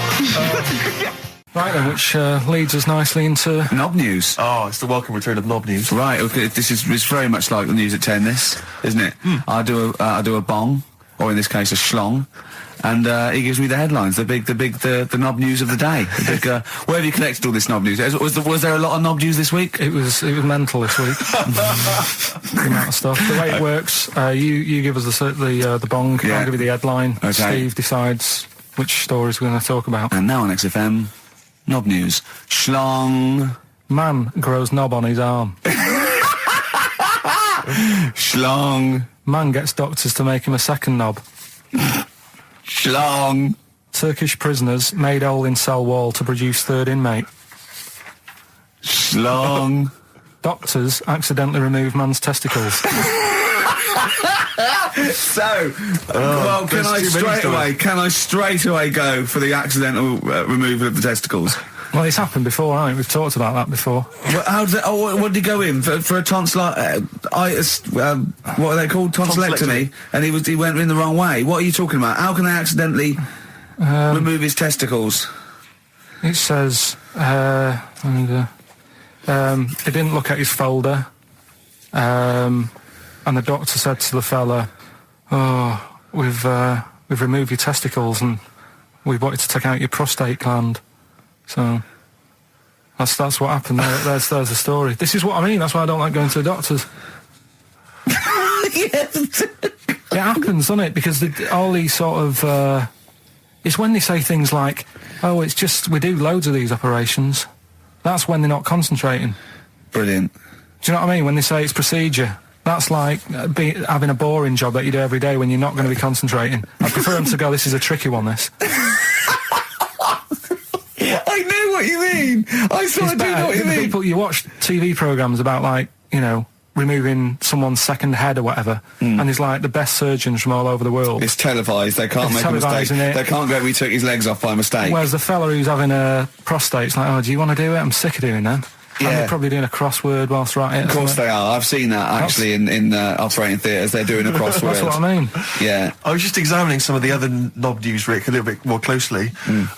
Man gets doctors to make him a second penis. I'm sure we're all interested to know what happened there. Yeah. A German who persuaded doctors to give him a second penis has lost his wife after he showed her the result.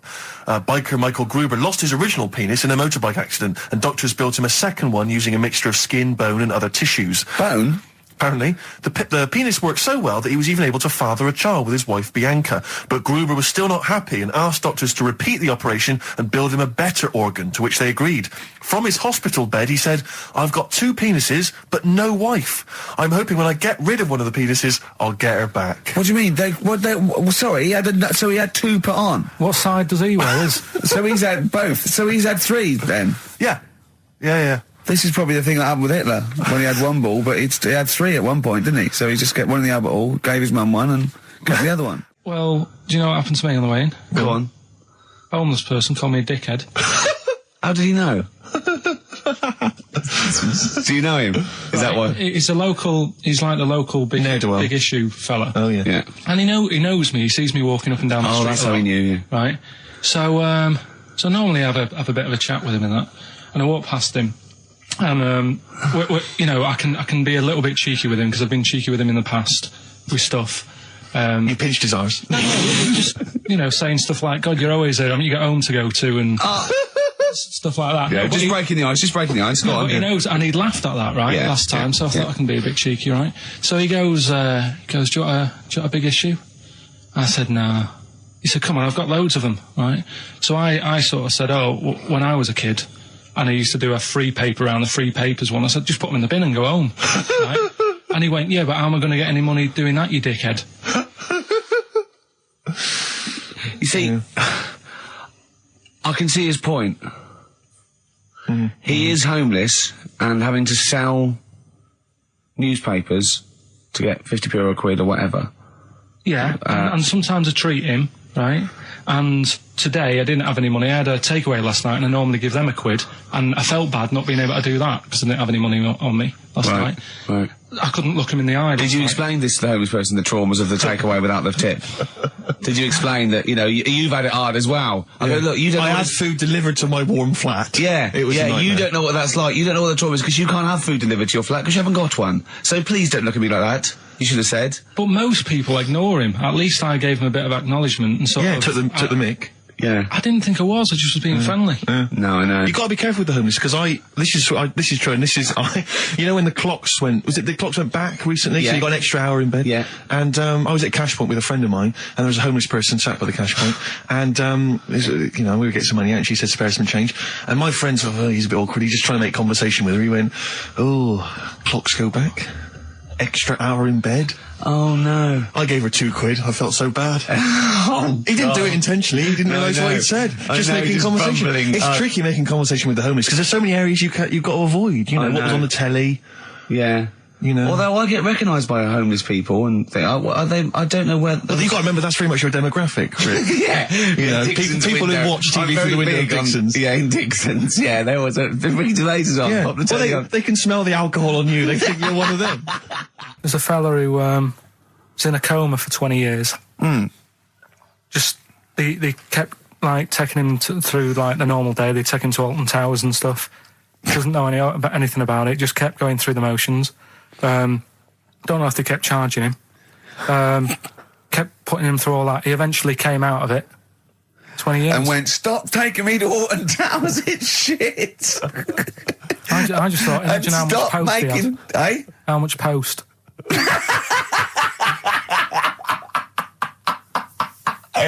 Oh, Did you read about that guy in the paper, Karl? He, sorry, on the internet. He in about, I think it was about 1984, 85, he had a terrible car accident. But this must be it. He went into a coma. This must be what he's talking about. Well, they didn't take him to Alton Towers. Of course they didn't. but you've got to try and decipher the truth from the conjecture, from the thing that I mean, don't forget, Karl realises that he's had a dream. He talks to Suzanne and goes, "That was good, wasn't it, last night we were in the plane?" She goes, "No, it's a dream." He goes, "Oh yeah, where's my cornflakes?" You got to, you know what I mean? I can now decipher what he's actually seen, what he's read. Well, go on, what did you... Well, I'm assuming it's the same guy. It is the same guy. It was a guy in some small American town, and he'd had a car crash, and he'd gone into a coma, and his wife had left him. She'd gone on with her life, because he'd been in a coma since then, and he had just woken up recently. Marriage wasn't working. Marriage wasn't working. He just wasn't paying enough attention. He actually had... She was pregnant at the time, and so now his daughter is basically the same age as he was when he went into the coma. And he's just started coming around. He's just started making jokes. They said, "How do you feel?" He said, "Horny," which I thought was quite witty for a man who'd been in a coma for however many years. But anyway, so he's slowly trying to rebuild what life he can.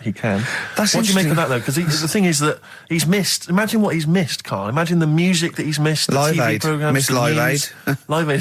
He missed Phil Collins playing in 2 continents in one day. Which, frankly, I'd be devastated if I discovered that. Missed Bros. Yeah. Yeah, so he doesn't. So he put on ripped jeans and they go passe. They just have to send him a series of those I Love 1986 programs with Kate Thornton filling him in on what he's Exactly. Peter Kay reminding him of space operas. Yeah, he remembers those. Talking rubbish. Yeah. So extraordinary, though, isn't it, Karl? To think. No, obviously. So had he aged much? Because he hadn't had any problems or anything. No worries. Well, he probably wouldn't have. Physiologically, he probably wouldn't have the wear and tear of a 43-year-old man, because he wouldn't have had sun, he wouldn't have had sort of nicotine, beer. Unless they were just feeding that to him. Anyway, still, yeah. So you'd feel groggy though, wouldn't you? Yeah, you might feel a bit groggy. Yeah. Well, he's not fully back to normal. I mean, there's some kind of residual brain damage. Yeah. But nevertheless, he can form sentences. He's got no real memory, so he can't remember a lot of things. It was just when I saw... Karl, have you been in an accident? XFM 104.9, we're not here. This next clip is one of my favourite clips. Look, it needs no introduction. Here it is. Yeah, Rick, I don't know, I just wanted to bring your attention to this. Someone passed this on to me. It's from the Guardian's media website. There has a sort of website that's dedicated to kind of media information. Is this about our complaint? Well, the headline is "Comedian Rapped Over Radio Innuendo." Right. Jessica Hodgson has written the article. Are you familiar with this? Have you seen this? Be careful now, because we actually got a complaint. A lot of people don't know this. We got a complaint upheld, and well, all of this we're very sorry. We didn't mean to offend, and it was a while ago. So we are going to be very careful. Karl's getting very nervous. We're just going to read out. We're not going to editorialise, Karl. We're just going to read out what the Guardian printed about us. All right? Okay. Comedian Ricky Gervais has had a dressing down from a broadcasting watchdog for his repeated use of the word cock in a lunchtime radio show. That's all right. That's what it says. Fine, Karl. that's what he's not going to say it again. He's not. Yeah. Go on. Imagine this is the news and I'm reading it. Yeah. The Broadcasting Standards Commission upheld a complaint against the comedian for coarse sexual innuendo in the programme on London station XFM. The Commission acknowledged that the presenter's remarks were intended to be humorous, but took the view that the amount and detail of the coarse sexual innuendo had exceeded acceptable boundaries for broadcast, said the BSC in a statement. The complaint objected to a section in the Comics Saturday afternoon show when he discussed the different meanings of the word cock. Gervais wondered aloud whether the word was acceptable when discussing birds, but not the male sexual organ. A BSC spokesman said the comedian went on and on about it for nearly 5 minutes. XFM, a self-styled alternative radio station, said in its defence that its remit was to provide cutting-edge programmes for a youth audience. The station said the programme's brief was to include elements of alternative comedy within certain shows that would not fit within a more mainstream radio station format. In this particular show, it was not the presenter's intention to shock when they took a humorous look at how the English language could be construed in different ways within different contexts. Gervais, whose big break was on Channel 4's 11 o'clock show, has shot to household status through the portrayal of David Brent, the middle manager from hell in BBC Two cult show The Office. Just in case you didn't know who I was talking about. Yeah, he's a household name, but they just thought you might not have heard of him, but he is a household name. Now, that's good. That's good reporting, and they're quite right about it. And just to remind people, it was when Steve said the only bird that hasn't got a penis is the swan, and I went on about the male bird being called the cock, but I couldn't use that to mean, and it was childish. Yeah. But what annoys me is, I'm sure I've heard things on like Radio 1 like that. Or what's what's her name in the morning? Sarah Cox. Yeah, and as there's a DJ like Karl Cox. Yeah, so you got Karl. What's the matter? I'm just saying. You're just saying there's a pair of DJs on, Yeah, but you know. we've done this. And, What are you talking about? We're just talking it's about names. They're just saying the names. Now, I love cocks in the morning. You're a big fan. You're a big fan of cocks. And at night. What's the matter with you? Come Get a on, record, Carl. All right, we've taken it. We've been. Have you actually been wrapped over this? No, I don't know what Have you that had a means. dressing down? No. When did that happen? I don't know. I was meant to tell you, and I never got round to it. Okay. Thanks then. So don't do it again. We went. It was a great day, wasn't it? Brilliant round of golf. Absolutely brilliant. Such a beautiful place in Stoke Poges. It's like a really posh place. And are you a good golf player? Well, we'll get to that. Oh, okay. Oh, blimey. Wow, he bought the shoes especially for it. Oh, We could brilliant. have- I'd love to have seen him in those little shoes. I know, and they were no good because they were metal spikes. We had to change them. He was annoyed straight away. He spent over £22 on these golf shoes. We hired a buggy that was brilliant fun. I was bombing along, wasn't I? I don't drive, but it was great on that buggy. Well, you've been on a buggy with me, and you were a bit Terrifying. scared. Yeah. What I nearly killed us once. I was just taking banks and things, but you don't see sort of bunkers, and he'd scream and go, "Stop!" And he'd put his foot down the brake, and then I reversed. At one point, he sort of did a handbrake turn next to the lake, and then we had to reverse, right? And you know, you just flick a switch and put your foot down. He did that without looking. I looked behind. There's a big oak tree there. He screams, "Watch the tree!" Right? He's so Dukes of Hazzard. And I kept jumping in and leaving him behind because I had to go to my ball. Because anyway, so the first shot, I got on the driver. I honestly did one of the best shots I've ever done. It went straight down. It was great. I thought, phew, got away with that because it's always the first one because it's a clubhouse and you want to look good. Yeah. So. He tees up, and I've been saying, buy some balls. He just got 6 balls. I was going, what if you lose me? I won't lose 6 balls, right? He tees up, right? Whacks it. It goes miles, like right angles, straight into these the woods, right? He turns around, he goes, go and buy some more balls. So I'm laughing because it's like impolite to laugh, but he broke the ice for me, and I was falling around. And then his second shot, I go, you know, you're off for 3 now. If you take another shot, he went, oh, right. So it's his third shot. He puts the ball down. He hits the ground before it and misses the ball altogether. And I was on my back, wasn't I? Unbelievable. Actually rolling about on his back. And we were terrible. I went round 107. He went round in like 119 or something. Sure. It was just rubbish. How long did it take? 5 hours. Of course. And there was no one around, luckily. Yeah. But it was fantastic. So then we go and have our meal. What annoys me, I said, right, I'll go for a run. He went, I'll have a bath. I said, I'll see you at 7:45. At 7:55, I have to call him. He's not ready, so he's let me down there. I can't stand lateness or laziness. You hate lateness. Yeah, and he's let me down. Do you know his excuse? He fell asleep in the bath because there was no light bulb. There's no light bulb in the bathroom. So instantly he fell asleep, and he was late. No, do you know what I mean though, Steve? If you're sort of like nice and warm and what have you, I was tired anyway. I've been stressed out for 4.5 hours, right? My life flashed in front of me a few times in that buggy. So it's all sort of wears you down a bit. I thought, right, I've got a headache. You're going for your run. I'm going to have a bath. I walk in, put the light on. For some reason it didn't come on, but I thought, it's all right. I'll just... you know, doesn't matter. You can have a bath in the It's summer, so it's light anyway. Well, there's no windows in the bathroom, so... Yeah. So you were in the darkness? So I'm in the darkness. I nod off because I'm shattered. He calls up, hassling me. So I said, well, it doesn't normally take that long for me because, you know, I haven't got, like, long hair. I've got a dryer and I can sort of one wipe. Yeah, he's already 10 minutes late, though, when I called. Well, 10 minutes. 10 wow, minutes. this is late, next. Doesn't matter. Dinner wasn't until 7:15, so we had, like, another 20 minutes anyway, so it doesn't really matter. Yeah, but we said 7:45. So he's calling up, hurry up. So I said, yeah, all right. So I get out and dry and like me tackle and what have you. Calls back again 30 seconds later. You know. No, I don't. No? You know, I You don't like you're that. not going to do that, no. Give it a wipe. 30 seconds later, come on. So I end up going downstairs to the meal area, naked, with a wet shirt on and wet socks. I've got headache as it is. Meant to be a relaxing weekend. But anyway, so we have our meal, which is really nice. And then we're sitting in the bar. I'm having a cigar by the fire. Yeah. Like, we're having a rather nice Pinot Grigio. Yeah. He's there going, I've got a headache. Is this 1955 that you live in? I know, yeah. It's so right. And we are knackered because, you know, he's not used to work. I've seen him moaning, falling asleep. He's not used to it at all. And you've been on your feet for over half an hour. Yeah, right. So, we didn't even walk around the golf course. We had a buggy. Yeah. It wasn't even exercise. Right, Carl, She's a girl and I'm a man. Good that, innit? On XFM, 104.9, Ricky Gervais, Steve Merchant, Karl Pilkington. As ever, Rick, there's always someone who steps in to defend Karl. Okay, what is the defence? What is the defence? Here's an email from Scott Coomer. He says, Karl is actually right. I've got an A-level in statistics and probability. It doesn't matter how long they have and how many monkeys you have. You cannot guarantee they would type the complete works of Shakespeare. Infinity makes it probably they would get it right, but not definite. Yeah. Well, yeah. Yeah. That's what I was saying. No, you weren't saying, Karl. You don't understand it. Infinity sort of sorts it out. That if they do anything, they nearly do everything, won't they? No, I mean, they'll give it a good shot.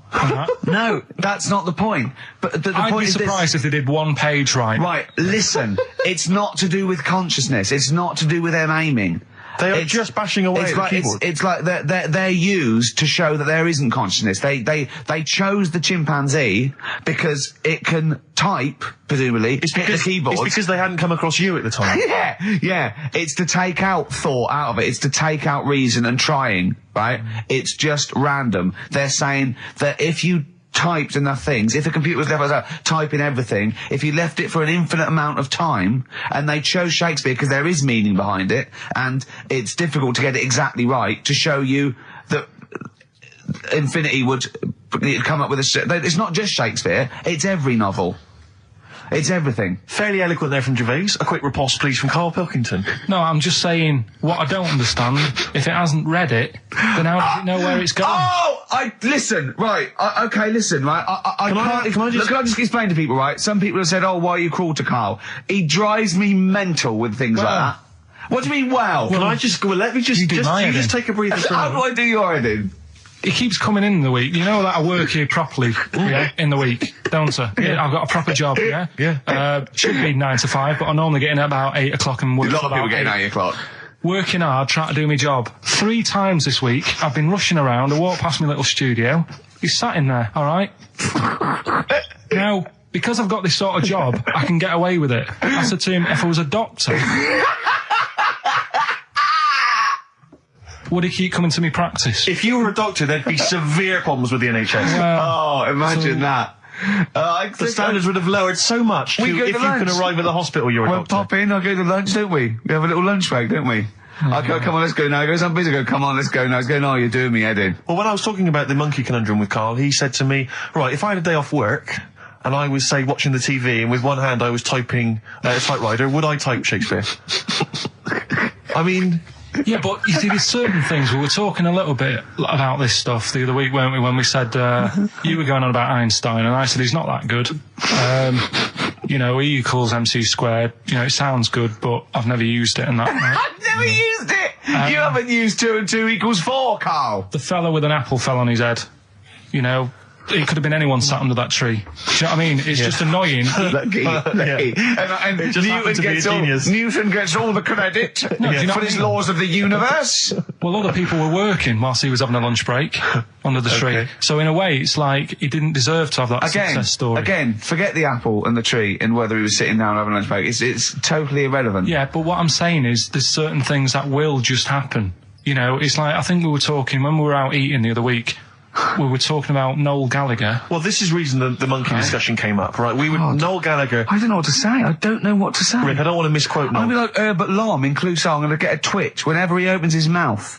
I don't know where to start with some of his statements. Well, as I say, this discussion began because we were talking about a quote that Noel Gallagher supposedly gave. Now, I don't want to misquote Gallagher, but the gist of it was that he said, had I... written Wonderwall or whatever, instead of the Beatles writing Strawberry Fields or whatever, I'd be the one that was considered the great songwriter and it wouldn't be the Beatles. It's just the fact that they came first that meant that they get all the credit as being the greatest band. I don't know where to start with that statement either. I mean, that's Gallagher's thing and he's, well, whatever. We know what we think of that. What was your point, Karl? You agreed with him, didn't you? Yeah, I reckon, right? Do you know we've talked about putting a baby in a room before and it'll know what colour it is and stuff? If you've got a room that's painted red, right, but forget that because that's going to confuse him. Hear him out. Listen to me. Say if they did some new TV show, right? Like, what's that film with Jim Carrey in where the Truman Show? The Truman Show, right? So they make up a little room And some woman has some kids, and you say, right, let's put the kids in this room, and they don't know what's going on outside. They don't know anything about, like, EastEnders and that. It's like their little world, right? They don't know anything that's gone on. How could a child survive without EastEnders? Right, listen. So you sat in the room, right? And then when they're all asleep, right, Wait for this bit. someone Have you heard this? Yeah, bit? wait for this bit. They're all in a room. Yeah. They're asleep. Yeah. someone pops in, puts a guitar next to the bed, right? Nips off out again. They wake up in the morning, and one of them goes, "What's this?" They don't even know it's a guitar because they've never seen one, right? They're talking English, though. Yeah. We just left the guitar out of the vocabulary. Right, so... There's plenty more to come. So, one of them will pick it up, and they'll go, "I don't know what it is," and they'll start strumming. They'll go, "That sounds good, doesn't it?" Give them a few weeks, they could come up with Hey Jude. Whereas, type in Shakespeare, a monkey that can't even spell... I see that. Listen, You can't answer it. I might come with you, Rick, if that's all right. We've got to sort out that Christmas special as well. Yeah, no, sure. Alright, I'll see you later. I'm shooting off then as well. Cheers, Carl. Darkness growing on me. Love that, love the darkness. This is the Best Of Show on XFM 104.9. I'm Ricky Gervais, with me Stephen Merchant. Yes. I hope you're enjoying the Best Of. Depeche Mode there, and I Feel Loved. Who'd have thought Depeche Mode would have been that huge? I think I'm seeing little lads from Basildon with little plinky plonky sound. I thought that'd be it. They'd be like Visage or something. That'd be it. And now they're stadium rock fillers. They're huge. They've conquered America. He went through some hard times. He came out the other way, and well done. But see, I think what you just said there is a very good example of why they are and why certain other bands aren't. Because if you think about it, for me, you see, whenever I think of a band name, if I see a new band's come along or whatever, I always use a very simple test, which is, can you imagine that you're the announcer at a huge event? Maybe it's like broadcasting around the world, like Live Aid or Nelson something. Mandela Or it's a concert. Nelson Mandela Freedom concert. Yeah. And you can imagine someone... He's there.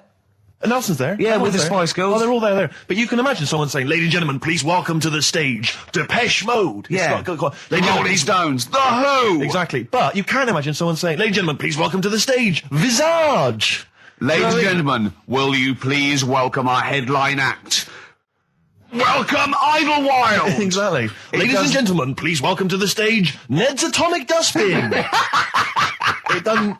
Do you know what I mean? You just know. The Levelers! Some bands aren't going to make it. Ladies and gentlemen, please welcome to the stage, Mega City 4. You know what I mean? It's Just a simple test. We'd like you to do that at If home. you're thinking of starting a band, or you've just named your band, you're just beginning, just phone in, tell us, or email in, tell us what your band name is, and we will use that simple test. And we will do the test.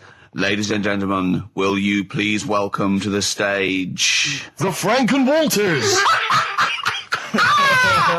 Jimmy Eat World! Ladies and gentlemen, please welcome to the stage, Cooper Temple Claws!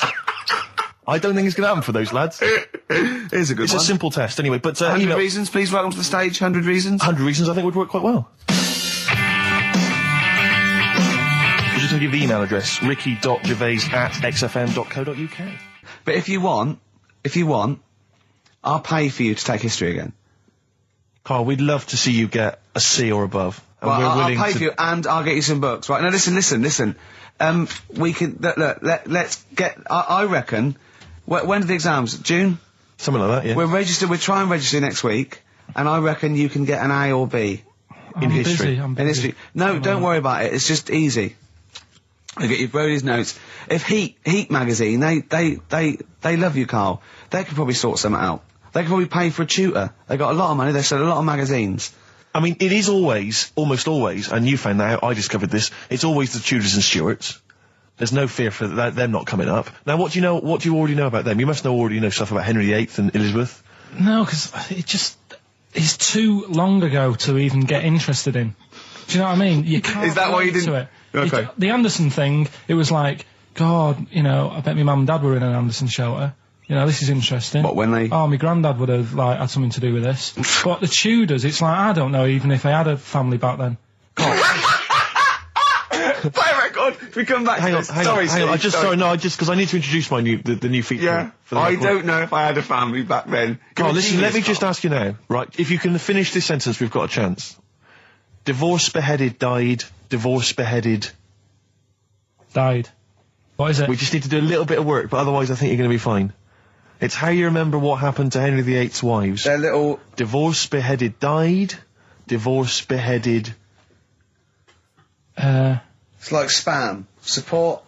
what's it? Support, protection, anchorage, movement. That's how You're going to. That's nothing to do with the Tudors No, and nothing to Stuarts. do with the skeleton.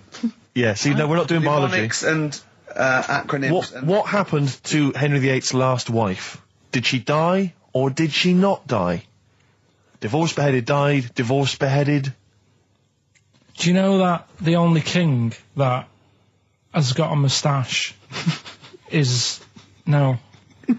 The only king that hasn't got a moustache is the King of Hearts on the playing cards. Karl is genuinely... I don't know if he's actually upset or embarrassed, but it doesn't matter.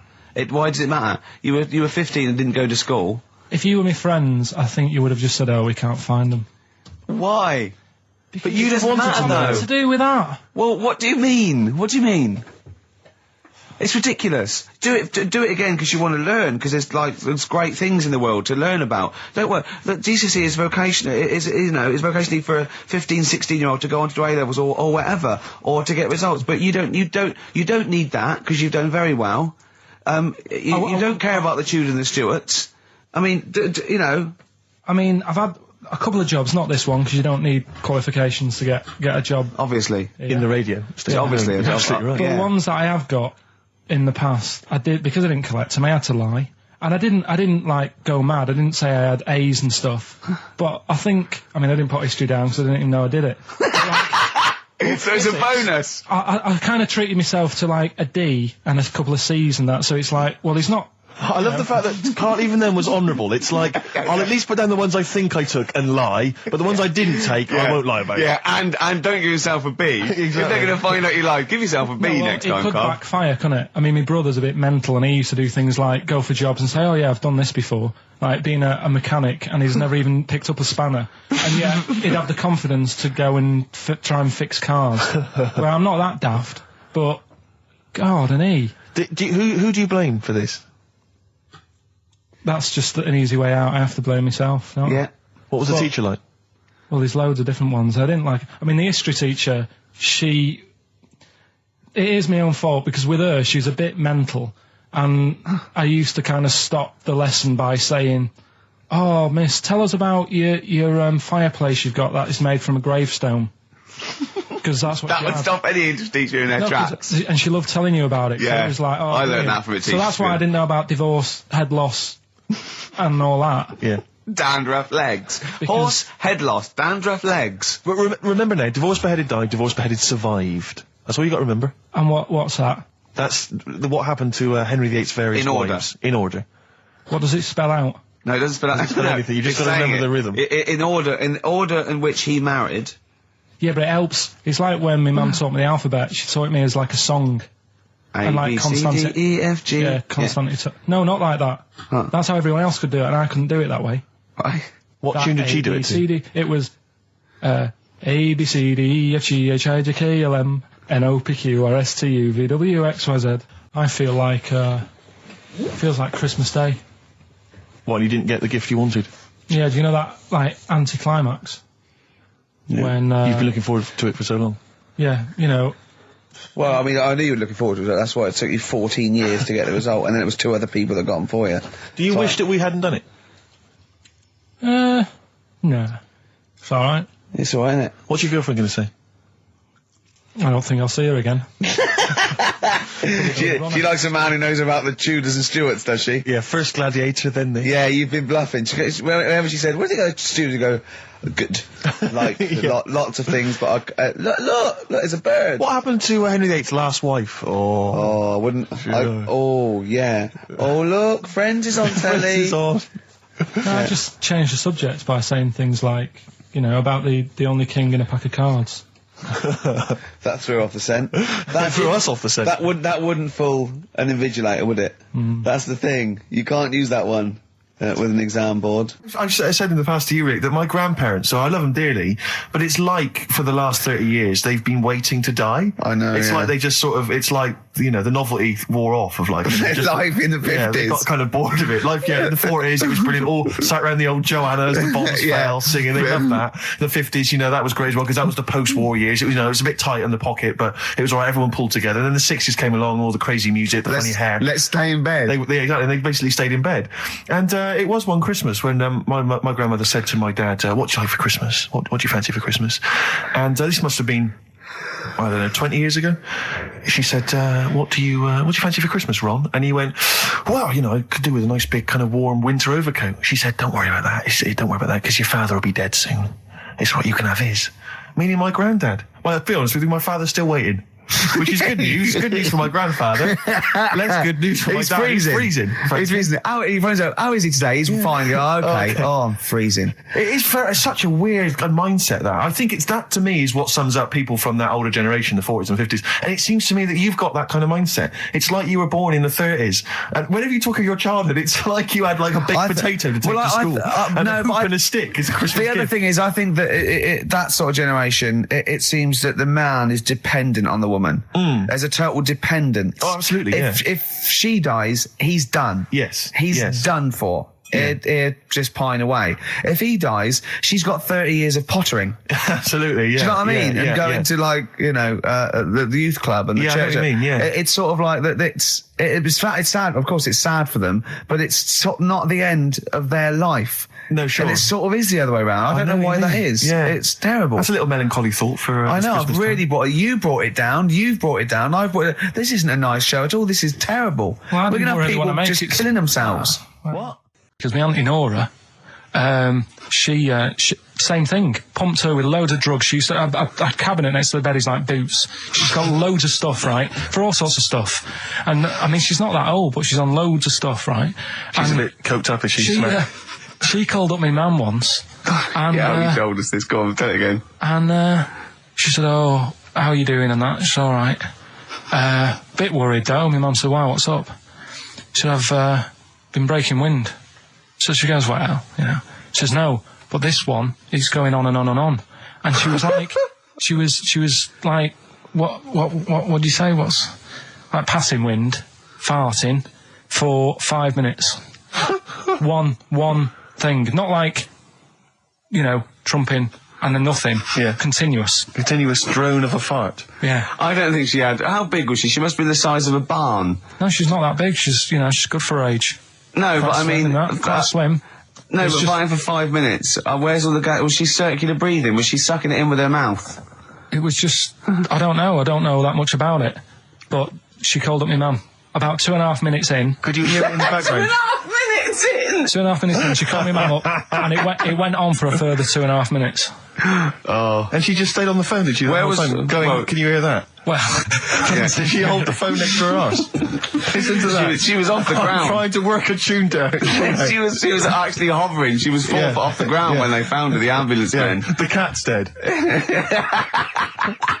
Don't light a match! Don't light that cigarette! Yeah, it's like that advert. The kids come home from school, switch on the light. Yeah. Then they see Granny hovering, turn the light on. Be careful if you have an elderly woman at home. Yeah.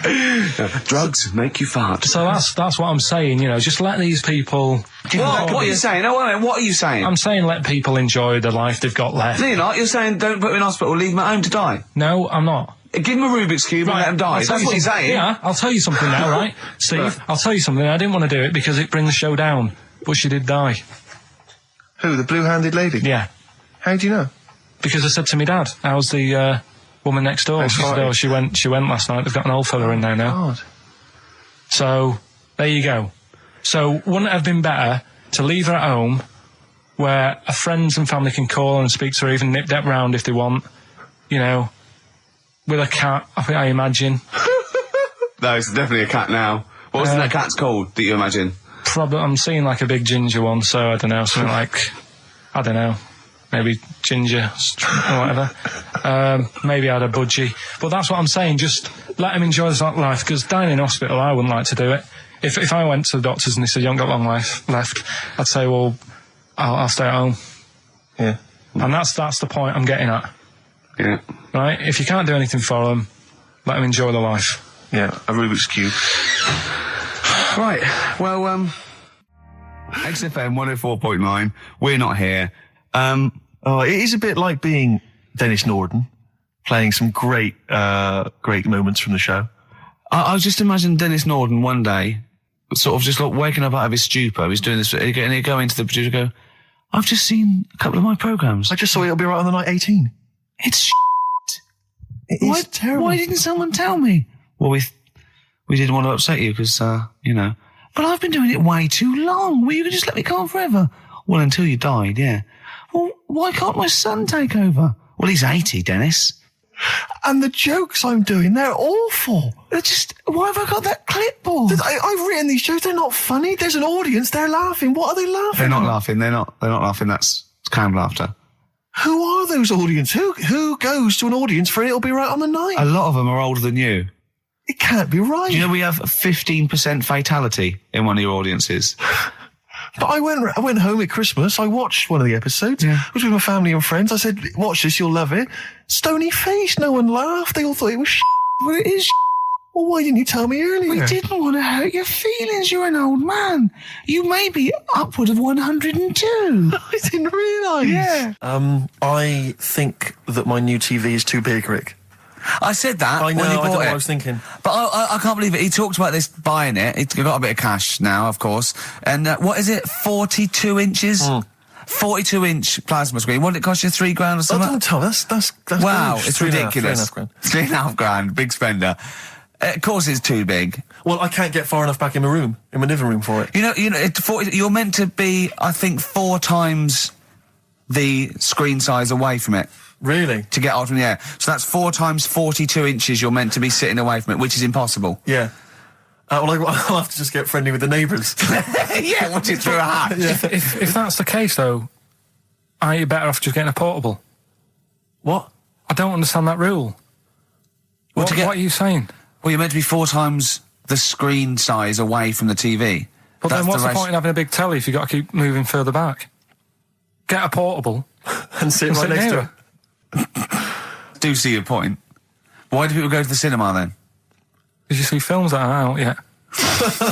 Fair enough, he's got you there. Done. I'd tell you this though, I had it delivered, and are you supposed to tip delivery men? Of course you are. I don't know. You see, I've never had anything delivered before. I never spent that much money. Not if it's a courier with an envelope, but if it's a bloke who's struggled up the stairs, two fat blokes with a fridge, then give him a $5 for a drink. But the problem was, I didn't realise, and I was thinking to myself, I wonder if I've got to tip him. And the guy was leaving, and my mobile phone went off in my pocket, and I reached in to get it. He put his hand out, thinking it was a tip. I went, it's just my phone. And I felt terrible after he left. I didn't know. What was I going to do? Run down the street and offer him a $5? No, of course not. No. I'm not made of money. I just spent it on TV. Yeah, I've got no money, mate. Yeah. I just spent it all on this. I had to clean out my jar, everything, the drawers. Yeah, I'd take some bottles back. The problem was it took me forever to wire it in. I thought I'm not going to pay for someone to wire it up, you know. So it took me about 3 hours to wire it in, and it was huge. And I got it switched on, and the first program that was on when I got it wired in was Bargain Hunt. I'll tell you this, David Dickinson's tan almost took me eyeballs out. It was incredible. It was like X-rays. It was so the close. glow. You know, a huge plasma screen with this orange thing coming out, and he keeps turning to the camera, doesn't he? Just to get you. Yeah, he turns away. You get a bit closer. They go, "What's he doing?" He just turns around, takes the cornea off. What do you think, Bargain Hunters? Bargain Hunters.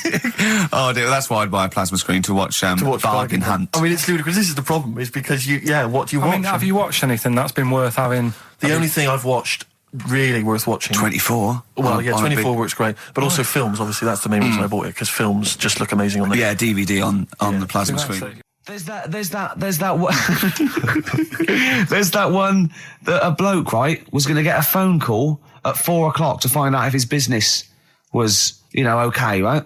And if he didn't get the phone call, he knew he was broke, destitute. So dead on 4 o'clock, the phone didn't ring, so he went up to the roof of his office and he jumped off to commit suicide. And as he was passing his window, the phone was ringing. Oh no. Carl, it didn't happen. Didn't happen. Think it through. Who told that story? Who told that story? As he hit the pavement at 120 miles an hour. He's the only person who could have known that series of incidents Also, why didn't And he he's wait? dead. As his life's at stake, why didn't he wait till 5 past? I said, I'm going to give it 5 minutes just in Just in case the lines are busy. Yeah. And what sort of bloke goes, I'll call you at 4, okay, if you're busy. Well, call me anyway. No. If I don't call exactly 4, then, no, you commit suicide. Commit suicide. I would, because if I don't call at 4, that's the end of it. Well, call me anyway. No, that's not the way I work. Why can't you just call me and tell me the other way? Well, I'm telling you how I do it. If you're bust, I don't call. Can't you just call to verify in case something goes wrong? What if it's engaged? If you want to be engaged, just commit suicide at 4, please. It didn't happen, Carl. What exactly is there then? Is it just a kind of moon-like kind of surround with just kind of dust and rock? That's exactly what you see. I was there when the Mars thing went wrong. Yeah. I would have just sent a camera crew there, filmed a bit of that, right, and say, here we are, this is it. Ignore the little coffee shop in the background, right? This is Mars, because that's where it's like just loads of dust, holes everywhere. Tidy it up. Little round-headed aliens complaining. Whinging. Just like Mars. Yeah. So is there what's the best bit about the holiday? Come on, pretend you're Judith Chalmers. I have been doing. I would have done all. I would have said that. Don't bother. Right. I mean, the hotel was good. Yeah? That was all right. What was that like? It's all right. Just, clean. That's all you want, isn't it? See, that's not quite what Judith Chalmers does. She doesn't go, what's the hotel like? All right, yeah, clean, innit? All right. What was it like? What was it? 3-star, 4-star? Did it have a swimming pool? What was the room like? Had a swimming pool and that. Yeah? Yeah, it's good. I think it was one of the better ones on the island. Okay. Nightlife? Wasn't really in it. There was a bar, there was some bands playing. Yeah. Not very good. Food got a bit boring. Yeah. It was always the same food every night, but they sort of themed it and made out as if it was different. So, like, on Mexican night, it'd be chicken with a nacho on it. Right. And Chinese night, sort of chicken with a little prawn cracker on it and stuff. Sure. But that got a bit boring. That's me just turning on my phone, because I want to read to you a text that I got from Karl. I think you sort of sum up the holiday in this text, don't you? Do you remember it? I can't remember. Let's have a look. Let's have a little look. Instantly, what did Suzanne, your girlfriend, make of it? Similar view to you, that they should fill in the holes? Yeah, it's just that thing. You see, I went on a coach trip, right? And you go and see the volcanoes. Like I say, there's 36 of them. Yeah. Which, how many do you need? And when we're on the coach going round all these volcanoes, the fella on the front's going and look out your left window at the moment, and there's a volcano. And if you quickly look out at the right-hand side there's another one. Right. And on the left, he's just like, all right, we've seen it. Sure. Do you know what I mean? Yeah. And that trip, we'll talk about that trip in a bit. Right, this is the text I got from Karl, right? All right. Been up to a volcano.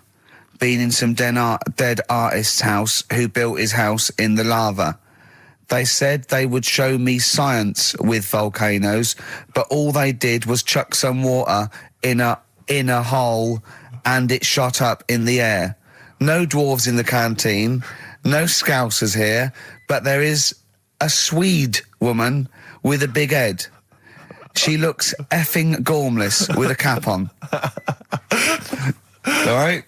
So a little reference there to... A Swede woman? What's that mean? Do you mean Swedish? Yeah. Or she looked like a vegetable? No, the Swedish woman. But they've all got sort of quite big bill, aren't they? And I sent him a text. Oh, well, it's just good to be on holiday because, I'm working. He sent back, so am I. Just been watching Sky News. There is a school for monkeys who want to get a band together. Is that monkey news for later?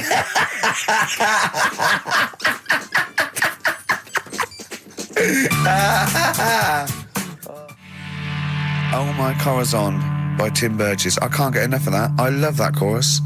On XFM 104.9. Ricky Gervais, Steve Merchant and little Karl Pilkington. But it was a nice holiday. Yeah, it's all right. It's just, I went there to relax and that. Exactly. Did a little bit of that. Trying to think of some new, features and stuff. Sure, always working. 3 holidays a year, Jesus. Oh, well, not really 3. Oh, two. It's all one big sort of like work thing to me and Steve. 2 holidays, isn't it? Work hard, you need the holidays. So, yeah, the things that annoyed me was like, you get bored sat around the pool after a couple of days. I'd read my book. Yeah. You know, there wasn't much going on the Not even any complex. crabs to throw sand at, was No there? crabs or anything. They wouldn't bother with Lanzarote, right? So decided to go on a little trip. That's when I saw the volcanoes and that, 36 of them. So we go on the trip, and the thing that annoys me, it does happen every holiday that you go on. If you go on a sort of a package thing, they have these trips, right? And you pay about 40 odd quid, and they give you some wine, so it make it feel like you're getting your money's worth. But how many of these trips have you been on then? Loads. Probably about 12. More holidays than I've had. Go on. Yeah, so go anyway, on. so you're on the coach, right? And they take you for the volcanoes. They took us in the middle of nowhere. Yeah. Right. There's nothing else round there. Sure. It's like I say, it's like Mars, but with holes in the ground. Yeah. Right. And they sort of drop you off, and they go, right, everybody, see you back here in an hour. There's loads of volcanoes for you to look at, and a coffee shop over there. And you know for a fact, right, you don't need an hour there. You could just say, well, just keep the engine running, because I'll have a look in this hole, we'll get back on, give us 5 minutes. Don't need an hour. Absolutely. But you know that they've got something going It's a with it. backhander, definitely. What, with the coffee shop? Definitely, yeah. They go there. And they get everyone to have an ice cream and a coffee, and they sit down, have a fag, talking to the bloke. Yeah, and it's like, cousin. Yeah. How much was the coffee? Was it probably about €3 euros, so I think it was $3.50. Sure. Yeah. Which is, I don't know, that's about £2.5 quid. Yeah, they've stitched you up.